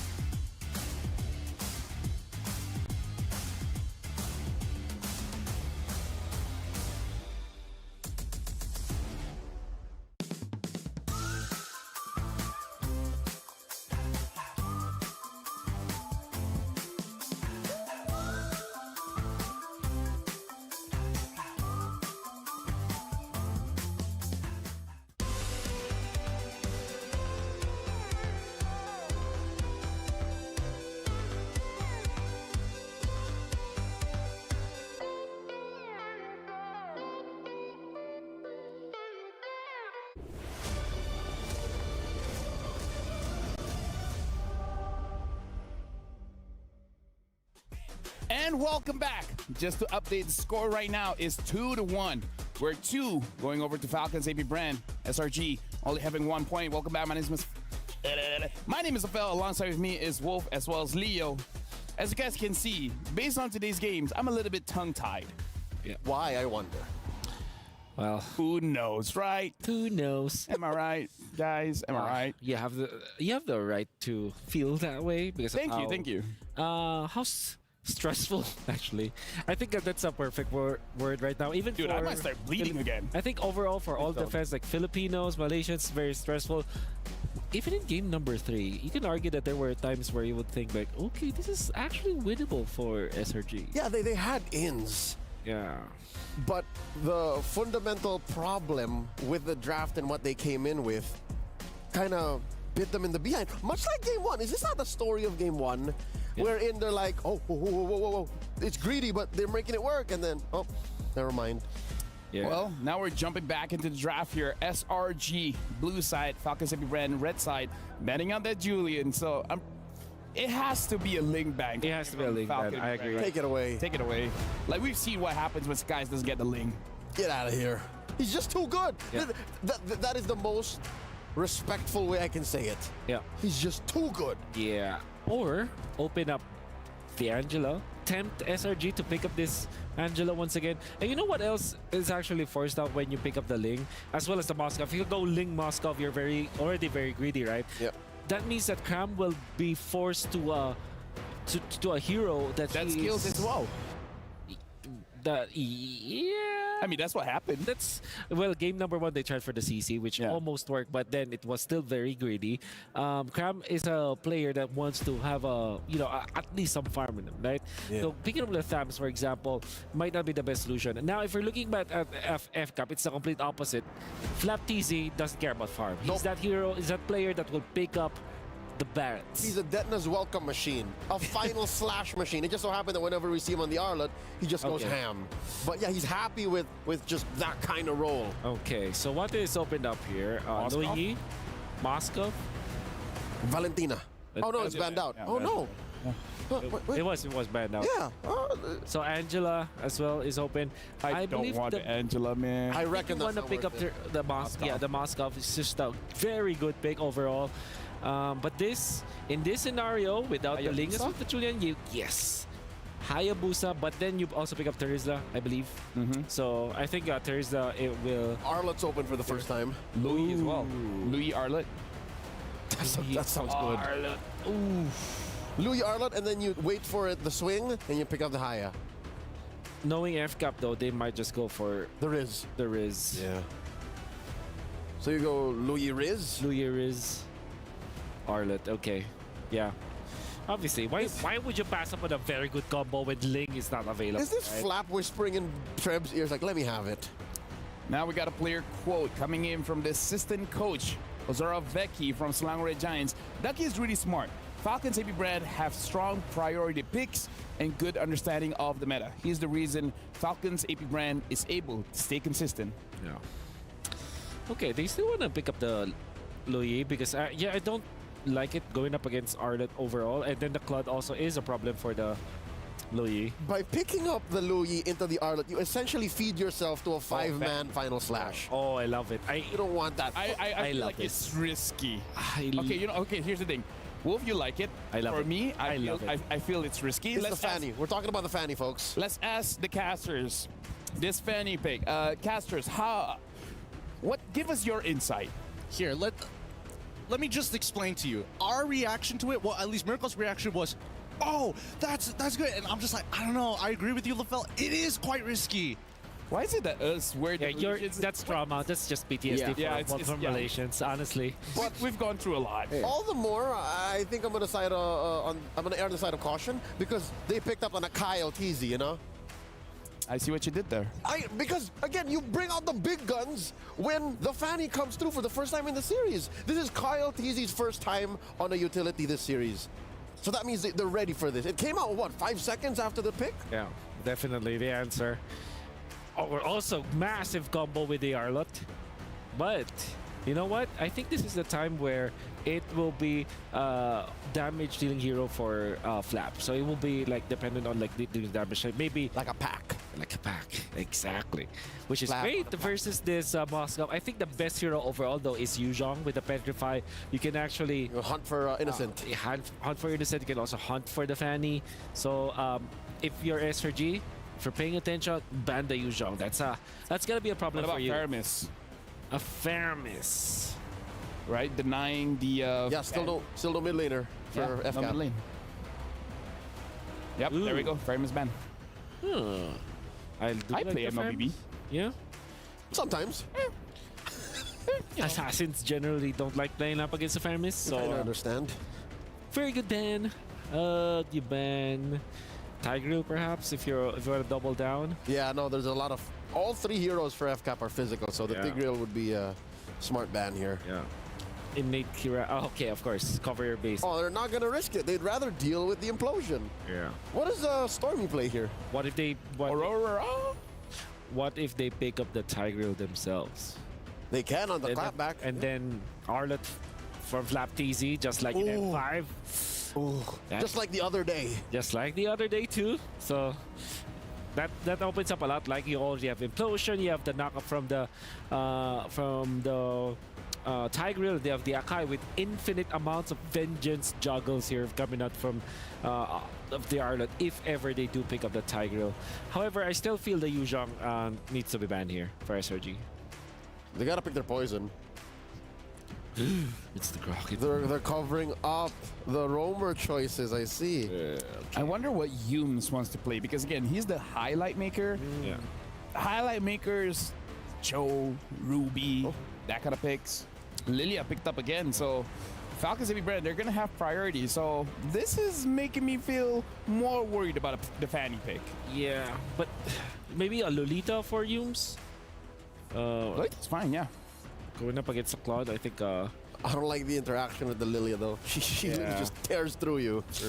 What else? Maybe they snatch a Tigreal, I guess. But the thing is, Falcons Heavy Brand, they have a lot of ways to survive, right? The Purify from the Lilia as well as the Claude, the Akai with the innate Purify as well. Disengage, yeah. So it's kind of like, I can see the Tigreal pick, but I feel like it's gonna get countered so hard. How about Aurora for SRG? Yeah. Looks to be Aurora and then Tigreal. That's a really good combo. It opens up a lot. It's the Cho. It's the Cho Novaria. Chovaria. Okay, now F-Cup. They are the ones who's gonna pick up Lolita. Yeah, go. SRG have to fight very specifically, and they have to be proactive. Good start for SRG, but F-Cup, the last two picks. They found the answer. They found the answer. Lilia Lolita. I refuse to give any opinions. PTK combo. My job ends here. Thank you very much to the analysts, Mirko as well as Gideon. Good luck for this game. Yeah, we're gonna need some luck on this one because I think that Lolita pick solves a lot of the problems. Single target lockdown, big disengage, big re-engage with the flicker, the shield to say no to Innocent for once. Also, the Lilia with insane mid-prio, so they can actually go for the invades a whole lot. Utilize the Arlet, utilize the Akai as well. Try to go for the purple buff for the Fanny, and if Skies doesn't get the purple buff, I think it really looks like for Falcons AP Bren, purple buff number 2, they're gonna start threatening it. Well, hopefully it's going to be enough here. Again, a lot of factors are coming into play. Whether or not Cram is able to find that priority to contest for it, whether or not we are going to see sick guys make miracles happen once again, this time on an even more dangerous pick for the early game. It's time for game number 4. SRG now on the blue side up against Falcons AP Bren on the red. It's the battle for match point for Falcons AP Bren. 1 game away from match point for SRG, a bit further on the climb. You know, I was talking about how, all right, on the Novaria, it's a great pick, especially considering this is the first time that we get to see Falcons AP Bren, at least in the knockout stage, on utility, back again. So Novaria provides a lot of good poke, and then obviously when the Lolita came up, it's just like, can't believe I forgot about this, right? The pick that was able to send their bitter rivals, Liquid Echo, in the semifinals out. They were able to counter Edith and carry, it was. Yeah, and I think that the Cho pick is actually a pretty good substitute for it, right? Because again, you're fighting for that mid-prio. You are going to take some damage. You need some way to kind of not only defend yourself, but clear that waves effectively. Here we go. Good damage down. Down Flapteezy goes in still. Flapteezy still able to use the vengeance, but now the swing of the hammer skies with first blood. Did he forget that Fanny was in play? I don't know. That was kind of weird. That was kind of weird from Flap. He definitely could have like completely disengaged, but let's see if they're going to get... No! Another one on top of that! Great start for Selangor Red Giants. A kill onto Skies, a kill onto Cram. That's XP Prio and Jungle Prio. I think that honestly solves a lot of the problems we were worried about for SRG. Now the early game is actually somewhat doable this time around. Maybe, I don't know, it could just be like blue side being the ultimate side at this point, right? Is that? I think that's what we're kind of devoting it to. So far that has been the case, and now again, Yum's able to clear out the mid lane. Level 4 advantage for Falcons AP Brent, but take a look at Flapteezy. Uncharacteristically, not level 4 at the first turtle. Cram swinging a hammer down, Flapteezy down to half. Yum's dealing some damage again as Cram pops in a penalty zone. Calteezy in the midst of it all right now on the neutral objective. We'll be able to find this. Flap gets the shielding. Spear of Destruction. One last shot should do it, but Flap again is able to survive with just 1 HP. Skies on the chain, finds him in the first flap. Still able to go for a lot of those shots, but the cables are inevitable. He's mad. FlapTZ's mad. He's like, oh man, maybe Yums just didn't see like the little slight bit of green left on his health. Let's have a look at this one more time. And Skies, again, great call on this one, right? For all we know, FlapTZ, he hits level 4 just in time and tries to sustain through that damage. If he connected with that final slash, that could have bought him at least one more second of time for somebody to find the trade back, especially since Ogwin on this low lead that has single target lockdown with the charge. At this point in time, with Fanny having an EXP lead, that's a great... Wait, now they have prio over this. Are they going to send the mid lane over to it? No, they're not. No, it's just back and forth again for SRG. They have this lead, so no real reason to actually force a lot of these fights. And you can get to see that interaction with the Bulwark, sending it back towards the Navaria. But SRG, actually, they're holding out in the mid lane very well, too, when it comes to clear away the Dragon. Locking Ogwin down straight into the Blades of Skies. 3-0. That was a great idea. This is a great idea. This is why I really liked the Cho pick when we see Yums play. Yes, he wants to make highlights, but at the same time, there's a lot of interesting interactions, and most importantly, he can cancel out Ogwin's Numenon Blast early. He can kick him out of position, and the same can be said about KyleTzy when we come down to these Lord situations. It's how do we utilize this Way of the Dragon effectively? Good Black Shoes usage there by Few, able to evade from Skies' damage. But now he's on the purple buff, and Yums will have to buy some space. Stormy in the mid lane as well, trying to clear it out. Trying to get this prio for Skies. KyleTzy already jumping onto Yums, trying to find a trade for the purple buff. But Yums is going to be caught, forced to flicker out. Super Marco on the chase, the flicker. No flicker. It's just a few recalls. Innocent with a pin down in the mid lane. What happened? Few got picked off. I mean, everything is happening all at the same time. He's caught mid-rotation here, and now the penalty zone to look for more. Oh, Spear of Destruction as well. Now he's going to be Innocent. Caught in the final slash, so able to evade right now, but the Numenon Blast is able to connect. He has the Purify. He baited out the Vengeance straight into the kick. Into another spear from Innocent. Dude, talk about well-played Innocent there, right? He purposefully delays until he sees the engagement, the Vengeance coming in for FlapTZ, hits that Purify so that he's stuck. Once he's on top of that Moskov, he's got nowhere else to dash because it goes on cooldown. Skies with the cables. Oh, he's able to steal it away again. This time a level ahead. It's not about the players anymore. It's blue side. It's something about blue side, right? It's sorcery. How is this fair? How is blue side so dominant in this game thus far? I thought the draft coming up for Falcons Ape and Brandon is honestly not that bad, but considering these early interactions not falling into their favor, it looks like SRG really taking advantage of every single bit here. But same like last game, that mid-game spike from Falcons AP Brand. We need to see that happen. So far, KyleTzy hasn't been able to create too many opportunities just yet, but that's all due because some people are getting caught off. Other times, you just don't have the battle spells. Man, I just keep remembering now with this kind of performance on the Assassins versus the Utility, I keep on remembering and recalling that interview with the Malaysian content creator. What is his name? I think it was DJY. He said, go Assassins. Assassins #1, he said. Assassins is the way to play the game, right? I mean, look at that. He's already got... Oh, my goodness. At least he's building up to a 2K lead onto KyleTzy 6 minutes into this game. But that's when we see Falcons AP Brand, right? Their comp really comes online once they start grouping up together. Okay, Super Marco able to read it out. Has the Purify. But now with the cables, the way the Dragon comes in, cut those Skies! Wow! Are we playing on mouse and keyboard or something? He's literally pointing, clicking, that man must die, and they find it each and every time. It's a target ability for Skies. Oh, it is. And it's about to get even worse for the side of Falcons AP Brand if they keep on slipping up on these leads from SRG. And right now, the main attack dog, the initiator, Yums, he's doing so much this game. Doesn't have the way to Dragon here, but will be able to knock him up. FlapTZ gonna be knocked out. The penalty's all canceled by the stun. KyleTzy caught in the Astral Echo. Innocent now with the Abyss Walker as well, very low. No pin down with the Spear of Misery. Good cover from Ogwin. But he's forced to recall out. That's a free neutral objective to the assassin jungler. Honestly, not too bad. At least Falcons AP Brent aren't giving anything over to SRG besides the turtle. Oh, penalty zone though, onto few. Forcing him to use that black shoes, not that big of a deal. That's just an alt use. It's not like they're going to fight each other anyways, but SRG, I think they want to invade, and they're considering the options. I mean, they've got the Way of the Dragon ready. They could do it, but at the same time, the lack of purple buff from Sakai's means that SRG just have to wait. You can see the difference in level already. This is why the Assassins have been able to find so much more value in this meta. The clear speed is ridiculous. On top of that, how fast you are, so mobile, you can go and catch a lot of these waves that most utility junglers will have to give up. It's a 2-level lead for Skies, so finally, after 3 games, he finds himself ahead in level against Kyle Teasy. Hey man, similar to SRG, Falcons AP Brent have been known to flip fights over despite having massive losses in the earlier stages of the game. They're great at their timings. Both of these teams have a lot of similarities. Look at Skies, he's again pulling a Falcons AP Brent away from each other, trying to not enable their comp. These cables from Skies, man. Cram in the mid lane, goes for the penalty zone. Oh, the tenacity on the boots. Gets him out of the heavy spin, he flickers out of it. Meanwhile, down below, Skies! Man. What?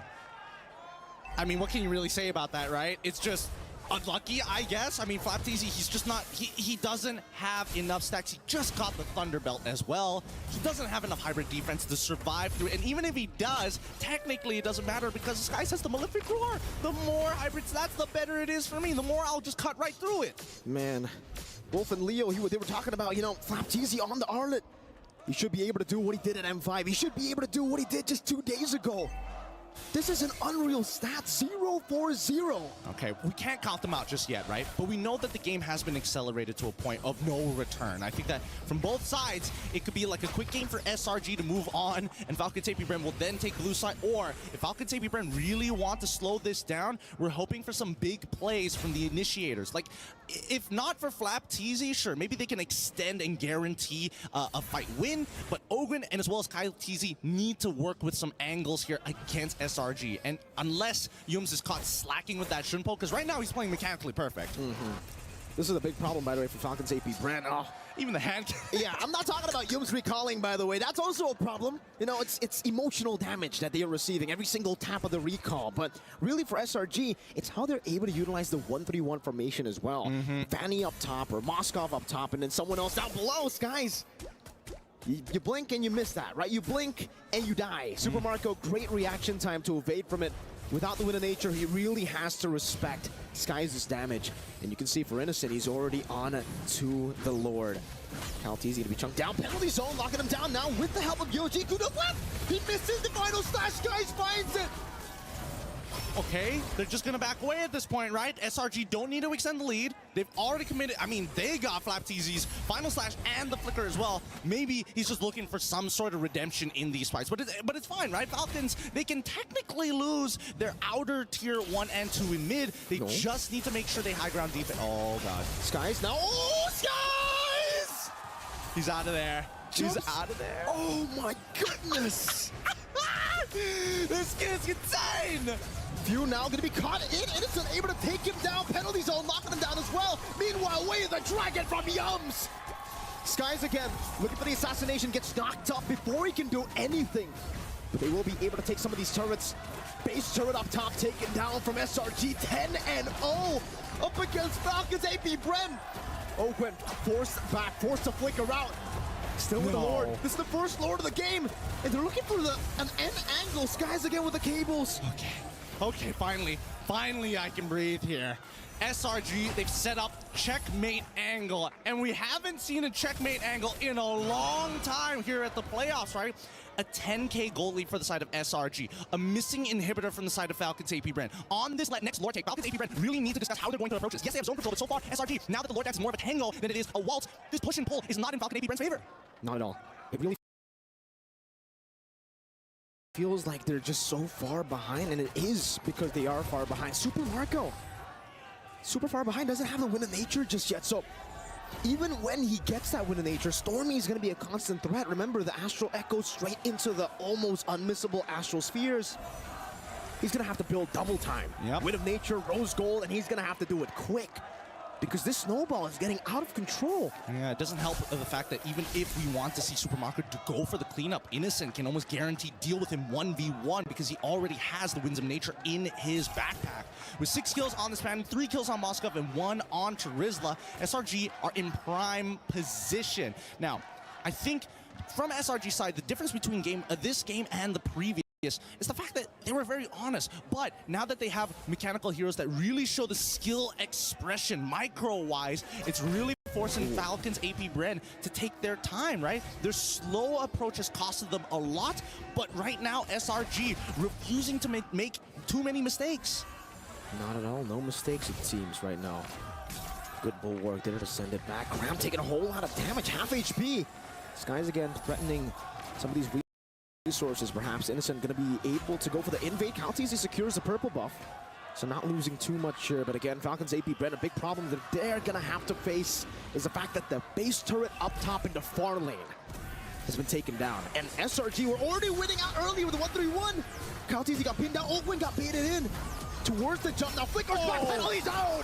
Cram able to find 3 in the blast, canceled out by the penalty zone. Innocent in the back, finding the spear of destruction. Meanwhile though, Super Marco gets the blazing duet. Flapteezy absolutely melted down, but they are able to find a trade. Innocent very low, still able to kite back now with Purify as well. Going back and forth, the bulwark. Trading it back, almost bouncing it away. Skies again, trying to go for the assassination. Will be able to escape with the shielding. A good shot down onto Ogwen. It was all just 1-for-1. No purple buff diff, and oh my god, Ogwen made that work. No, they wouldn't. They can't, right? 2 seconds on Kyle, 1 second on Kyle on that retribution. Now both up, Yums. Looking for the play, now gonna be taken very low. Still has a way to Dragon Skies on it. That's retribution. Kyle Taze steals it away, recovers it for Falcon's AP Brennis. Yums gets gunned down by Super Marco, who's gonna go for more, but Innocent again with a spear. Now into the back, but it gets bounced back. Ogwen! The master at work! A double kill. You know what? Let's give it to him. Innocent getting a triple kill. One being himself. Dying to the bulwark. Ogwen, 2 times in a row, may have just saved them from the checkmate angle on top of a steal from Kyle TZ. They out-sustained, and the final slash onto Cram. They get this. Well done. Good displacement. Cram has the penalty zone. Decides to use it onto Few. With a few hammer swings, almost gonna get the trade right now, but gets stunned down. That's another stun into the Vengeance, into the Brooms. But at the bottom lane, SRG are still able to get rid of the Lord. Look at this, right? Everybody gets chunked out super light. Like, Innocent wants to stay healthy here, but he's getting chunked out as Few walks forward. Those black shoes really making it annoying. He can take as much damage here as he wants to. Take the black shoes back, and now he's basically at full health. And then the steal coming in from Kyle because the guys couldn't get the reset. What can you really do about that? And you can tell, even backstage, the rest of the members of Falcon's AP Bren, they're loving it. And Yum's probably laughing at his fellow counterpart Golden Laner. I mean, that's an interaction that everybody wants to see in their ranked games, you know? Like the Moskov killing himself against the Guardian's bulwark. It's not fun as the Moskov, trust me. Hey, not at all. Just wait for the Star Shatter. If that actually happens, if you get sniped down by yourself, technically, that'll be the only interaction that tops the Moskov kill, right? Oh, good pin down. And it's not the Super Marco. He's able to react in time, but he does save the Purify. Man, the patience on Marco. It's crazy. It's really crazy because now it's come to a point where Falcon's AP Bren, even if Ogwen gets kicked out of the way, Few can start walking up and get free damage. And more importantly, Kyle TC is now tanky enough to actually push them out of the way. Man, Cram is... Wow, okay. Wasn't expecting that much damage to be being pumped out by Super Marco. Me neither. Skies trying to bait out a few of these abilities. Super Marco in the back, already using the Purify right now. As Cram's going to be pinned down as he goes for the penalty zone. Skies are going to play. Missing the cables, getting stunned up. Still able to get the shielding. Now onto Few, gets the cutthroat. Unable to find for anything else. Few looking for the chase, but Cram is, oh, there you go. It almost hit. Almost Maybe that could have been the one. No, I don't think he would have died just yet, but at this point in time, it just goes to show they've hit their power spikes. They've finally passed the mid-game into the later stages of the game. They're eventually going to outscale Slango Red Giants in these super prolonged fights. Every time that Guardian Bulwark comes up, SRG has to completely avoid Ogwen. And now, let's have a look at the items so far, because now I'm finally seeing somebody building some magic resist. We got the Radiant Armor coming in from Cram, but That's the reason he hasn't really been able to soak in as much damage as possible up against Super Marco. Even with the Queen's Wings, he's still getting shredded down. So maybe go, I don't know, at this point, what does he want to go for, right? Like, do you want to go Plate Armor to try to at least push that damage back onto Marco whenever he does go for a shred? Oh, no, you hate to see it. You hate to see it, guys. He's been perfect all game. He's 6-0. But it happens to everyone. It's not just you in a ranked game, buddy mans. All you Fanny players, it's not just you. It happens to the best of us, even to the Prince of the Skies. Oh my goodness. All right, regardless, right, it doesn't mean too much at the end of the day, right? There's a good chance that Super Marco probably might have been able to survive that situation, but here comes the Astro Echo to reveal everybody. Good shot. He's actually half HP, is able to sustain back up with the DHS and that QC. Back to the Lord now. Gonna be choked down. Sky's in the back line trying to go for a flank angle. Cram taking a whole lot of punishment. Oh, this is so interesting. This is so very interesting. Because now they find the angle. Way the dragon, but it's not going to be baited in. Penalty zone locked them down. And blast as well. As that to be few very low still with the help of the damage. Super Marco blazing duet. With the Purify too, chasing onto Stormy, waiting in the back, going back, Innocent now, finding the kill on the Baptiste, as Super Marco gets taken out, SRG are winning the fight. It's Ogwen who's standing in the middle, all alone, the sole member. It's a roamer and he can't do anything, not against Cram. And that is it. That's game. That's game number 4. 2-2 here from both of these teams. Well done. This is going to go the full series here. I can just feel it down in my bones. Hey, wow. You can see that Stormy, he's positioning in a way so that Ogwen is forced to walk and try to cut off as many angles as possible from that Star Shatter, and that opens the backline entirely when Skies is jumping in, especially when he's targeting some of the members like Few, for an example, and forcing everybody to swing to his side of the map in towards that mid lane. I'm surprised that Stormy got away with what he did just now at a sliver of his health. Really well played. These chaotic team fights really unfolding and being in favor of SRG. The fact that they were always able to find these ridiculous team fights. Those angles were ridiculous. Stormy, he was alone. He was playing like the Fanny, looking for flanks, shooting them from off angles. And it really made Falcons AP Brand think about all these different angles to a point where they completely forgot about the direct engage from Cram, from Yums. I think it also comes down to just condition. Right? Every single time Stormy shoots it, he's always making sure, hey, I'll do it off a cooldown. With that being said, analysts, please take it away. We have a series now. It's 2-2. So what? This is now a best of 3. The first guy that wins 2 more games wins it all. And it's mainly because we are now looking at a comfortable Yums and a comfortable Stormy, and of course a comfortable Cram. And you can see them laughing even when they just literally lost a team fight that could have gone really badly for them. They were still laughing. It's because they are comfortable in their own skin. We are seeing like Sakai is just. Oh, by the way, I'm sorry, I'm not familiar about your games. Guys, what a beast with a Fanny. However, yeah, Yums with a Cho, you know that it's you know that he is making all of the plays that's necessary for his team. I believe that the Terizla is such a great pick for Cram because it just fits perfectly what he wants to achieve as a player. So I think this should be the hero configuration. Like the priority. SRG. Exactly. How perfect is it that we go full circle? You start off saying, shut down Flap. Flap is one of the catalysts for FCAP success, and they did so in the first 2 minutes of the game. They put Flap at what, 0-3? 0-4 at a certain point. Right? Look at this, look at this. This is to some level, even Few couldn't play. Even Few from mid on that Lilia with the Purify, with the Black Shoes, couldn't survive our SRG's aggression. This is FCAP bullied into a corner. Even if they did have a comeback angle in the late game, it was just too little too late. Yeah, I think now that you're gonna be thinking like, surely the Akai works a lot, but I think that FCAP, they're the ones that aren't comfortable in their own skin. I think they really want to play forward. They want to make sure that they have this claw to go to the late game. However, it wasn't enough in the end. Yums was phenomenal with the Cho. I believe the way that he spaced out in the early stages. And I think it wasn't the Fanny was indeed the problem here.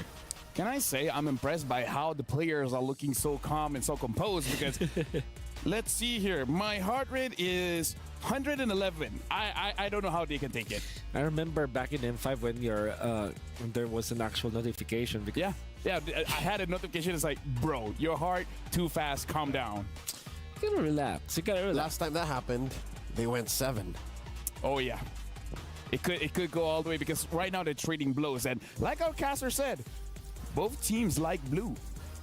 Yep, so far blue side because you get the Ling, you force your opponents to react towards you, and in this case it's going to be the Fanny, so there will be a little bit of a change up for sure. I think that Falcons AP Brand might want to consider getting to the blue side once again, and I think the main reason why is because of the presence of the chip. It's like a auto ban. An auto ban. You have 2 bans. Yeah, a mandatory ban, I would say. So that really opened up this Fanny because the Ling was already banned out, and then they had to be forced to pick up the Fanny. You know? Yeah. Despite the pick advantage that I'd argue FCAP had, right? Especially in that last phase when they got the Lolita finally, and then the Lilia going up against a Cho and a Novaria. Yeah.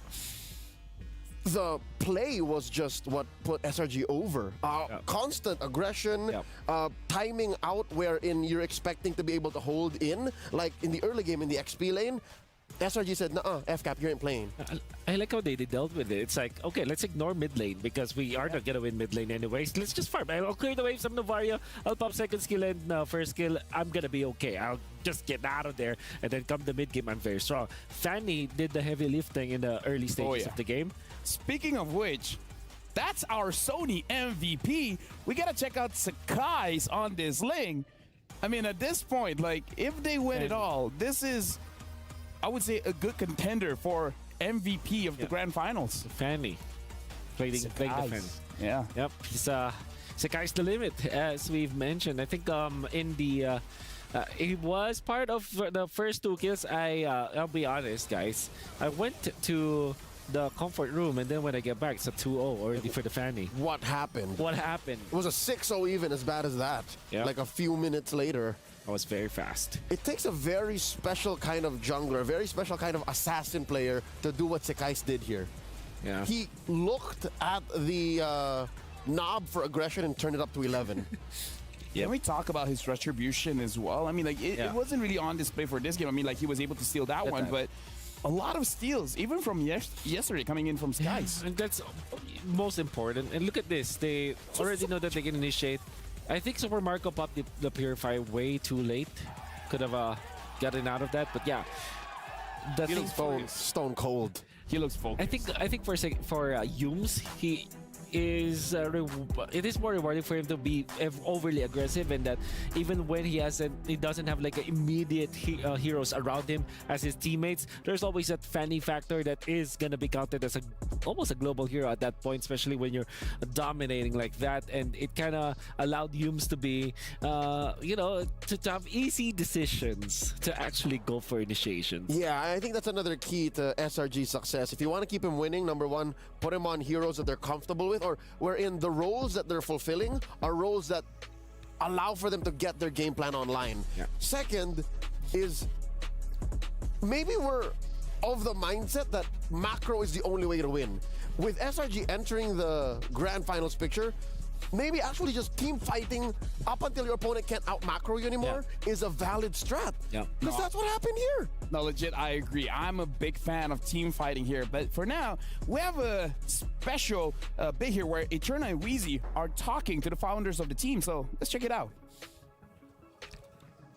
Hi guys, it's Eterna here backstage at MSC 2024 with the founder AP as well as the director Jab from Falcons AP brand. And Steph Wheezy here, joined beside me. I have Simon, the co-founder for the Selangor Red Giants, and I also have Nishi, the team manager. Now, we've got some questions for you guys. The Esports World Cup is an event with multiple game titles all across the globe, and MSC 2024 for Mobile Legends Bang Bang being one of them.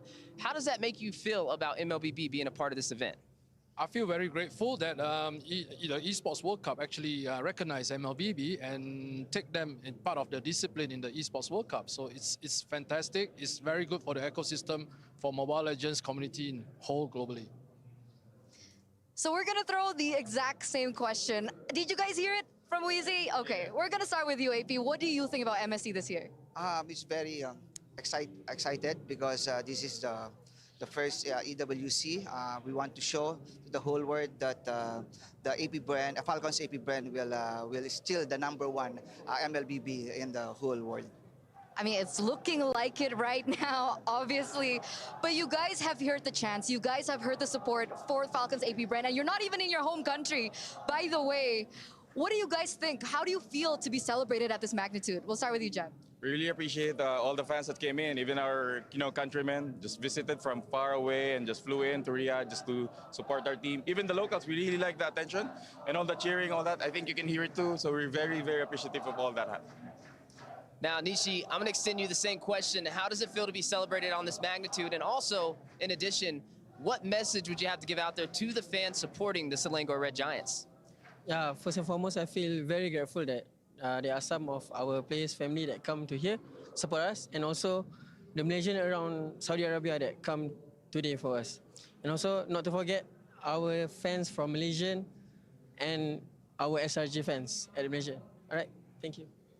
So you guys, we don't want to hold you guys too long. I know you guys are just as nervous as we are. So we had final statements for Falcons AP brand, especially the audience who really came through today, and especially for those of them who are watching online. AP, do you have a message to them? Thank you to all the Filipino fans and the fans of Falcons AP brand.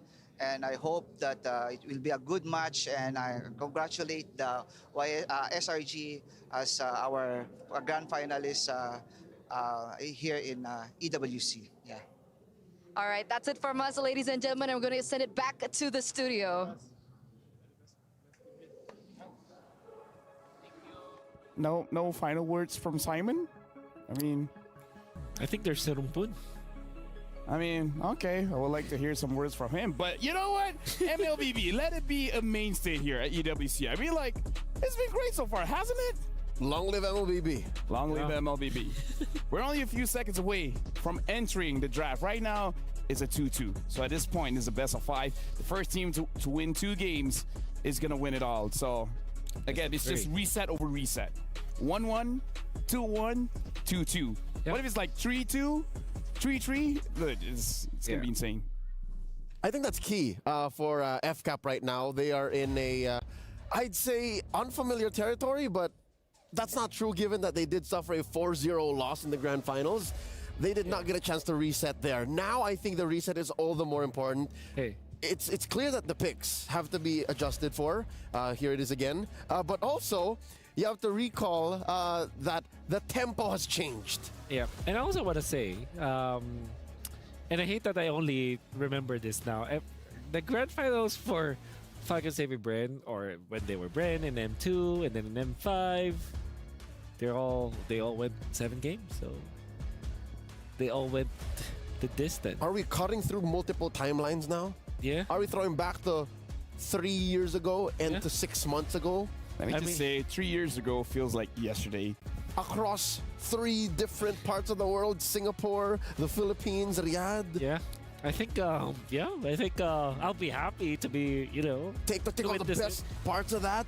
Yeah. Inject a new superpower in MLBB. Revitalize Malaysian MLBB. It's the new landscape, right? It's the new competitive landscape. But again, we're jumping into the draft here. I believe even before we see the pick and bans, whoever has blue side has this innate advantage. Like when you have teams that are more or less equal in strength, whoever has the priority just has a little bit more advantage. Is this Project Next in MLBB Esports? Project Nexter. Project Forward.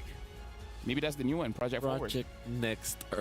Hey, I think this is the only way to go, right? Forward. For years now, we've played in a macro-centric metagame. We've played wherein trading and cross-map plays matter. With SRG here at the grandest stage of them all, I'm glad to see that, hey, team fighting, skirmishes, and getting kill after kill after kill yeah, is what pays off. Just to update, looks like the bans have started Falcons AP brand has banned out Angela, Teresa, and Moskov. Looks like they are going to be on blue side first pick. SRG is going to be red side second pick. SRG banned out the Chip, the Julian, as well as the Ling. Falcons AP brand and SRG. Probably Roger first pick. Harith and Roger are both open. Roger it's gonna first be pick. the Roger first pick for FCAP, and that means. Does SRG go Fanny? What about the Harith, right? Fanny Harith. Yeah, that works. Harith Valen. I think Nobody- I love the idea of the Fanny. Actually, Nobody cares about Louis anymore, man. Yeah. Louis is so last week. Louis is so 3 days ago. Yeah, Louis is so 3 days ago. Yeah. People move on, man. Like it's a fast-paced game. You gotta adapt to the meta. I like the odds for. I really like the odds of or the Fanny. I would be very happy to see another there we go. Sakai's Fanny. Valentina Harith. Okay, Harith and Valentina. Very strong combo, obviously. Pick up the Terizla at this point, right? Yes. Pick up the Terizla for Falcons AP brand. Denying it away from Cram. Yep. Oh wait, no, sorry. Terizla is banned. Oh, Terizla is banned. Okay, so. Oh, this is Pick up a Farsa. so difficult to kind of think there. Do you want to go Farsa against Valentina? Yes, 100%. Apart from that, you pick up Arlet. Arlet is open, right? Yep. Yes, it's open. But Roger Arlet not. Okay, here we go. Okay. Or you can go crazy and just pick up a Claude and then put the Roger in jungle. Or a It's Moscow. early. Oh, the Moscow ban. Wait, they pick up the Fanny? And the Phobius! Fanny Phobius? That's why I really thought that the Fanny should have been picked Hayabusa. by SRG. Do they? So they answer the Fanny with the Hayabusa? Is that how it is? If you don't pick it up, it's gonna get banned. Yeah. Unless you have something like a Hellcrit in mind. Yeah, well, Or Saber. again, this is Phobius that they're facing. So you need physical damage too to match up against this Fanny. Wow, Kyle wants to show up his Fanny as well. I think, are you forced to go Alpha this time on? Yeah. What about Boxia? It's Alpha. Alpha. There you go. Yeah, you're forced to. You're really. Okay. I'm gonna take the casters here. This is quite the loop here. What do you guys think of the opener for both teams? Falcons AP brand, they pick up the Fanny. SRG have to respond with the Alpha. I'm not gonna lie to you, LaFell. I had a sneaking suspicion. Nobody just lets Harith go for free, but at the same time, the Alpha on top of it all, it's a little uncomfortable for me. Yeah, I think, last game when I saw the Fanny for SRG, I was like, all right, great. But the Alpha, not doing me the same, not giving me the same feelings, definitely, especially considering the Phobius. He's gonna get so many procs. Luckily, I would say that the Valentina technically can steal away that ultimate, so there's a good response there at least. Well, the Barats gets banned out, so that's kind of good. Like, I feel like if they're able to do something to Flap TZ, like, that might be a way for them to win this one on the red side. For those who are a little bit confused, yes, it's usually Few that handles the Phobius. So this is going to be a mid lane Phobius. I don't foresee this being in Flap's hands. Yeah. You still need a solid, I'd say, hunker down type of hero in Flap's hands if this is the first 3 picks for FCAP. Yeah. I wonder if SRG are considering getting the Esmeralda for... but that means that they will be so focused on magic damage. It's so reactive. Yes. It's again, the story of the Hilda all over again. Yeah. What I do want to see is Uranus for SRG. However, I believe that the best option here, honestly, for SRG is to pick up a Yuzhong. Lapu Lapu seems an okay pick, but I think that Yuzhong just... Wait, what about a Grok here? Grok or Cho? Cho is great overall for SRG. I'm not so sure if this single-handedly blocks out the Ruby, because Ruby will also proc the Phobius. Yeah, that's true. Might even go into the hands of Ogwin. Might just go Tigreal at this point. Tattoo's still open here. SRG. You also don't want to Cho, one of Yum's favorite. Yeah. Or, what if this is the game that they pick up Hilda?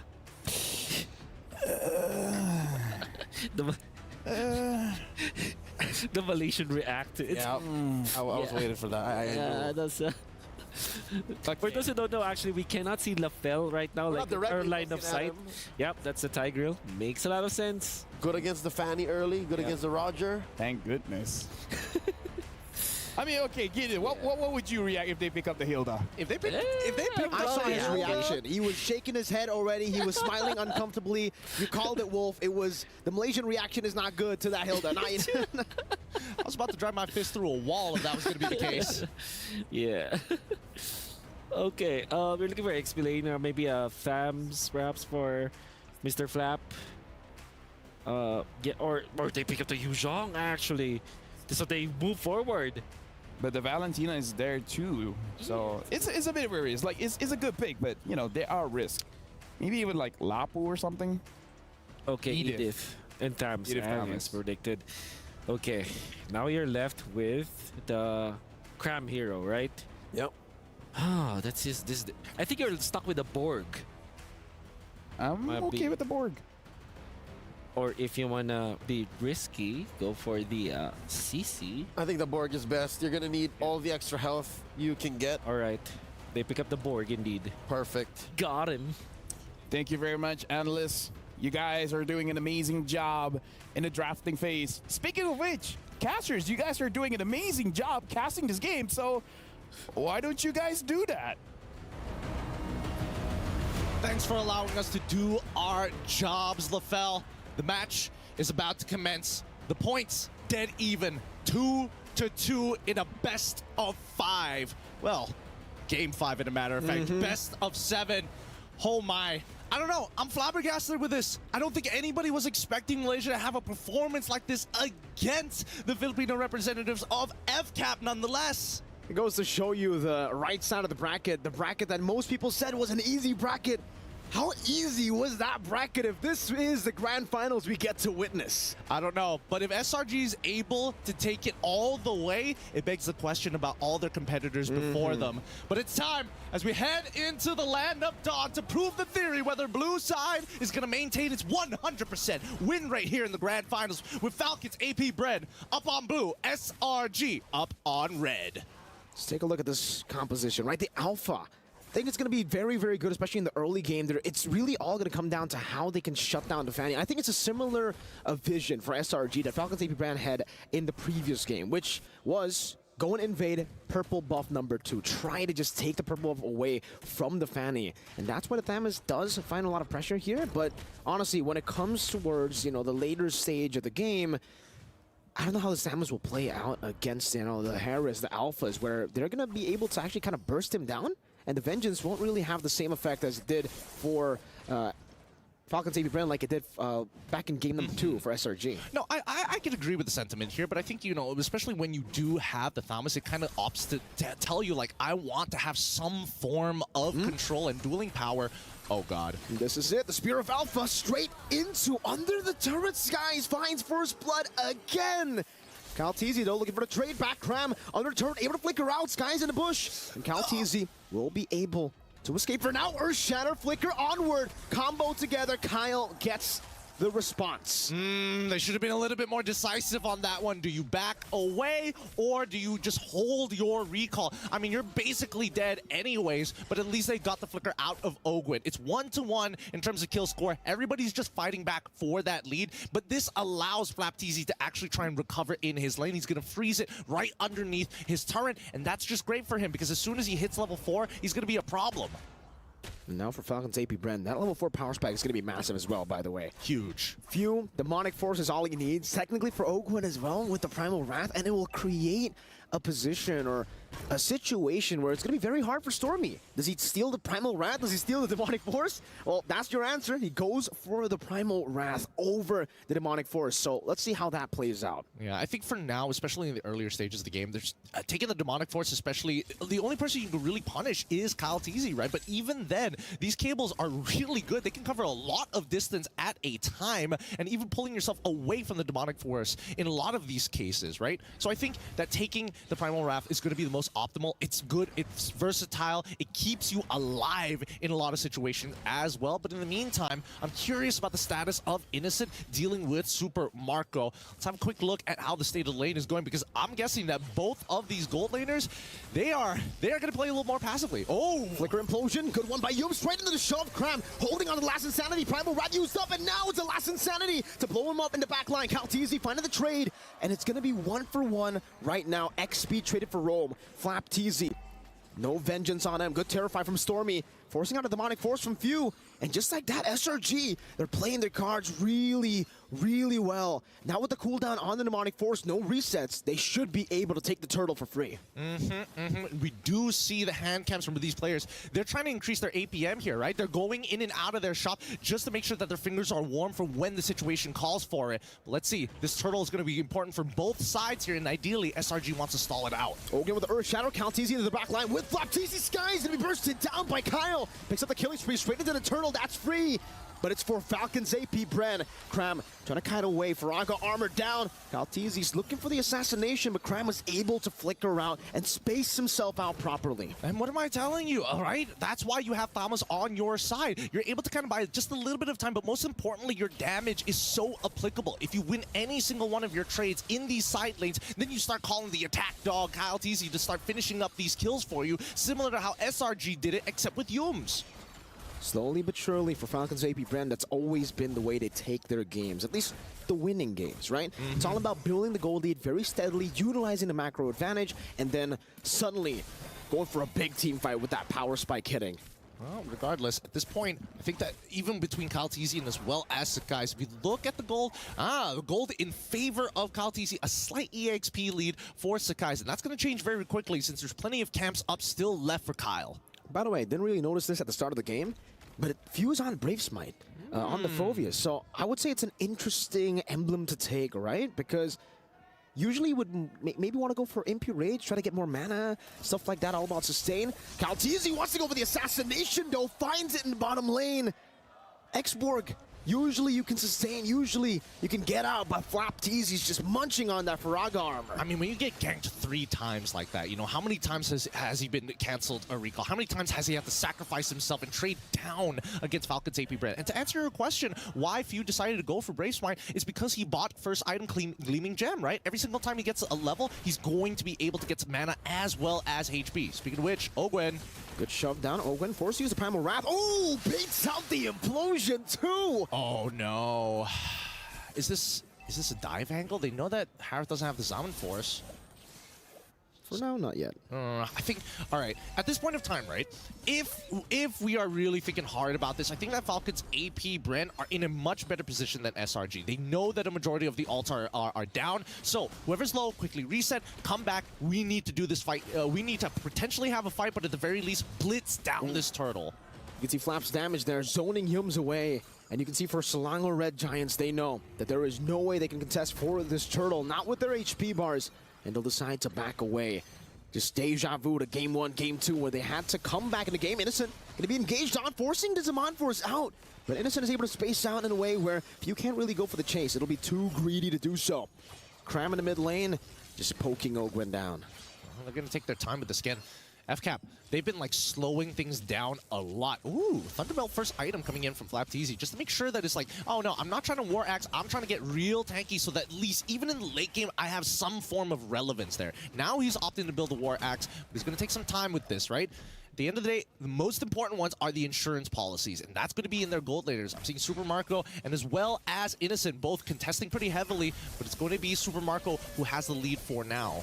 Sky's there, Spear of Alpha, able to catch him, but Kyle still has the energy, has the purple buff to escape. We got a game fact, but hold up, Flapteezy going in, forcing Yums to shove back. Well, game fact here. We were always talking about blue side being the heavily favored side. Wait, no, they're fine. Okay, blue side being the heavily favored side, but honestly, in this grand finals, 100%, but overall, 60.44% win rate overall in 91 games, and that's a lot of data that we're working with. It just goes to show, man, if Falcon's AP Brent win, it's to be expected. It's the pattern of even the MPL regions. Blue side has just been such a dominant force, and I guess with the patch, even more so. Flapteezy and Ogwen, though, Again, really trying to control the enemy jungle. FlapTZ just trying to maybe even invade some of the creeps here. Cram going for the poke. Owen able to onward defensively. Falcons AP Bren know better than to go for the fight. They know that they have an advantage now with the Fanny to clear out the side waves, to actually shove it and force SRG to lose some XP and gold. I totally agree with you here. I mean, look at how shoved up the waves down on that bottom side, right? And at this point, Falcons AP Bren can keep on doing this. Keep stretching Selangor Red Giants, start taking away their tier 1s, but most importantly, with the attention being pulled elsewhere, this purple buff for Kyle TZ is always free. It's not being taken away from him just yet. Ooh, Cram. Thraga armor completely demolished there. The shove back, FlapTZ still with a vengeance. And now it's going to be Kyle TZ jumping to the back line. Stormy trying to go for the Terrify. Gets absolutely obliterated. Few in the midst of it all. Still able to get the demonic force, but Cram melts him down with the fire. Oh, for now, good peel, but at the same time, they are still trading 1-for-1. We haven't seen a positive trade from Selangor Red Giants in the past 8 minutes or so. And until we do see that trade happen, I think that, you know, they're going to take their time once again. The scaling on Innocent especially, they need him to have that Holy Crystal, have some relevant damage in this game. Because so far, Kyle TZ, he's having the time of his life, right? He's playing a completely separate game while SRG are scrambling to figure out how we close down on this 4K deficit. It's going to be very, very hard for SRG, but really it's all about, I feel like in this game it's a bit different too, right? Because in game 1, game 2, the games that they were able to come back despite losing out in the early game, they had a composition that does well in the mid game. Meanwhile here with the Harith, you're not forced to get the early lead, but it'll be better. It'll be optimal for you to have that early lead, to build your own snowball. And if we do get to the later stage, Falcons AP Brent, they have a marksman. They still have a lot of these skirmish-heavy heroes that are pretty good in the late game too, man. I mean, even FlapTZ, his build on the Thamus, he can take as much damage as he can deal. Yeah, and he doesn't mind poking, right? Because that just helps him stack up that hybrid defense regardless. And you can definitely see the difference between the two because, unfortunately, Thamus is taking a lot less damage than Cram despite the 2-level lead, right? And more importantly, it feels like Stormy is having the hardest of times. Because what ultimate do you take at this point in time? Exactly. Even if you take the Demonic Force, there's not many people who proc it. Oh, Kyle trying to go for the assassination onto Stormy. Stormy's still able to displace himself very well there. And SRG, now with the conceal Yums. Looking for a play. Knows FlapTZ doesn't have a Purify, but doesn't want to go for it just yet. View Demonic Force into the midst of it all. It's a 2v5 right now. And now it's going to be Kyle TZ looking for the backline. Primal Rather Yums finds the implosion onto 2 members straight into Innocent. Now with the Zaman Force, but he's going to be changed CC, still surviving. Cram finds a double. Ogwen going to be slashed by Skies. Somehow, some way, the Red Giants always find a way. Oh my goodness, they catch 3 there, and just a sliver of health from Yums as well. Those important calls from the side of SRG is what's really defining them as why they are a threat to Falcons AP Brent.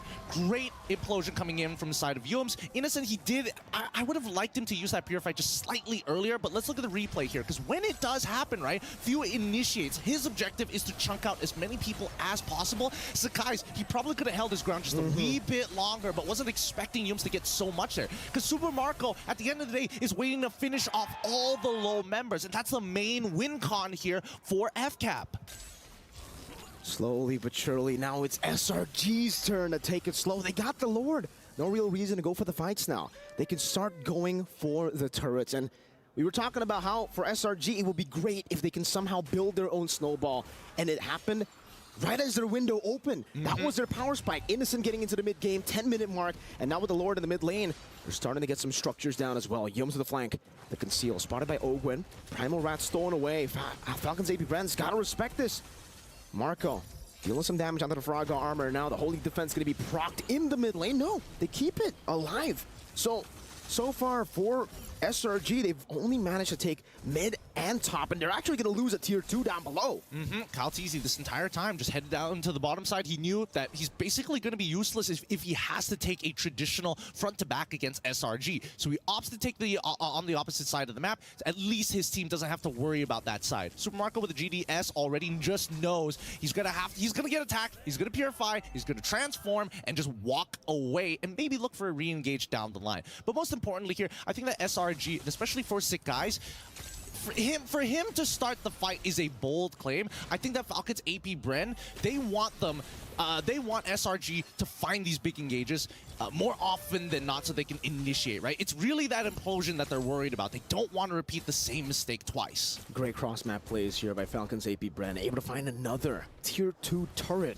And these are small wins. It won't win you the game instantly, but slowly but surely, just with the tempo shifting, and with Falcons AP Bren having so much more prio on the map later on, especially considering, you know, they can shove a bit deeper, they can start invading, they can start looking for these angles that the composition will definitely find a lot of value with, right? If they are able to attack from different angles, force SRG into a non-front to back, it'll be great for them. Spear of Alpha onto Ogwin, straight with the fire to Ogwin, force a flicker with the Primal Rat, now Cram! Last Insanity, straight to the skies, and now it's gonna be Cram still kiting away, Few with the Demonic Force, now with the Vengeance as well, but he gets bursted down. Now Kyle looking for some more damage, Few jumping around but gets caught by the Spear. Skies on a killing spree, Marco keeps on going, finds a double, the turn to ties around Innocent in the midst of it all, looking for the play. Cram has the Faraga armor back up. Super Marco forced to run away.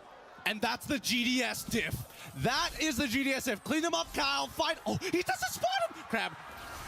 Oh, no, he walks out. He's trying to do it all over again. He ends up giving it Crab. Lost his cool at the very end, dude. He had no idea. But yes, the GDS difference there.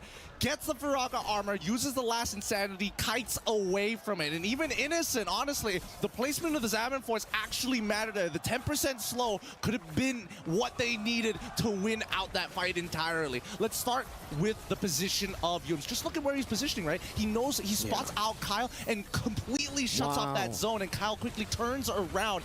Now, if Kyle got his damage down in, then Super Marco has the green light. Innocent, though, dealing a whole lot of damage. Ogwin, even with the Primal Rep, gets completely obliterated. Calteezy into the back. Eom's doing the same thing again. Stormy able to flicker out with the Primal Rat's ties. Finds the Retria again. And Few is all but alone amongst the Red Giants. But even then, SRG, they say, no, we will not fight. We got the Lord. This is becoming brutal combat. Honestly, they're putting everything on the line to make these plays work out. Let's look at the replay one more time to catch up on what exactly happened. Once again, Yum starts walking forward. Despite being a man down, right? We do see that Innocent able to outplay the situation thanks to the help. He plays literally almost on top of Yums as he flickers forward to try and catch as many people possible. Now it's about them utilizing the Enhanced Lord. Calteezy was able to secure the orange buff. Now in the mid lane, Flapteezy to get a bit of damage. The Blood Wings already done from Innocent. Look at the burst damage onto Flap, forced to use the ultimate as the Lord charges in. Innocent still holding on to Zaman Force, knows that there are going to be more waves. Few brought back to the team, now forced to use the Demonic Force. Absolutely gunned down from the skies with the Demonic Force. It didn't even matter. That was disgusting. That was disgusting. He literally got behind him and pushed him back into the team. This could be an end angle here. Oh, Gwen, Earth Shatter not connecting. Now with the Spear of Alpha from Skies, unable to connect. It seems they are struggling. Calteezy gets bursted down right as he cables in. The base wide open. Selangor Red Giants take match point. They're the first to touch it. MY, 3-game win so far in this best of 7. They need one more to get the title here. All smiles on their faces, but oh my goodness, nobody would have expected it to be in this fashion.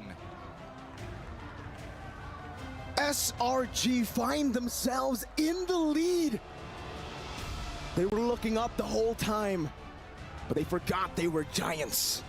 They could stand toe-to-toe even with the Falcons. It feels like every moment passing for SRG, the momentum is driven behind them. They're motivated, they are young, they're hot-blooded, but most importantly, they're standing taller and taller each game. Falcons AP Bren truly have a competitor. For the first time in this tournament, Falcons AP Bren are the ones behind. With that being said, analysts, please break this game down. Well, the first thing that we can say, I guess, even on red side, you can still do it. But yeah, looking at this game, yep, it's a roller coaster, man. That to me was the game changer. 10 minutes in, Yums with a sliver of HP, just survives long enough to pop the implosion and eventually punish the entirety of Falcon's AP Brain. Again, another stumble for Falcon's AP Brain. It'll be a good team fight as Few will be able to pop the ultimate and then kind of sacrifice for his team Super Marco to clean up, as well as Kaltizi. But then it will be disaster after disaster. This should not have happened because Falcon's AP Brain are already leading by so much. But then, because of what Yums did and what Innocent will be able to do in the next Lord fight, that is how SRG is able to come back. It's the brutal honesty that SRG are playing with that makes this game inevitable for them. I've been watching all of these engagements, going through different angles, whether it be out in the open, near SRG turrets, in these small corridors, and I don't know, Few at this point, 15 minutes in, should be able to disperse him, but something about the way SRG just position themselves and punish Few as he lands every time makes it almost a useless ult. Honestly, like every single time SRG wins a team fight, in my head is like, how? Exactly. Like, where's the extra damage coming from? I mean, like, sure, we see the setup, maybe Falcon AP Brand walks into it, but still, it's like, how? Like, you know what, in terms of stats, you know what I really want to see? The damage dealt. I really want to see who dealt the damage coming in from SRG. And conversely, for FCAP, it was only Oracle as a defensive item here for Few. That's why he got burst down so easily. He went for glowing wand. He wanted to deal the damage, despite the fact that there's already a lot of damage from FCAP. And the clock only really stacks up the longer the fight goes. But I think the call for SRG was just rain down holy fire on Phoveus, on Few, and that's why he only ever lasted like 3 seconds tops. Ooh, interesting choice. And even the choice for the Thams coming out from Flap TZ, I did say that the Thams will be picked up. It's one of my predictions in the last weeks, and I thought that it will be because it was a tank hero with in the absence of like a Barret, of usually your tank heroes like Edith maybe in the EXP lane.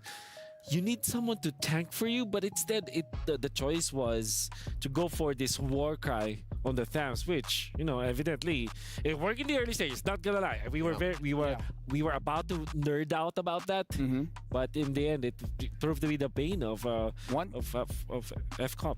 One thing to like nerd out is that you were talking about there was one team fight that really wanted for SRG. Honestly, the extra damage came from Edith.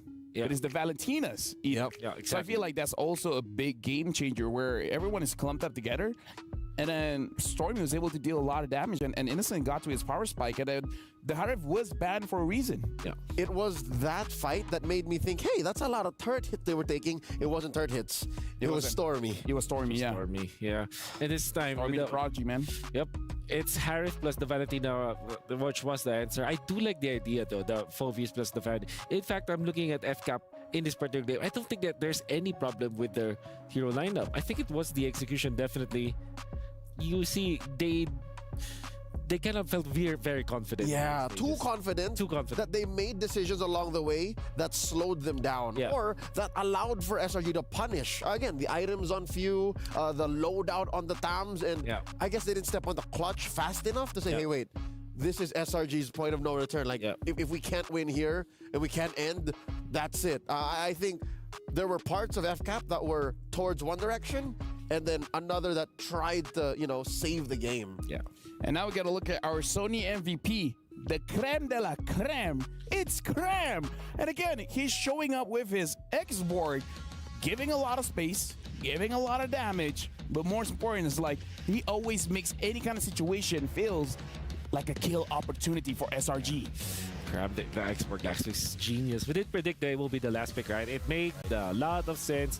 Was a little bit of problem in specific points in the game, but obviously when he is needed, he turns up and made it difficult for the team fights for FCAP to happen. This was the team fight, one of the most important team fights. The most important team fight. Oh.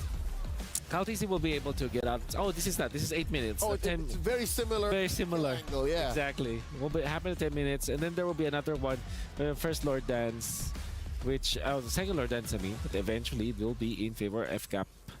I think you will also have to give credit that one. Exactly. You have to give credit to Sekais as well, managing to the second Lord Dance like survive long enough and actually able to get one kill off before Well, he did not die afterwards, but yeah, you get my point, right? Sekais was also very important and very instrumental to that victory. So is Cram with 92% kill participation. Yeah, between Cram and Sekais, the X-Borg and the Alpha, I think they were both the antithesis to what FCAP was trying to do. Like, if you can't kill these two dudes and you can't out-damage them, basically the fight's over. Yeah. Stormy just being there during that turnaround was just the icing on the cake, the cherry on top. But that was all made possible by, number one, the setup by Yums, and then, again, the beta, the swings, the Spear of Alpha, and the fire missiles and the last sanity off of Cram and Sekais. With that being said, right now, it's match point. It's a scary situation to be in, even if you're the one that is on match point, because you know at this point, if you make a mistake, then, you know, it's going to be a best of one. And that's the point. And that's a scary place to be in. Yeah, I think for sure, SRG are feeling it. Well, not only with the way that they played, I think that they have gotten their momentum quite long enough today. Despite their losses, their 2 losses, it felt like they have gotten the momentum. But most importantly, momentum when it comes to drafting. Now they have figured out Falcon Savvy Brand. In fact, Falcon Savvy Brand were too hung up on whatever SRG is doing that they pick up the Fanny and the focus together. While it's true, it's good. It's actually really good. But then the fact that they reacted that way meant that, yeah, SRG are getting in their heads. The reset did not happen the way we wanted it to. Again, the fact that they're still bringing out new picks and that these are new strats that they're trying shows that they got life in them. But was it the kind of move, the needed move here to get them to match point first? Apparently no. SRG is still ahead. A conversation that we have to have here is talking about both junglers. Because again, both junglers have proven to be one of the reasons why they've been doing so well. We got to talk about Sekais as well as Kyle Teasy. We got to talk about both junglers here, where we're looking at the stats. In terms of the numbers, honestly, it does look like more towards Kyle Teasy. Yeah. 7 to 4.73. I guess this is because it's quite even.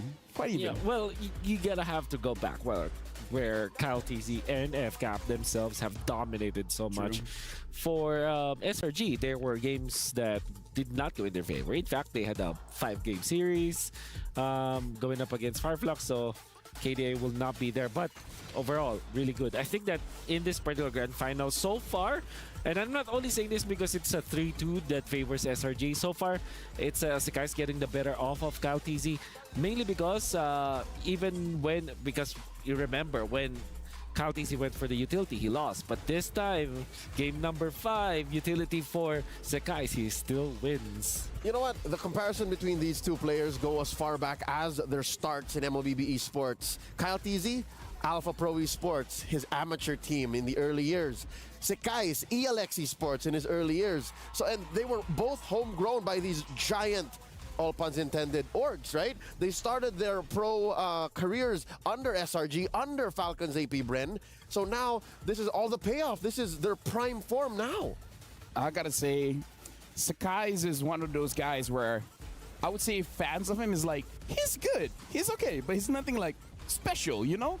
But now he's really grown in his career after like, what, 1 or 2 years in the scene. Now he's really developing into this Sky Prince that has to be respected, because before this, it's just like, whether he's there or not, you know he's a good player, but again, he's not going to be game-changing. Now, he's a game-changer. SRG, the whole team, the whole franchise put the work into this young man, and now here's the payoff. I honestly haven't seen a jungler with such a killer instinct, even compared to Kyle TZ, because Kyle plays the map. Kyle is one of those few junglers that can play both sides of the coin of utility assassin.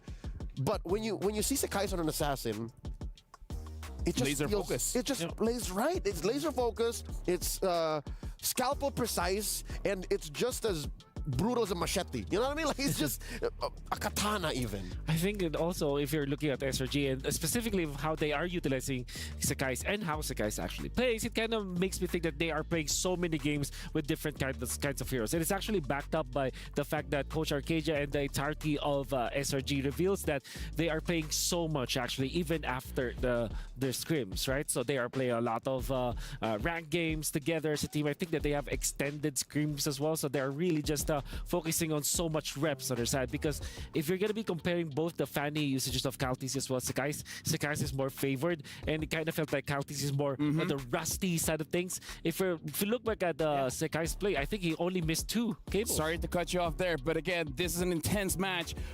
Sky's only 17, that's crazy. But with that being said, we're sending it over to the stage.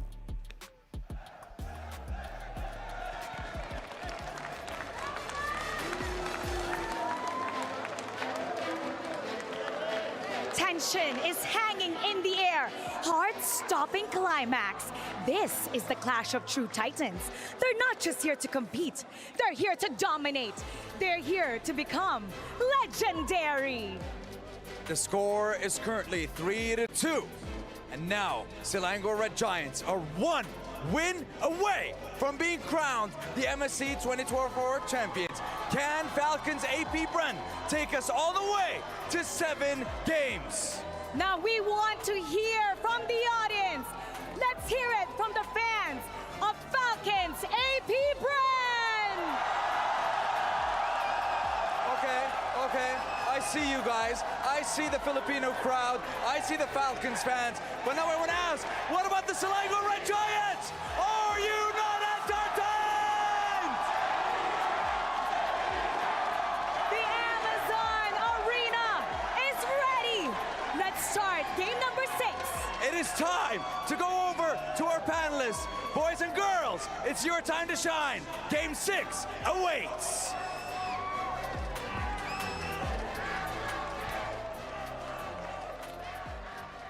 Dude, look at the crowd.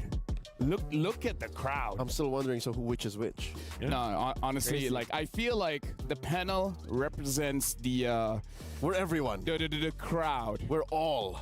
Right now it's like 2-1, right? We're the ratio very is together. We're very together. Now, here's the thing. In Malaysia is going wild as well. Like right now in Malaysia, the watch party, I saw like 6, 7, maybe even 9 different watch parties in Malaysia. Like, it's insane. This is one of them. I mean, like, here's the thing. Like, put it into context. This has never happened before. Like, being in the grand finals is a dream. Having match point. Wow. Whoa. Wait, why is there so many? Whoa. There's about 2,000 people there. Whoa. Wait, I didn't. Okay, this caught me by surprise. Why This is another few thousand in there? Yo, I feel proud. Shout outs to Malaysia. Yo, FCAP crowd looks small in comparison. Exactly. At least in the Amazon Arena. Yeah, I'm pretty sure in the Philippines it's still huge, but still. Yeah. Dude, this grand finals is living up to the hype. Hey, if this was a BO5, it would have been over. Yes. To put it into perspective, you're correct. Yeah, correct. Just saying, that's how high the stakes are. And just one game, one more win for SRG, and we usher in a new era of MLBB esports. If SRG wins this one, DJY is correct? I take it back. We already are in a new age, given how far this series has gone. That's right. And now we're jumping straight into the pick and bans.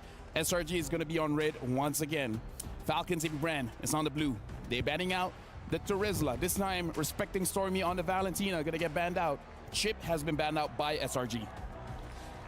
Okay, so that means what? Roger Harris being opened once again. I kind of want to see the Roger go, not gonna lie. Nope. The Julian. Gotta hit the Julian. So you ban Ling if you're FCAP, right?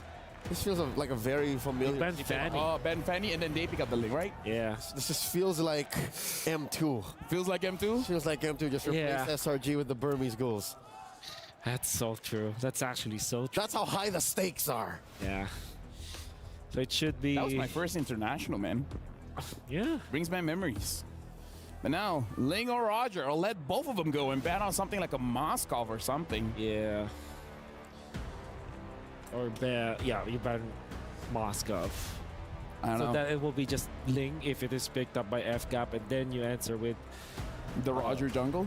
Yeah, Harith, Harith Valentina is not open this time, so maybe. I don't envy the coaches, by the way. Like, drafting like this must be very stressful. The Ling has been banned out, so It's just Roger or Harith at this point for FCAP. Yep. If you're FCAP, I mean, historically they want Roger. Yep. But I think it's still a 50-50 between these two. Yep. Roger. So you go Roger. So you go Harith. And maybe get the Hayabusa Arlott as soon as possible.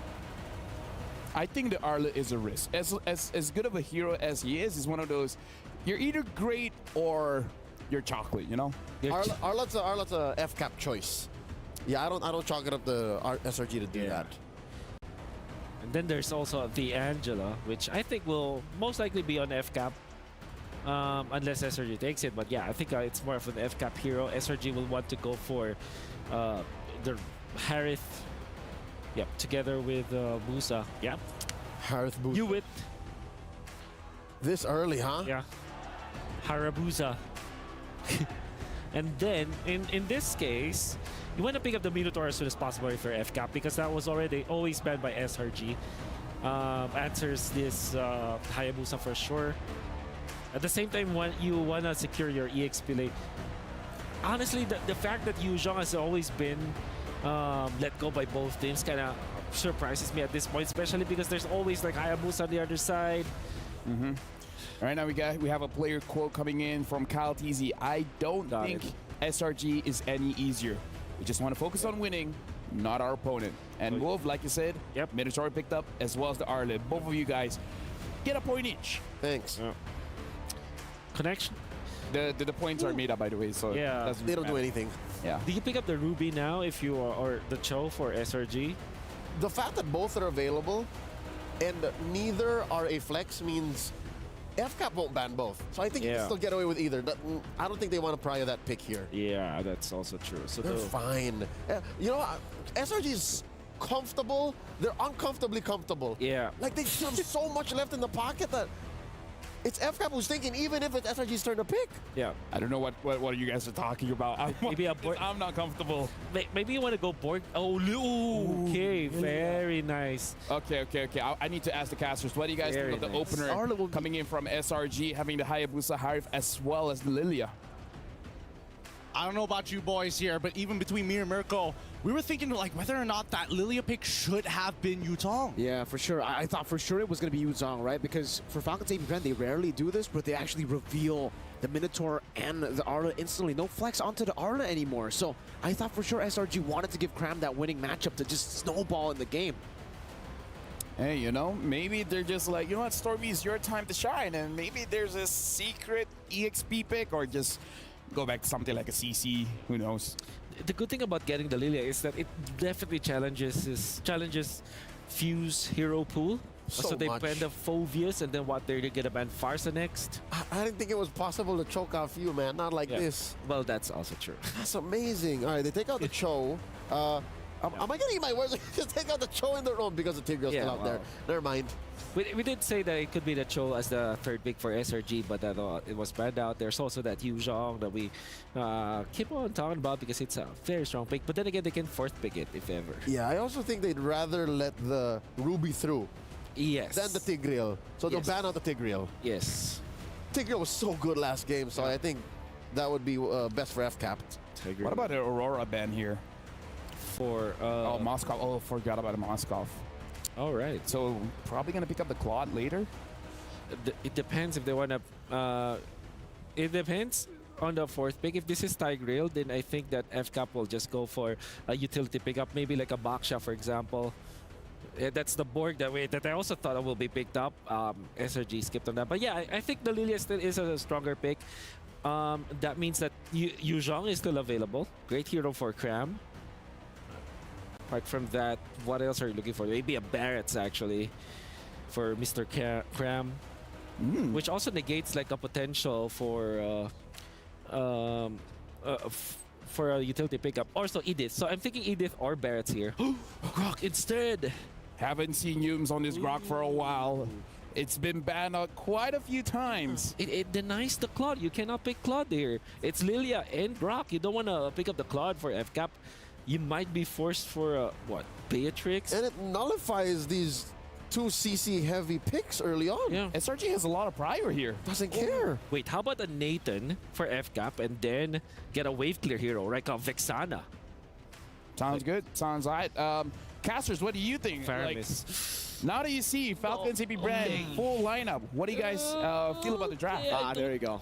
I mean, I just want to say that Yuzong will 100% come through for SRG now, right? Because we were expecting it to come out a lot sooner.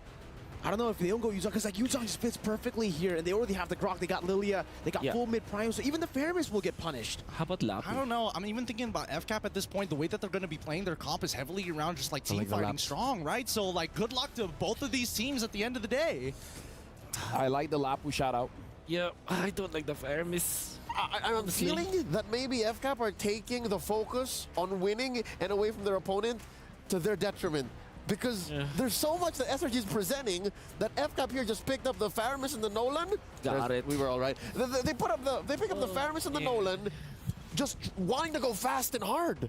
Let me just say, I really like this Lapu pickup. Yes, so good. Yeah. I think SRG's got this. I mean, draft-wise. Whether they do or not, it's all about the players in the game. Right now it's match point, ladies and gentlemen. And with that, we're throwing it over to our casters. Thank you once again. Our analysts have been doing a phenomenal job breaking down these drafts and honestly giving foresight on these picks. But it's time. Match point for SRG. This is the Ascension match. We're gone beyond the skies. We're touching the heavens here with the gods of the game. The Red Giants finally find themselves looking down upon Falcons AP Bren, and it's now or never. 3-2. Do they seal the deal?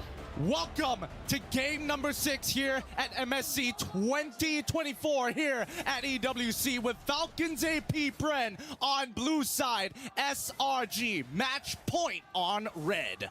Oh, I was talking about the Yuzong. We were talking about the Yuzong, but then they go out with the Lapu, and honestly, yeah, I mean, technically it does the same thing, just no instant petrify, right, when you go for the Furious Dive, but yeah, finishing or even dealing with the Netherrealm would be great. Sky's already rotating up top. Caltee's gonna be caught in the quad shadow. Sky's following in forward. Go for the shurikens here. She'll be able to do it. Sky's forward. Oh, Calteezy with the help of Ogwood and Few turns it around. And Skies is probably thinking to himself, maybe I should have taken Lethal Ignition on this one. Oh. I mean, it's one of those feel-bad moments, but still, it's still a 50-50. Yums doesn't get knocked up, thankfully, and now that's first blood for Falcons AP Bren, and that's what you want to see, especially if you are a world champion fan. For Falcons AP Bren on the Nolan. See, it's very rare that we get to see this, right? When Wolf says that he doesn't like Falcon AP Bren's draft. It's very rare to see. Usually they're always able to outdraft their opponents. I think that was the case as well up against Liquid Echo. But this time around, they find themselves in a spot where they really have to get that early lead. That will definitely help them with a lot of these hero plays with the composition to make it work, to beat SRG before they get online. I think we need to take it a step forward, right? Because now at this point, it's not only just about getting a lead, but it's also unlocking these laners, right? And Ogwen, he can take the damage. He doesn't mind. He opted to go for tank emblem, so he can take it for now. But at the same time, right? How do they unlock them?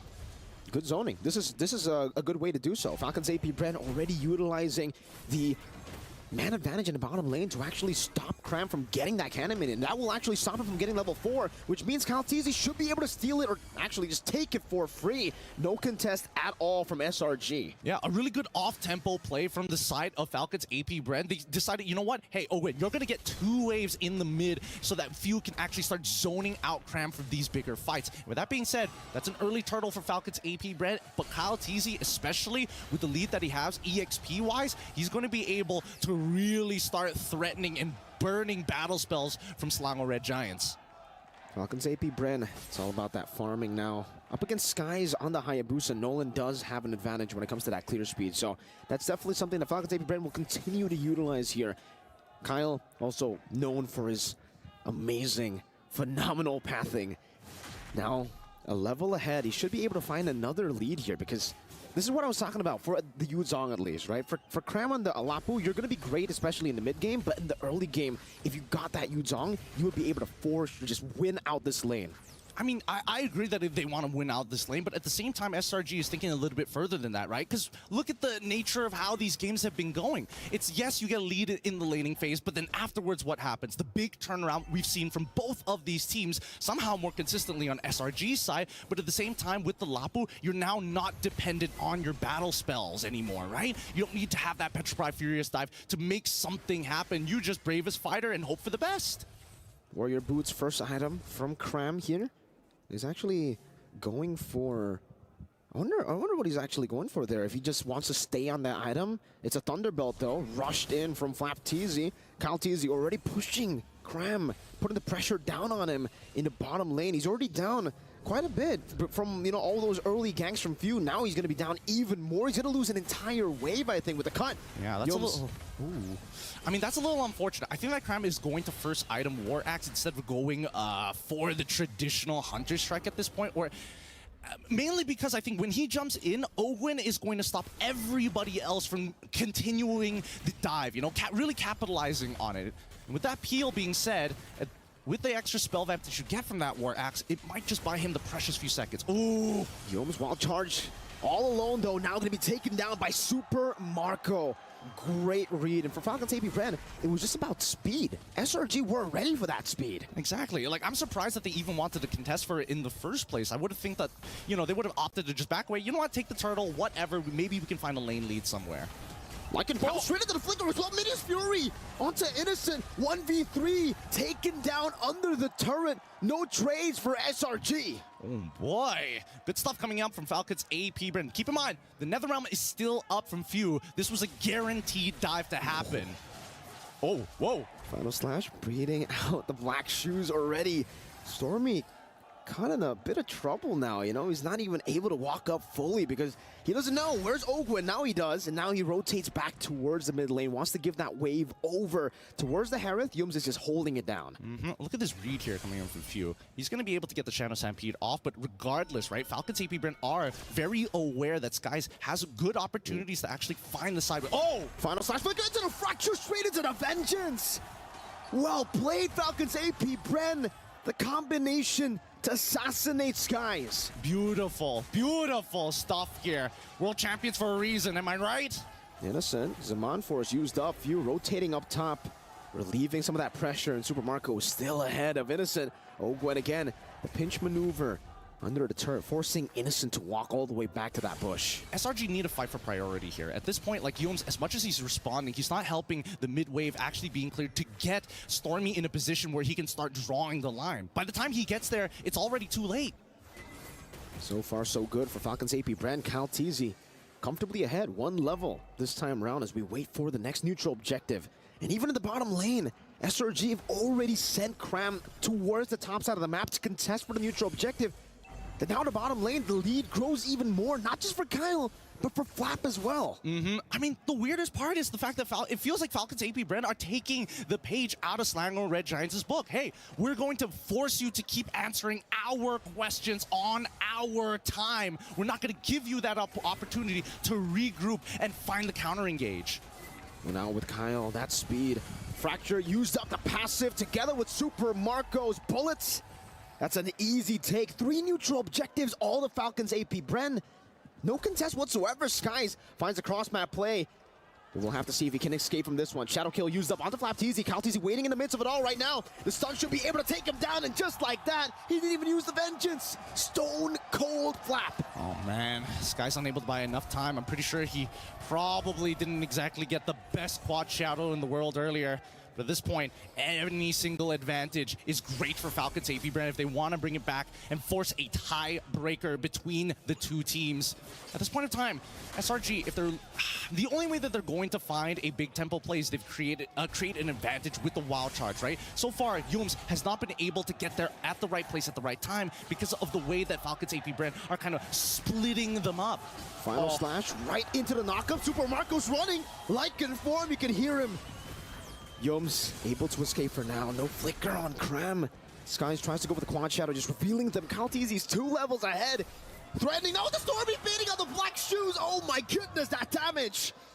It's not looking good. It's not looking good. Let's look at the gold difference here because right now Super Marco is currently 1,200 gold ahead, and that's not what you want to see. But even so, even Kyle Teasy continuing to be, I mean, he's so far ahead already. He is so far ahead, and I think the items display it very well. He doesn't even need the Sky Piercer, right? He thinks, okay, I'm gonna go for Blade of Heptases and then Hunter Strike, and then I'll go for the Sky Piercer. I already have enough damage early game, fool. And with that being said, right, situational items are going to start coming into play, and I think it's important that they get it as soon as possible, because right now, that's a 3-item Roger, and not exactly the best position to be if you're low.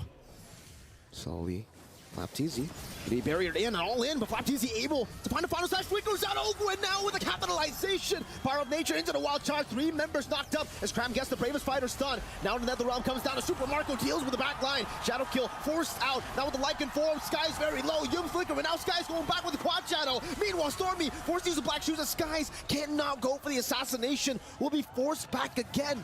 It's 1-for-0. Flap going in, connecting onto Yums, but will not be able to find the hit. Innocent with his Amon Force turns things around, finds a trade back, and Cram is back up. Nice reaction time coming in from Yums. That Power of Nature saved his life from Flapteezy trying to go for that final slash. But at the end of the day, Falcons AP Brand, despite trading Flapteezy over to Innocent, doesn't matter. They got the neutral objective, and that's the most important part. Again, now with the Lord. A big one at that, Skies. Jumps in, Shadow kill. NetherRealm not up just yet. View can't escape. It's Stormy who finds it straight into the fadeaway with the black shoes. Into the turret, they find a pick. And I think this Lord, Falcons AP Bren, will still be able to utilize it. The passive was on full stacks from Few. He's back up already. Let's look at the damage dealt so far, because right now, we're seeing that Few. Again, these fights have been really, really compact. And the closer SRG sticks together, the more the Ghost Burster is going to do even more damage. And man, you can just see how badly Flapteezy wants to catch somebody, just overextending, even by a single pixel. They'll find everything. But similar to the previous game, right, we did see that, you know, on Fanny, you want to be able to kind of split push on the side of the lane. For Hayabusa, exact same thing, right? You want to kind of alleviate the pressure. Super Marco with the chase down. Now Sky's going back and forth. Scratch down Super Marco. Wins the 1v1. He panicked. The quad shadow, he sent it into the wall. That wasn't ideal, but hopefully they can protect mid and tier 1. They will still be able to do so up top. Innocent sent to deal with the Lord, but he's all alone. He's used his Amon Force. Oh, Gwen. Look at this menace, Flapteezy walking forward with the vengeance, able to find it onto Yums. Didn't get the stun. Kyle Teasy in the mid lane, zoning Cram away, and they are able to zone them away, at least from the tier 1 in the mid lane, getting that tier 2 up top as well. Kyle forced back, Stormy, and now Yums, great maneuvers by him with the conceal. Zone them away from this turret. Ogwen, knock up, final slash, displacing Yums, still able to find a wild charge. Kyle Teasy in the back, Shadow kill used up. NetherRealm there to protect them. Meanwhile, Super Marco will be able to escape still. Dodges away, flicker from Cram, not able to find it just yet. And Cram, despite all the damage, he can't take anyone down. Stormy with the chase. But then the motivation roar just gets them back up. Oh, that's a War Axe diff right there. Survive. Oh, Stormy gets hit. Final slash, Stormy trying to run away, doesn't have the black shoes. Meanwhile, Crab gets bursted down. Kyle Teasy gets rid of Stormy. That's a 2-for-0 trade. Falcons AP Bren has been in the driver's seat this entire game, but the lead finally extended from 5K to 6K. Again, it's starting to even out here, and worst yet, this could mean inhibitors. The next 30 seconds is going to be important. Oh, final slash. Again, with the vengeance, this time Innocent able to escape those Skies, back and forth with the quad shadow, now into Flapteezy again, very low.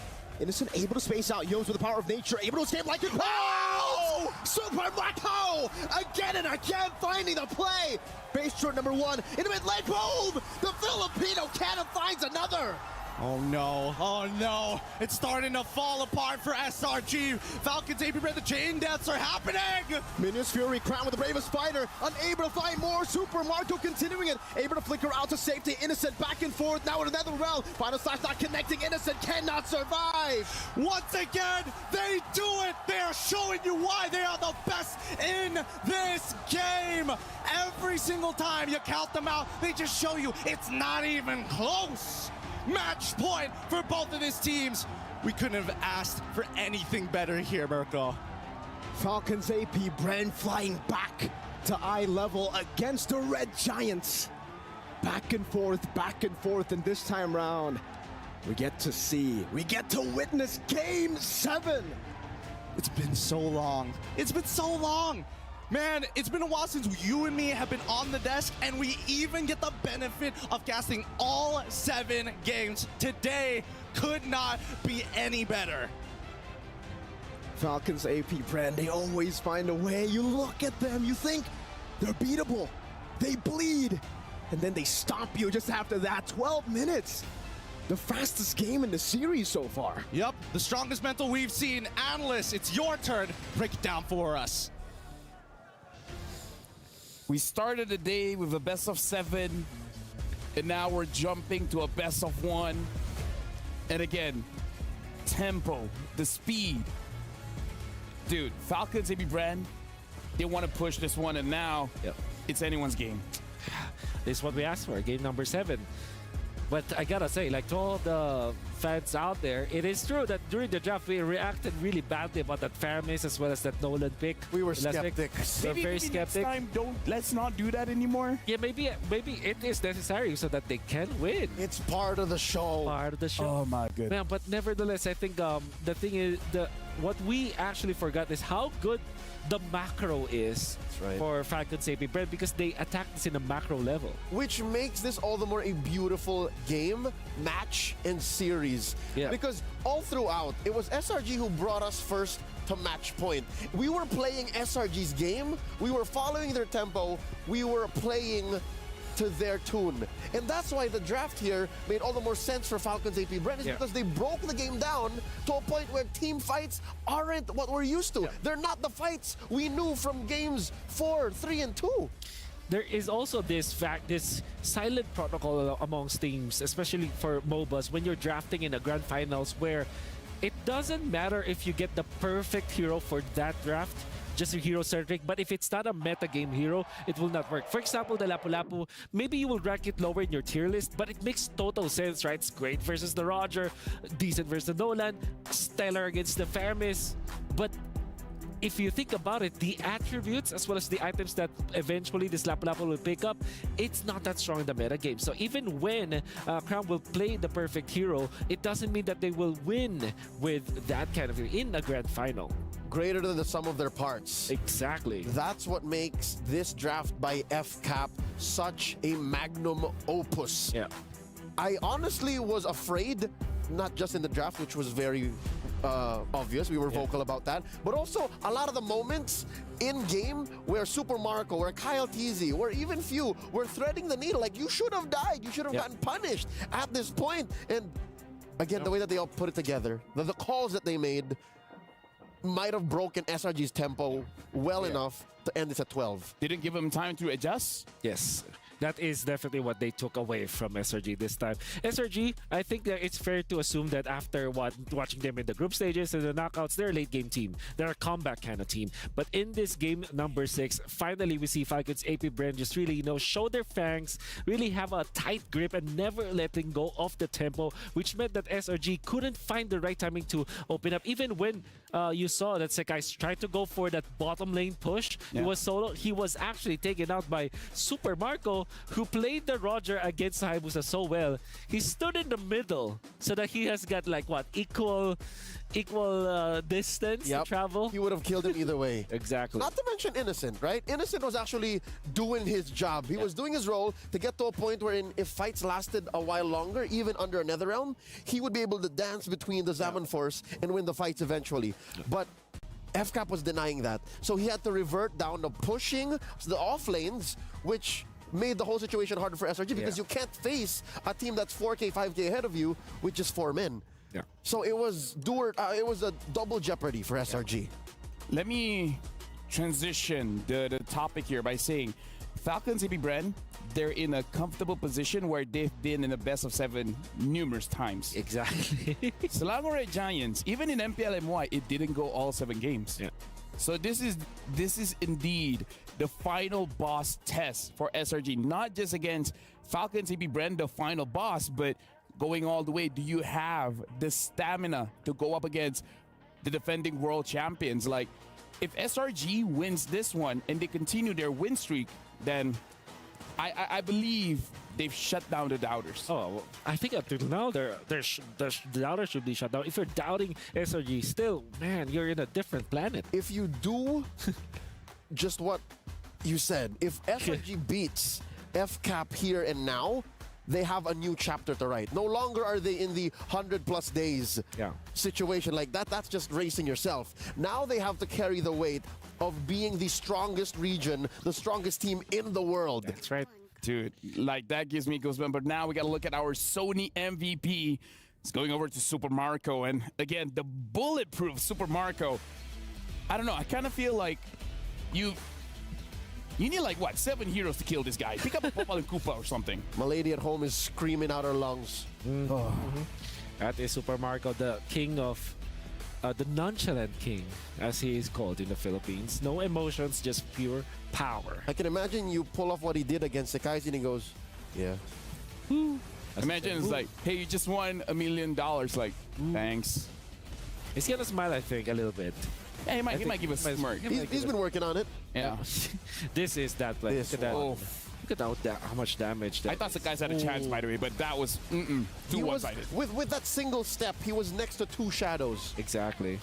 And then he's gonna clean up. Look, actually, the kiting coming out from FCAP finally arrived like the way that they are winning the team fights. And then Flap TZ, this time he is activated. Arlott, Flap TZ has been a 50-50 during the entire grand finals.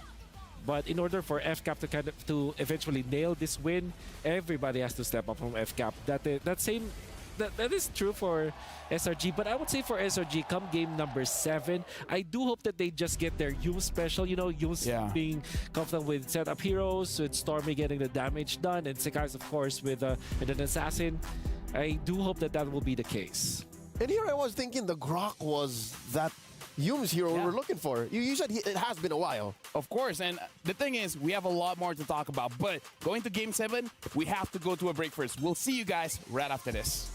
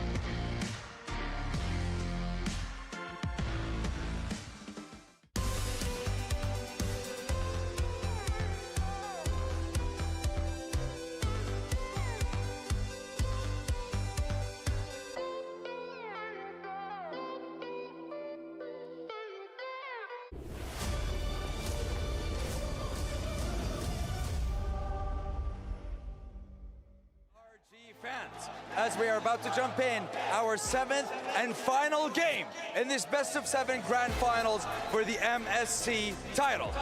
Now, boys and girls, are you ready? I say GG, you say SRG. Are you ready? GG, SRG, GG, GG, GG, GG. As you can see, the fans are ready and the game is ready. But before that, I think we have Mara with the Falcons AP Brent fans. Show me what you got. Oh, we're here to show you that we have the best fans.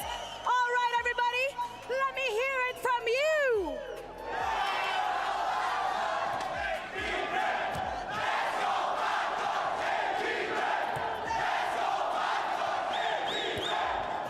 Lock on! Peanuts lang! We're about to show you Game 7. Analysts, take it away.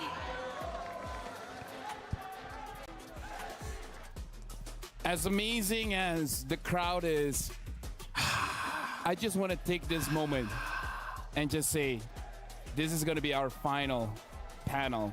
That's right. No turning back. We've been in Riyadh for how many weeks now, and it's all come to this.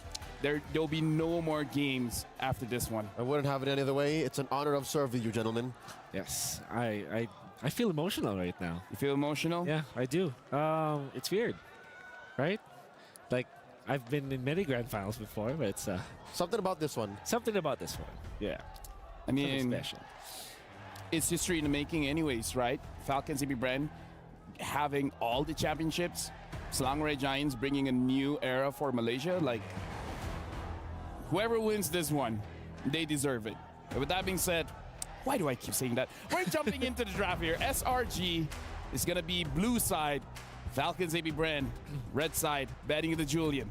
Yep. Batting the Faramis. Few, you're not gonna be having fun. Whew. By the way, just the fact that we have changed sides all matters so much. SRG can get Roger here. They can get Roger, indeed, and they have already banned up. Maybe the Valentina will be next. That should be the ban. I gotta say. I would encourage it. Encourage. What other years do they ban? Oh, because they're in the red side. That's why. Yeah. They can now afford to ban the Faramis because they don't have to ban the chip. Yeah. Okay. And Falcons CP Brand, they ban out the Fanny, so either let SRG have the Ling, have the Roger, or open both of them up. I think you open both of them. Just ban the Ling at this point if you are FCAP. But for SRG, I think I would have said Valentina, but yeah, Moscow also works. So in that case, do they first pick the Ling, regardless if it doesn't get banned? Yeah. Yes, 100%. Especially because you already have the counters taken out. Like most importantly, this Julian and also the Moskov. In fact, even the Faramis is considerable against the Ling. So yeah, you're now comfortable. Do it, Treb. Do it, Treb. They got the Ling, man. Yeah, just stay on the Ling. I mean, again, it's like they ban out the Angela, so they want to let SRG pick up the Ling so that Falcons AP Brand, they can pick up, I believe, Roger Terizla. Roger Valen. Roger Valen. Yep. But okay, so what is top one between Roger Valen and Roger Terizla? I think it's, for me personally, I think number one Roger Valen and then second is Roger Terizla. If the Ling gets picked up, I mean, this could be totally different. Maybe SRJ picks up Terizla. Or the Valen. Or the Valen. Put it in Stormy. In Stormy we trust. Wow, what an intense first pick, huh? I mean, again, it's the final match of MSC. The biggest power pick trade we've seen in a while. Yes. Comes down to this. Comes down. I've never been so nervous about exactly. And honestly, it could have just K. So it's Roger. Roger. It's their turn. This is an FCAP signature move. Yeah.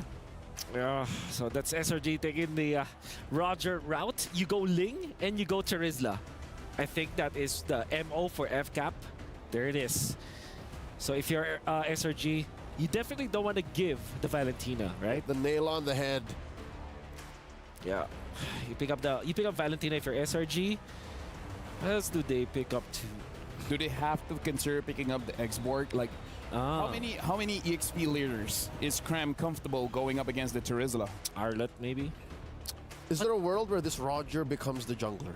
There is. There is. This is Sekai's we're talking about.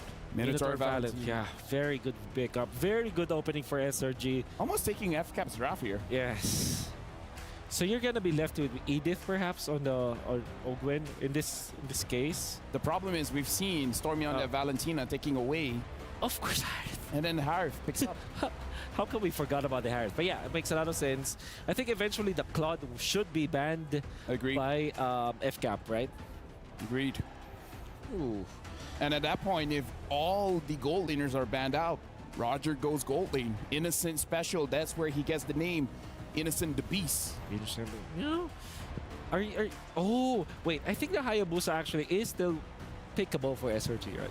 That's still a good hero versus the Ling, and also in a way against the Harith. So they're forcing Sekai's on the Haya.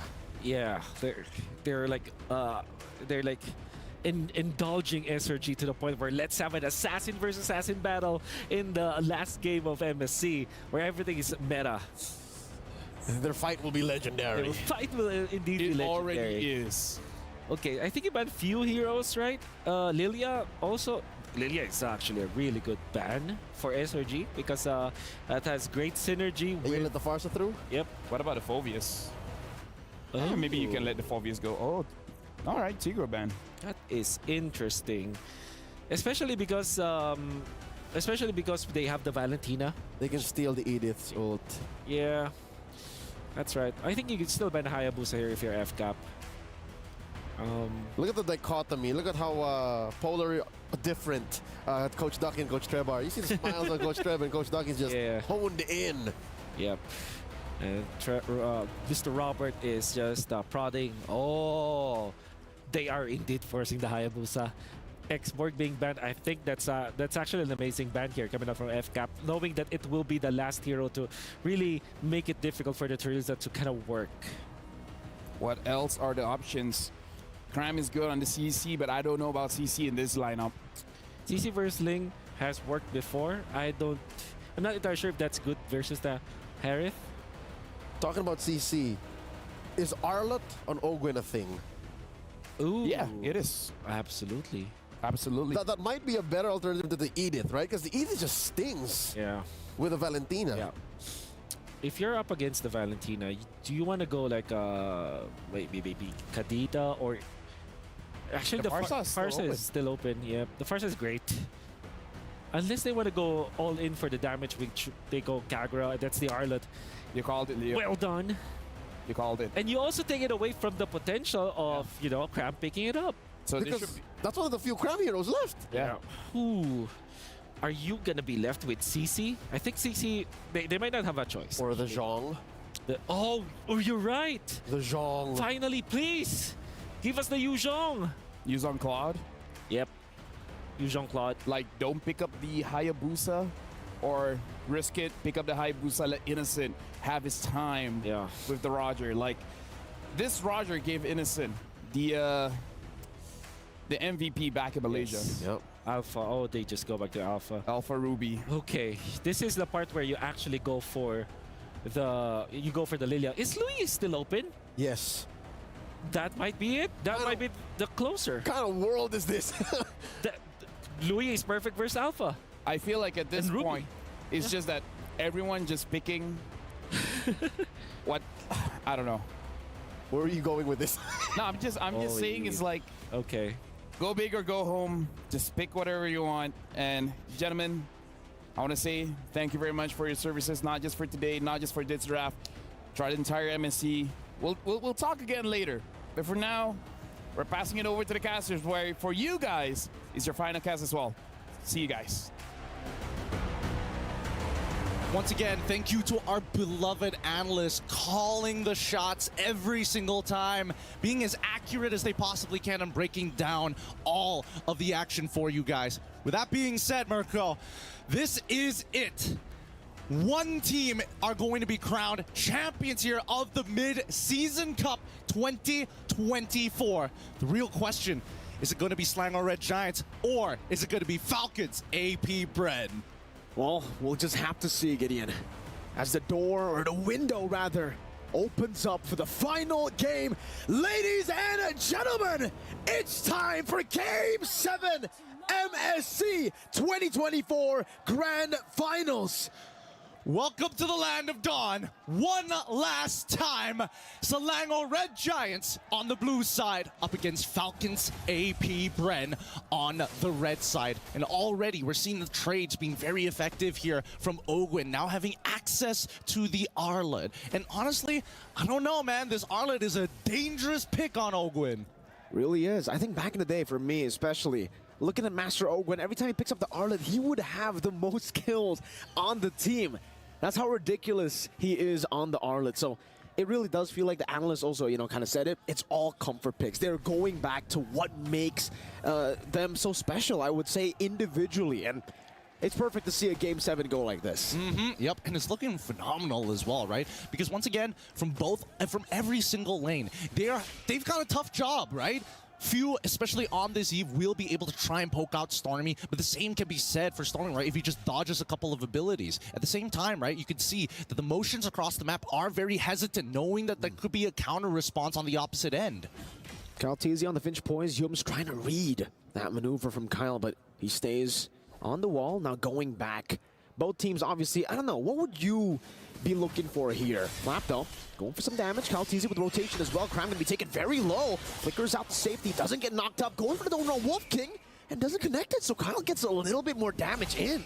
Okay, I think that's totally fine here, because again, Selangor Red Giants are going to be stronger once they have their big ultimates, right? Especially for Yums. Once he has them in No Fury, then maybe they can open up a couple of options. But in the meantime, right, this first turtle is going to be a little tough to contest, considering that Ogwin is giving them very good information. Okay, they know for a fact that, especially in the mid lane, is going to get shoved in, but they know that Alpha is already on his orange buff, so Falcons AP Bren can take their time with this, go to the opposite side, farm back up, get that level lead to come back for this fight.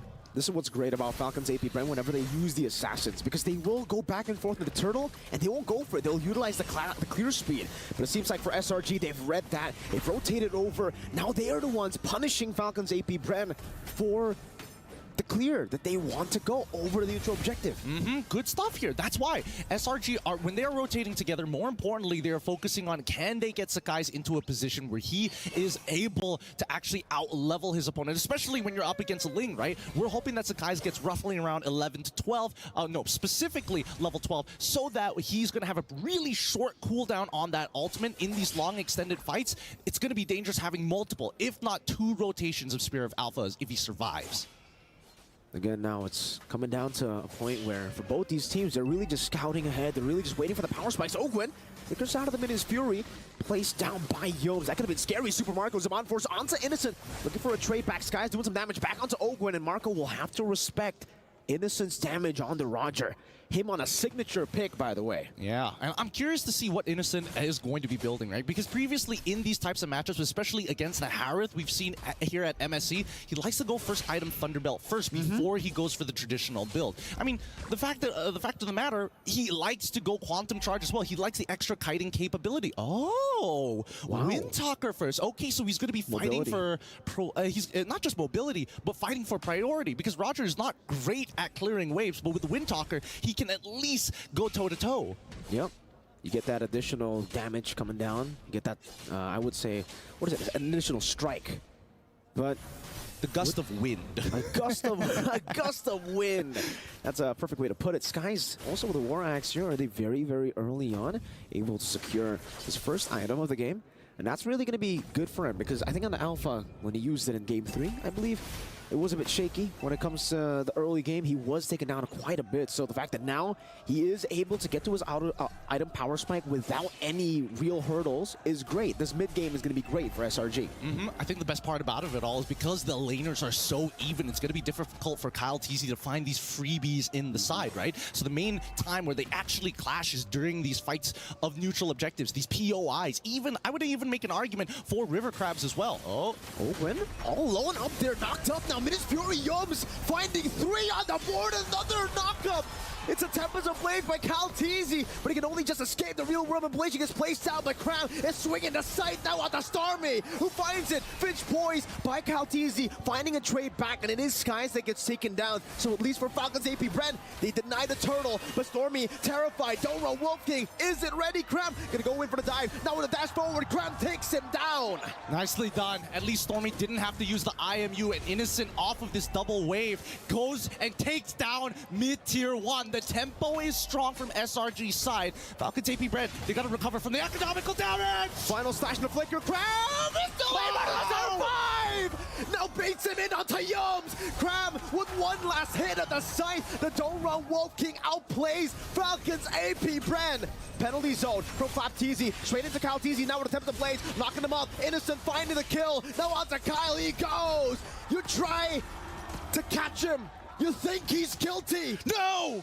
He's innocent! He does it time and time again. He's not allowed to get away with this. The law can't stop him now, man. But now, this is an insane amount of momentum that we are seeing from Selangor Red Giants. They want more! RWM, Innocent again, Lycan Pounce. Not going to be used up just yet. Owen with Avengers, the final slash, shutting him down. Yums, Minions Fury early to try to disengage, and he gets Stormy out, but it's just Stormy. He's going to have to die for it. Oh, man. Might have been an overheat coming in for Innocent. Talk about Caster's Cursed here. As we pull it back, let's look at the items. What have they built so far? Looks like the Endless Battle is almost complete by Innocent side, but the Starlium side then also going to be a quick Feather of Heaven, almost complete for the side of Super Marco. For Falcons AP Bren, even though they've lost out on the neutral objectives, they're still able to fight. And seriously, this composition is really built for those hero moments. You got so many big plays that can happen. Flapteezy penalty zone is a bond force. Owen obviously with the final slash, and they can all, if they are able to get the combo, it's gonna be ridiculous. I'm offended by Cram into the Don't Run Wolf King. No follow-up though.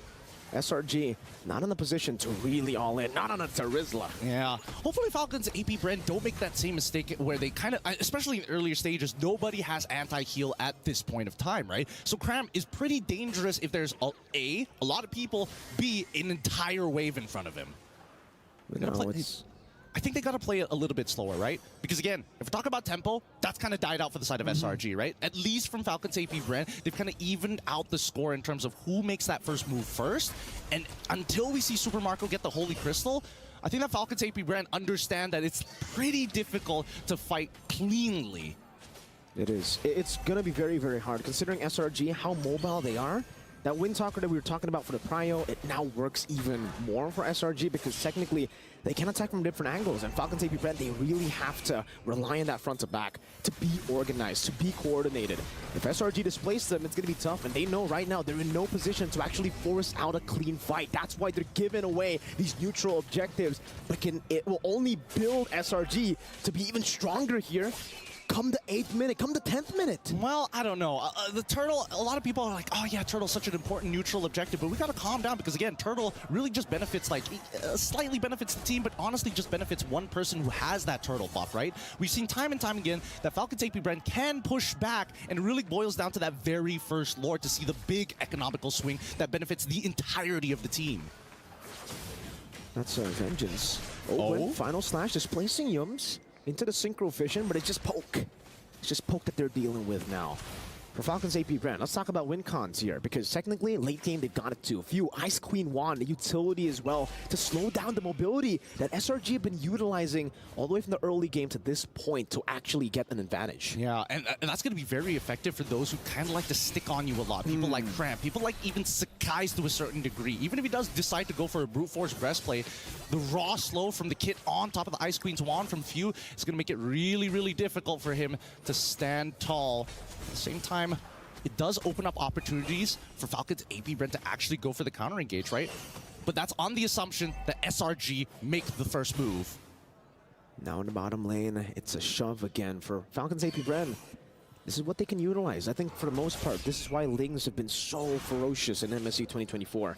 You're able to farm up so fast. You get places real fast as well. Obviously, you have that Finch poise, but it's all about just being a threat in the side lane. And technically, do SRG have someone that they can actually like send towards this Ling to match him at all times? Because even if you can 1v1 him, you can't get to the rest of the team faster than the Ling. Yeah, and There's also the secondary problem, right? Because if Ling is able to split push very effectively, then it boils down to how much wave clear do you have? And wait a minute, if Falcons AP Brand get the Lord, do they have enough wave clear to protect from high ground? That's just not the case for SRG's side. So this very first Lord might just be a make it or break it for them. Definitely is going to be, especially considering, you know, they got a Harith here. They need to find these big team fights. They need to be able to force these big team fights. They're committing on the Lord. Retribution on point for Skies. SRG take it away, and Falcons AP Bren, they concede. I think they don't mind. They know that they have the high ground defense. Worst comes to worst, Tier 2 start falling. As long as they maintain all of their inhibitors, they can actually push back. They're not at like a wave disadvantage for the upcoming Lord push. Sorry, not Lord push, but the upcoming Lord spawn.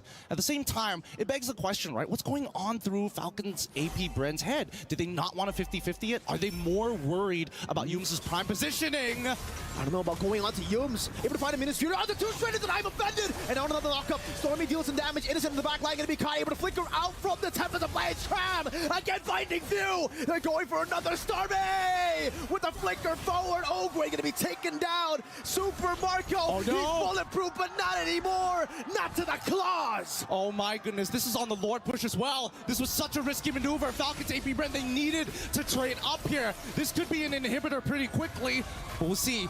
The Lord's still knocking on the tier 2s. Falcons AP Brent, they could diverge, they could divert. A big Lord in the bottom lane. Holy defense used up, and the Lord is still full HP. Oh my god, no way. Now, I'm offended onto Flap, still going with a hammer. Stolen real-world manipulation. 4-man penalty zone into Calteezy's damage, but Crab deals with him. It's a killing spree as Calteezy picks up the blades. Now in the midst of it all, caught again. The glowing wanted. He takes him down. Stormy finds the kill. It's another 2 for 1. This is not like this. Not like this. It was supposed to be an epic battle. It was supposed to be legendary. But now Slangor Red Giants have an insane economic lead onto Falcons AP Brent. 6,000 gold on match point with an inhibitor missing on the bottom side for Falcons AP Brent. I believe that Falcons can do it. They can bounce back, but we need to see a good final slash from Ogwin. He really needs to make it happen. We're gonna have to see a perfect final slash. We're gonna have to see a magical one. All the words in the dictionary that means miracle or something of the sorts. That's what Falcons AP Brent have to do. When did you last see Falcons AP Brent having to rely on something like that? It's been too long. It's been too long, but you can definitely tell that the pressure is getting there. It's building up. The momentum is here, and Slangor Red Giants now hit their next item power spike. 41, by the time this Lord spawns, it's going to be 42. Let's have a look at the items real quick. Oracle, on top of the fact that Yums is about to purchase that Dominance Ice, making sure that, hey, Ogwin, you can't get away with anything anymore. Same goes for Super Marco, but then again, he's bulletproof. His positioning has been, honestly, pitch perfect until his front line crumbles. It's very tough if your front line crumbles for a Harith to really look for anything in these skirmishes, because you're not really long range, you're in the fight. When you're in a fight, you are literally in it. You are in the midst of battle. And again, Ogwin gets caught in the final slash, but it's not his. It's Stormy's. He stole it away from him. Stormy is doing everything he possibly can to make SRG cross the finish line to create history. I'm gonna hold my breath here. I don't want to jump too far ahead of myself, but that is going to be a Luminous Lord for the side of SRG. 13-5, 13 minutes in Game 7 of the Grand Finals of MSC 2024. The region, the server that was once called Easy Skies, finds the Spear of Alpha, forces Calteezy back again, but take a look at the chase down now. He only used the Finch Poise. They tried to bait out the Tempest of Blades, but they didn't get him. That's fine, that's fine. Good patience coming in from Calteezy. Slangor Red Giants, though, they're gonna have to crack open. This might be their one opportunity to actually set this up for a base crack. But we'll see. Oh. They can't overextend here. Definitely not. I'm offended again onto Flapteezy now. With the Spear of Alpha, able to bring him back all the way. Yums in the midst of it all, finding the motivation roar to stay alive for so long. Few deals some damage still. Skies goes with a Flapteezy! helping Ogwin there, finding the final stacks as a stun as well on the skies. And again, it's Caltizi who jumps over to Innocent. Cram buys the immortality. He fights all the way. Stormy trying to survive. Cram in the base. Few doing it as well, trying to go for the clear. No, he's gonna try, but now Stormy's getting in the mix. Salmon Force has been dropped down. Super Marco jumping forward now with the help of Few. Cram in the base, still looking for the play. Super Marco running away, Cram chasing him. He does still have the dash. He gets out of the I'm offended, kiting him away. Few helping him with the Ice Queen wand, ever slightly just slowing him for Falcons AP Brent to survive. I don't know. Cram had an opportunity to keep smacking the base just a little bit more, but if you look at his build tells you everything you need to know. He knows he doesn't have enough damage. He knows that the minion is a little too low to make it work, but on top of it all, he's just making sure he can live. Don't lose your resources just yet. He still has an active immortality. We'll wait. We're gonna re-engage later. 4,000 gold deficit. 2 base turrets down. Falcons AP Brand, if there's a time for them to make the miracle play, it's now. Brother, man, they nearly lost the game there. They nearly lost the game. It's 16-8 right now. And in terms of damage taken, both Yums and as well as Cram at the top of the charts, but finally we are seeing that Falcons AP Brent are scaling, and if the fight drags out too far, especially with Caltizi, he can easily clean up that backline, even if you have iframes. Again, it all comes down to one fight, despite this massive advantage. You can take a look at the turrets, you can take a look at the stats all you want, but it really comes down to one fight. Falcons AP Brent, how were they even able to make that fight close? I don't know. SRG, I mean, they missed their opportunity, unfortunately, to close out this game now. You got to give props where props is due. Falcons AP Brand, they may be the final boss, but they won't make it easy for SRG. They're going to have to fight for every inch of space. And that space is being utilized by Falcons AP Brand. Again, despite these base turrets, luckily for Falcons AP Brand, it sides with them. Despite that advantage for Selangor Red Giants, it's not in the far lane, that base turret. So for Falcons AP Brand, they can constantly send the Ling up top, but they have to try to make a decision as well, because now SRG are forcing them. Oh, SRG need to take their time. They can honestly reset this, right? Just wait for the waves to start crashing closer towards the enemy crystal, and then maybe consider your options at this point, right? They're holding it hostage once again. Look at this, and even Falcons AP Brand, they know it. They're like, man, we gotta send somebody up there.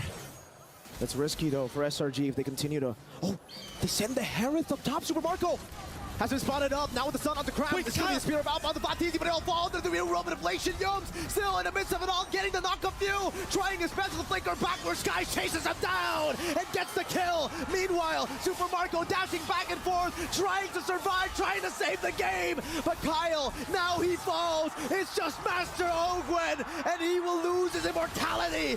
Another life, another chance, but not to Stormy. They've done it! They've done it! For the first time ever, Malaysia is on top! It's over!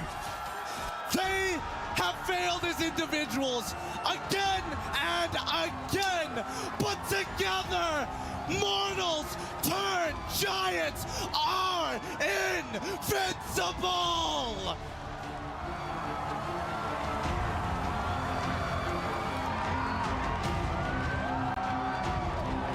The Giants, who slew Titans, unbeatable, they said. Invincible, they said. SRG are truly special.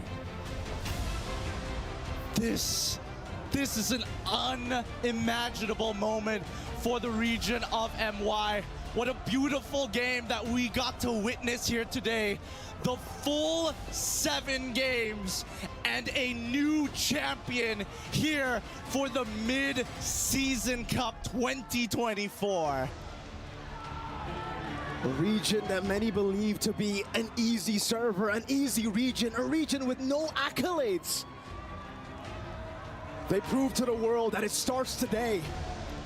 Today is the day that you see Malaysia on top of the world.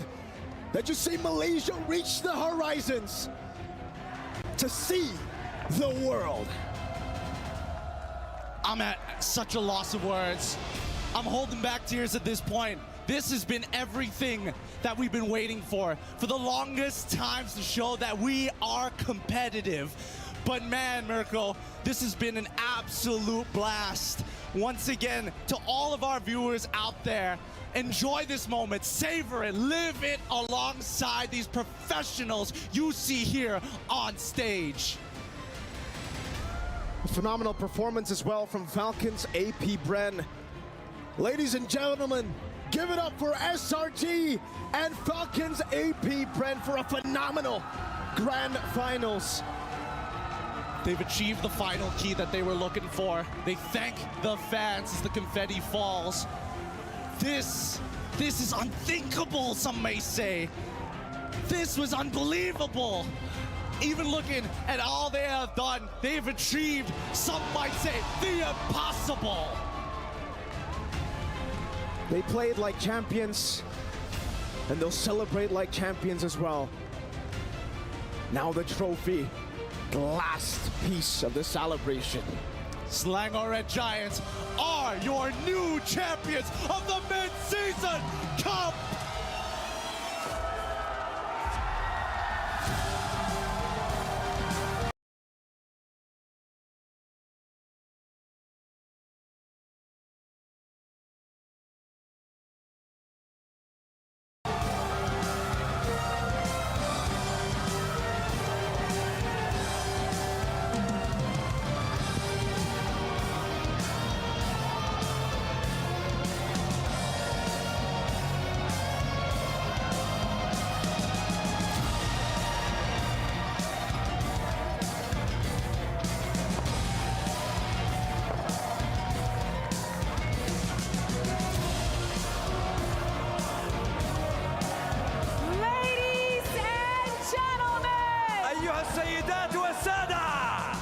Your champions for MSC 2024 at the Esports World Cup. Selangor Red Giants! So guys, congratulations. You have stood taller than the defending and the reigning MSC champions and the world champions. You are the new MSC champions at the Esports World Cup. How do you feel right now? I still I'm not wake up yet. I feel like I'm dreaming right now because this is my first time to join international tournament and I champion. Wow! Honestly, indescribable emotions and feelings. And Innocent, I have to ask you, you stood taller. You are now the MSC 2024 champion. And you've won $1 million. What's the first thing that you want to buy? It feels like a dream because, you know, we didn't expect it that we will get the champion. We just want to play and we will show to the world that we can fight against strong teams. You definitely proved that. Incredible performance from you, Innocent. Absolutely fantastic. And I have to say thank you to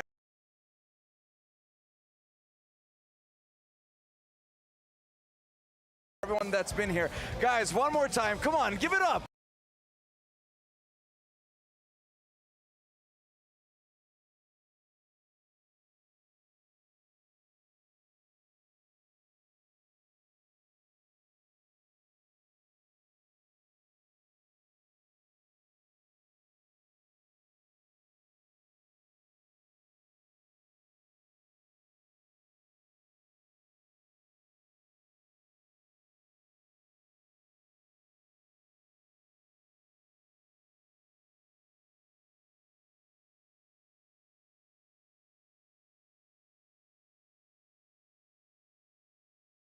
Selangor Red Giants!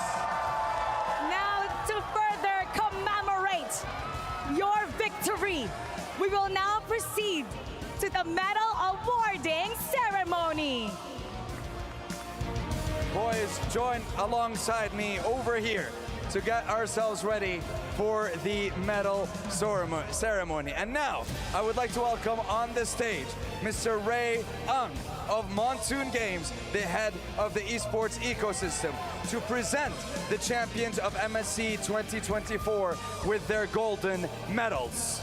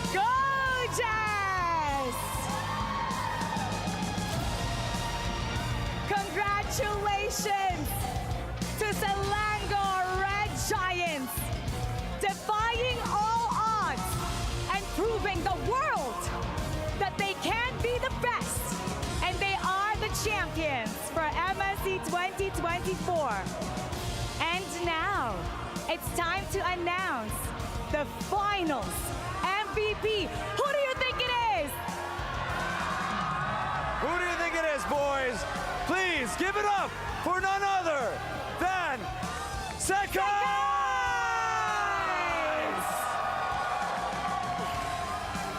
So guys, congratulations! So guys, you are the finals MVP. You are the MSC 2024 champion. Tell us, how does it feel to be crowned the best player in the tournament here on the Amazon Arena? Alhamdulillah, first of all, Alhamdulillah. I don't have word to say, but I just really want to say thank you for all the Malaysians fans and who are support us, and until we champion, and I never expect to unbeatable until 100. I don't know. Seven. Yeah. Yeah, it's available. What's your message right now to everybody watching here who stood by you, regardless what anyone else said, and to everybody back home that's cheering for your name, that's cheering for Selangor Red Giants? To me, I just want to say I already proved to the netizen that say Malaysia gonna 4-0 against the brand, and we made it wrong. We are the champion, bro! And they are the champions! And now to immortalize this victory, it's now time for a photo op. So boys, strike a pose worthy of the champions of MSC 2024. Show off your golden medals. And don't forget, show off your trophy for MSC 2024. For you have gone on a 107-day win streak, undefeated, unscathed on your journey to see the world. Remarkable performance! Outstanding victory! You are now the best in the world here at MSC 2024 at the Esports World Cup. One more time, ladies and gentlemen, in the Amazon Arena, give it up for your champions, Selangor Red Giants! On behalf of the 23 participating teams, talents from across the globe, and everyone who has made this possible, thank you for joining us on this incredible journey. Once again, my name is Mara Aquino. And my name is Dawood Sandstorm. Now we're gonna go back to our panel to discuss this history-making right now. Casters, back to you. It's your time to shine. Well, it's gonna be our last time to shine as we break down this game. And what do we even want to break down? I think we could take this from here, Lafel. I know that you have a lot of emotions, and I would say much deserving for SRG. I think this is a culmination of what they have done for the past few months. I was very happy and lucky to be able to talk to Coach Arcadia, and it was a very long story. Basically, this is a trust the process kind of thing, where again, the players that were selected for SRG, if you're a fan from Malaysia, and even if you're a fan from Philippines, something it was innocent as well as Cram, you would honestly totally doubt this. And I wouldn't be surprised if somebody doubts this team because of the people that they got. But man, they proved us all wrong. Yeah, doubt all you can, doubt all you want. SRG is walking away with a major bag, and of course the inaugural mid-season cup and the Esports World Cup in 2024. Yeah. The team just put on showcase team fighting, tempo breaks, god level micro, and more importantly, I think now coming into this new age, this new era of MLBB, what I dub the Age of Giants. Macro control. They forced Falcons AP Brent to play their game. Sure, Game 6, they were able to slip. They were able to duck the punch. Yeah. But Game 7, even with a solid draft, and maybe a questionable Eve, which we'll talk about more later, SRG got their tempo back. SRG found their flow and forced Falcons AP Brent into submission. I mean, the win streak continues, man. Now comes to the question, who is going to break that streak? Like, people would thought this would be the end, but Dude. Think about the words that came out of your mouth, right? They just extended their win streak. They just won what many people would say would be impossible to do. Yeah. But now we're already questioning when will it end, right? Again, I told y'all, they now carry a new legacy, a new chapter is written. Not only are they looking to extend that streak, they're carrying now the mantle of the world's strongest team. Dude, this reminds me of Onyx Kage days. Oh yeah, especially because of how they play. And I wouldn't label them aggressive easily. I think that they can play aggressive if they're needed to. Their team fight, I think the best part of this is that they look really good at team fights. This is what we can say about SRG, and the fact that they were challenged so much by Falcon Sapi Bren as well. It's like what you saw literally in that game was the best team in the world right now, and it's SRG. As a Malaysian, the only thing I can say is Alhamdulillah, man. Like, this is real. Like, I'm gonna echo what Sakai says. I feel like I'm still dreaming. Like, this is a dreamlike state, even speaking as a Filipino, right? Again, it's so easy to say, oh, we're gonna continue the status quo. Our teams are the strongest. Our macro, our play style is the best. But SRG here proved that, hey, that's not all there is to MLBB. You know what makes me happy, despite being from the Philippines, is that because I know the story of how Coach Ark did it. This is not just a team or an organization spending all of their money getting the best players around and thinking like, hey, do something, come on, win something. No, this is not. This is process. This went through a lot of scouting, a lot of a systematic approach to the game. Even the way that they handled their opponents, like when they won against Fireflux, when they won against NIP Flash, and now how they won against the formerly the best team in the world, and now best drafters as well. It was systematic, great for the community for sure. Wolf, on social media, we got it right. We both said SRG is going to be champion. I did. I called it 4-7. Bring it up. All right. Oh, sorry, 4-3. 4-3. 4-3. I called it. At some point in the series, I accepted the fact that I could be wrong. Yeah. And then we went past the threshold of Wolf being wrong. Yeah. And then eventually, it came down to destiny. So, Caster Lafell, cursed. Yes. Panel host Lafell, blessed. Different beast. Different beast. Blessed. I don't want to talk too much, man. I'm holding in tears. Like, yeah. Just so you know. I understand how this is odd for you because, again, for years now. Yeah. Actually, no, not just for years. In the history of MLBB esports, right. This is the biggest one. Yeah. Malaysia has never stood so tall. Yeah. Now, this is a bit special, but with them winning, I heard that there's a clip where gonna throw it over to them singing the national anthem.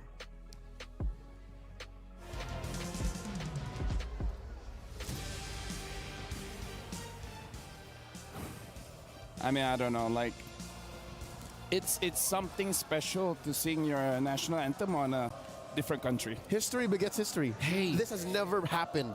And the thing is, when we go to M6, where they will be hosting it, they have a title to kind of defend. They have to defend, yeah. And no longer are we holding on to the heavy angle of no hometown country can defend. All the more now is it possible. Yes. This is great. I mean, this is great for esports. It's great for MLBB esports. I'm very happy that this happened. Of course, I'm gonna be even more happy if Falcon Sapi Bren won, but it is what it is. We have to be really we have to acknowledge how good SRG was and how important this win, not only for Malaysia but also for MLBB esports. It's such a great moment. It's a touching moment, in fact. This day will be remembered for years to come. This is already etched in MLBB history.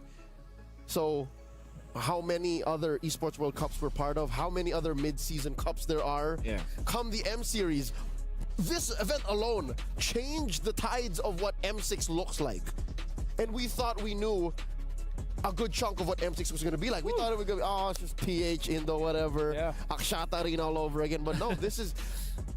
It's like we're part of a brand new esport. Exactly. This is not just a new chapter. This is not just a new page. This is a brand new novel. Yeah, top 1 Malaysia, top 2 Philippines, top 3 Singapore slash.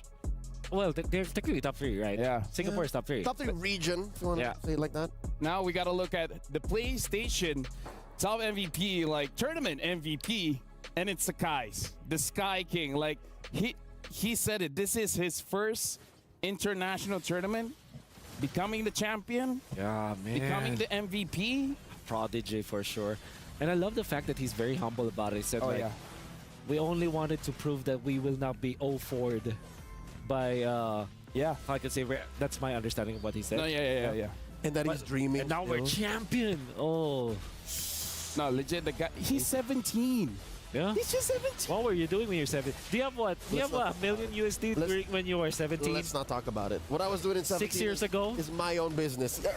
5. All right, that was me 6 years ago. Okay. 6 years ago, I wouldn't have dreamt of $1 million US. At 17. At 17. All right, here's the thing. I don't want to be jumping the gun, and I don't want to be, counting my eggs before they've hatched.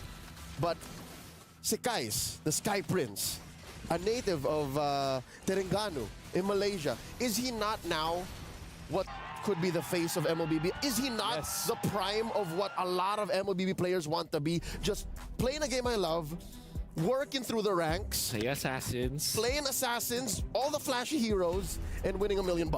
As the PlayStation Tournament MVP, I feel like at least regionally, at least for the face of Malaysia, there you go, Sakai. He's the guy. That's it. All right, I don't want to put the pressure on him, but I even dare say up there when you're just naming MLBB around the world. Currently, this is the biggest event in our esports calendar. And by winning MVP, by winning champion, by dethroning the Philippines, I think in my book he's earned it. Yeah. Honestly, here's the thing. MSC has been so grand, M6 might have a difficult time topping this. But that being said, let's look at the STC play predictions. 86. Wow.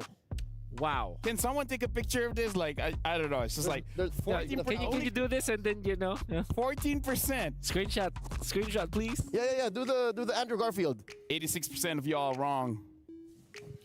We're gonna cry. There you go. Screenshot. There you go. Do the Andrew Garfield. Do the Andrew Garfield. No. What is the Andrew? All right. Yeah, you know the meme. There you go. There you go. I went from almost crying to memeing. That's great. Thank you very much, guys. It's a roller coaster. You guys are helping me out a lot here. Of course. I'm still in disbelief, so you know. What else are we here for? We are actually like, and I've said this before, Gideon as well as LaFell. No matter how much I hype SRG, these guys won't accept it. It's because they're coping with trauma. Well, I guess now, for all of the Malaysian fans out there, including both of you, you now have to best believe that we live in the world where it's Malaysia. Wait. The world just turned upside down. You're right. Yeah. Not only did we flip the predictions, but also this is Wolf full on analyzing 7 games worth of Malaysian games? Of a Malaysian game, and they won. This is, again, truly a change in the winds. Yeah, it's a change. Dude, at this point, we gotta celebrate one more Malaysian play because we're looking at the PlayStation Player Bounty, where this is the craziest Lord steal.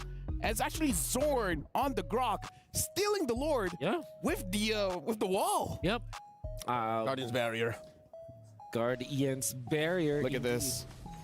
So, where is... It's a full dance. Eyes on Zorn. Eyes on Zorn. After this, he's gonna get a kill too. And he's already controlling it. Yep. With the wall. Actually, at the edge of the wall, indeed. Right as it manifests. And flicker, boom. Yep, that's killed the guy that should have secured it. That's a beautiful. That's serendipity. That's just. Yep. There you go. Also Zorn. another icon in the Malaysian scene, right? And also internationally. He's the few of Malaysia. Been The playing what? since the few. Oh, okay. He's been playing since season 1. He's my Malaysian Jordan. Yeah, he is. I hope this was not his last dance. Again, we've been hinting at it. There were rumors down the grapevine about 6-7 months ago. Yeah. I hope not. I hope if he's gonna keep doing that, please stay Zorn, please. Yeah. For you guys at home, your opinion matters, man. Let us know how you guys have been enjoying the MSC, because again, for us as talents, it has been a crazy ride. Scan the QR code and hopefully we entertained you guys. Yeah. Oh, wonderful ending to MSC. I'm happy that we ended this way. Best of 7 and a new champion being crowned. Good. I think that MLBB Esports will just continue to grow. A All new is spotlight. well. All is well. All is well. Yeah. What a way to end it. Honestly, at this point, I'm just hungry. Yeah. Feeling a dinner? I have actually not eaten a meal since we got in. We are already full just by watching the games. Well, let's actually see the updated club championship. Oh yeah. See now how everything is shaping up. Team Falcons is still number 1 with 1,600, but Selangor Red Giants. Selangor equals T1. Times SRG equals T1. What an age we live in. Wow. Dude, Simon should take a picture of this. Say like, Selangor Red Giants T1, potato, tomato. Same thing. Selangor Red Giants over Team Liquid, Fnatic, and Over G2. NIP. Oh. NIP has been here since the very start. Wow. Here we are. We live in this era. We'll live in a new era. At this point, I don't know what's gonna happen in M6, man. Like, I'm worried because those that win MSC afterwards don't have a good time. Yeah. All right, you know what? Even if we did make Look at him still not already doubting and ever the pessimist. This is PTSD. Come on, live in this moment. Indulge in it, LaFell. Listen, this is your era. We've lived to the point where it's like when one good thing happens, something bad's gotta follow up. You know, it's like PTSD, man. I know. Although he is not wrong. I need friends at this point. What are we? But here's the thing. For you guys at home, you guys got to catch the MLBB Women's Invitational 2024 starting on July 24th. The only all-female tournament at the Esports World Cup features 12 teams from 11 regions, breaking barriers and redefining esports.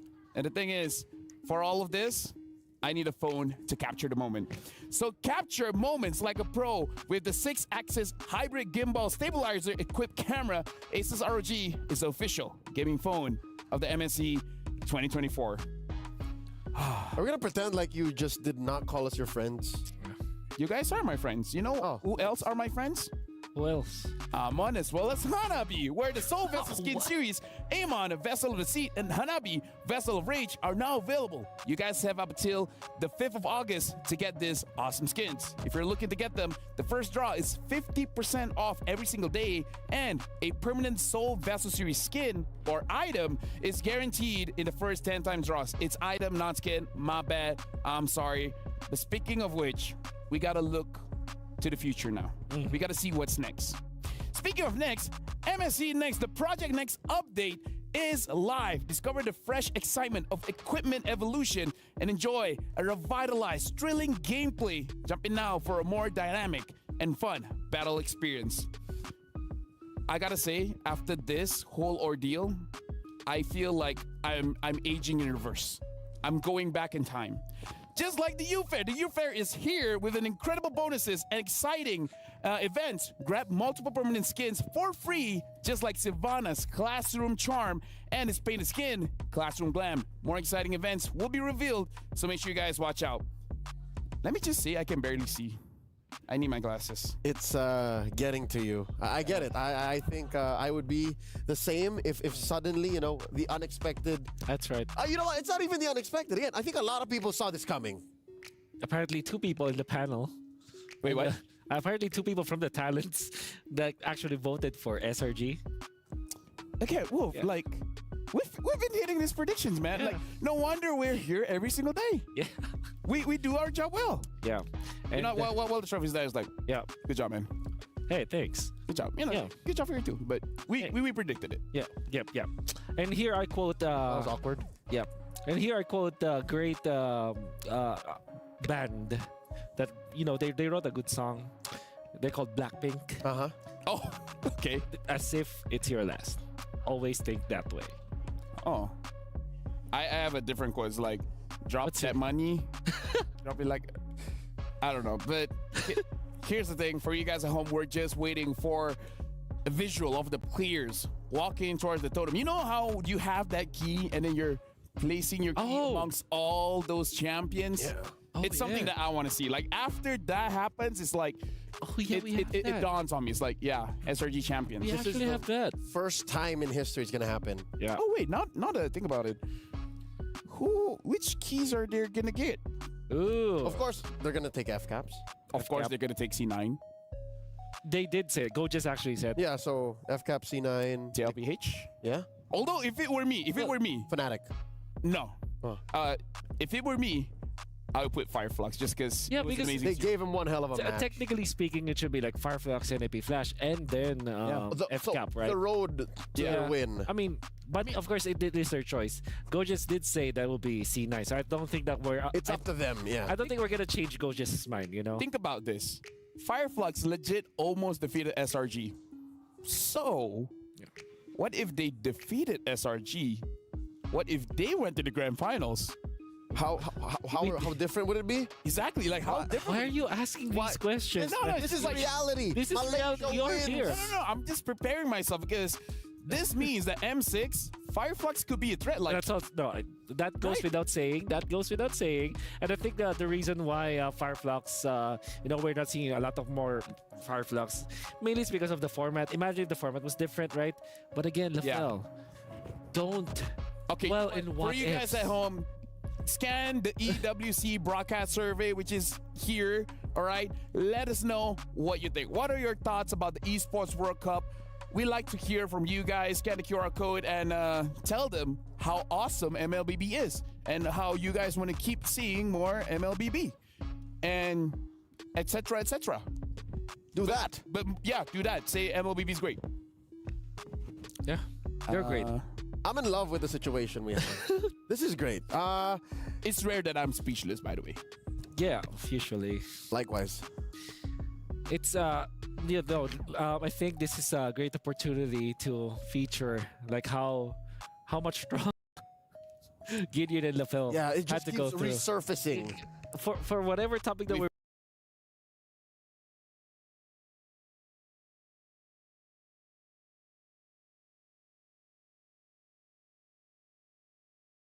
Oh, it's Humes. There's a totem with their key.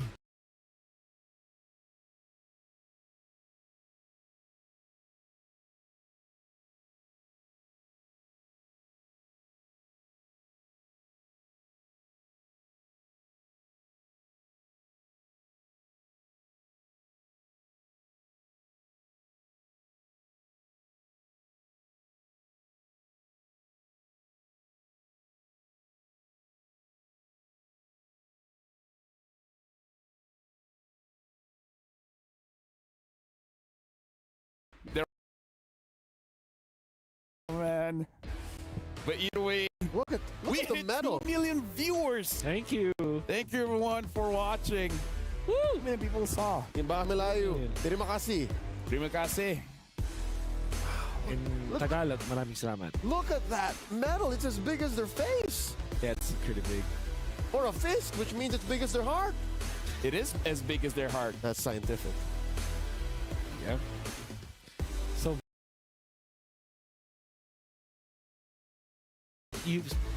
we can see Yums are they're gonna be going to the totem place, right? Where they're gonna collect some of the other keys and put it on their own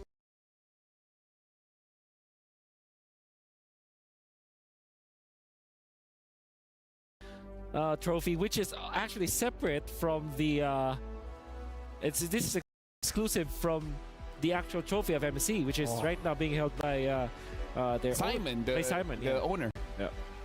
Simon must be proud. Oh, words do not do justice. Man. Give me a vocabulary and I can't find a word to express how I'm feeling right now. Oh, yes, Coach Arcade, just put it there. They're giving the honor to Wow.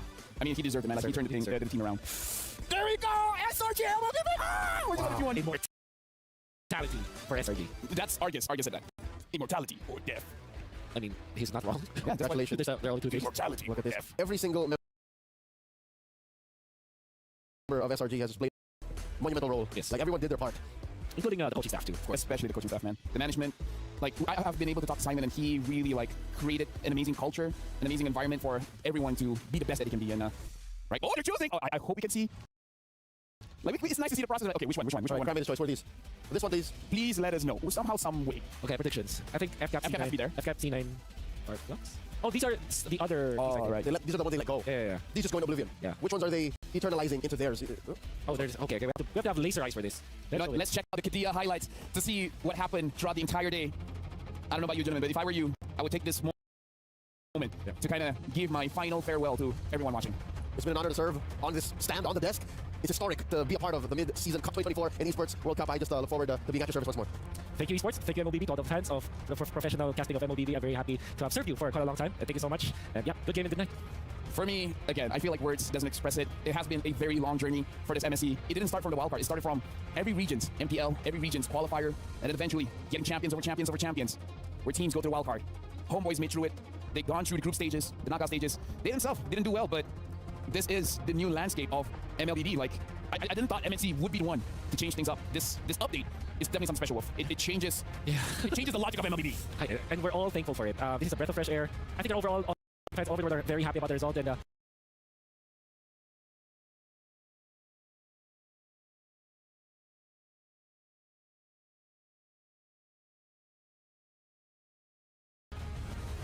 I'm just so blessed to be part of this, you know? And if you're not, and I understand, yeah, you have every right to feel the way you do about the results. That's right.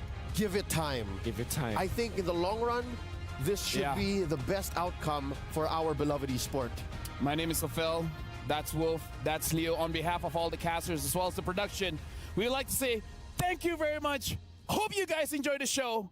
Until next time, bye-bye.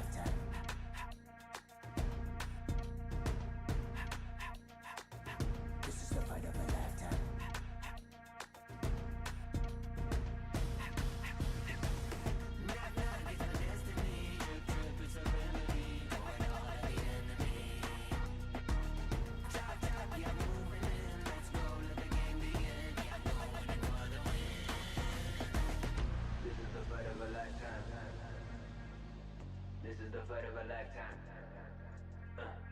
This is the fight of a lifetime. Yeah, this is the fight of a lifetime. Yeah, this is the fight of a lifetime. This is why I'm giving you some. This is the fight of a lifetime. Better believe I'll be getting it done. This is the fight of a lifetime. Get me to the one destination. This is the fight of a lifetime. I'll be looking for the nomination. Knock, knock, it's my destiny. Drip, drip, it's a remedy. Throw it all at the enemy. If I don't do it, it's the enemy. Chop, chop, yeah, I'm moving in. Let's go, let the game begin. This is the fight of a lifetime. So don't need nobody here telling me. Don't need nobody here telling me how to be, what to be, who to become. Eating it too, I ain't giving you some. Better believe I be getting it done. Getting in your head and I do it for fun. Take to the one destination. Going to battle and I will confirm. I'll be looking for the domination.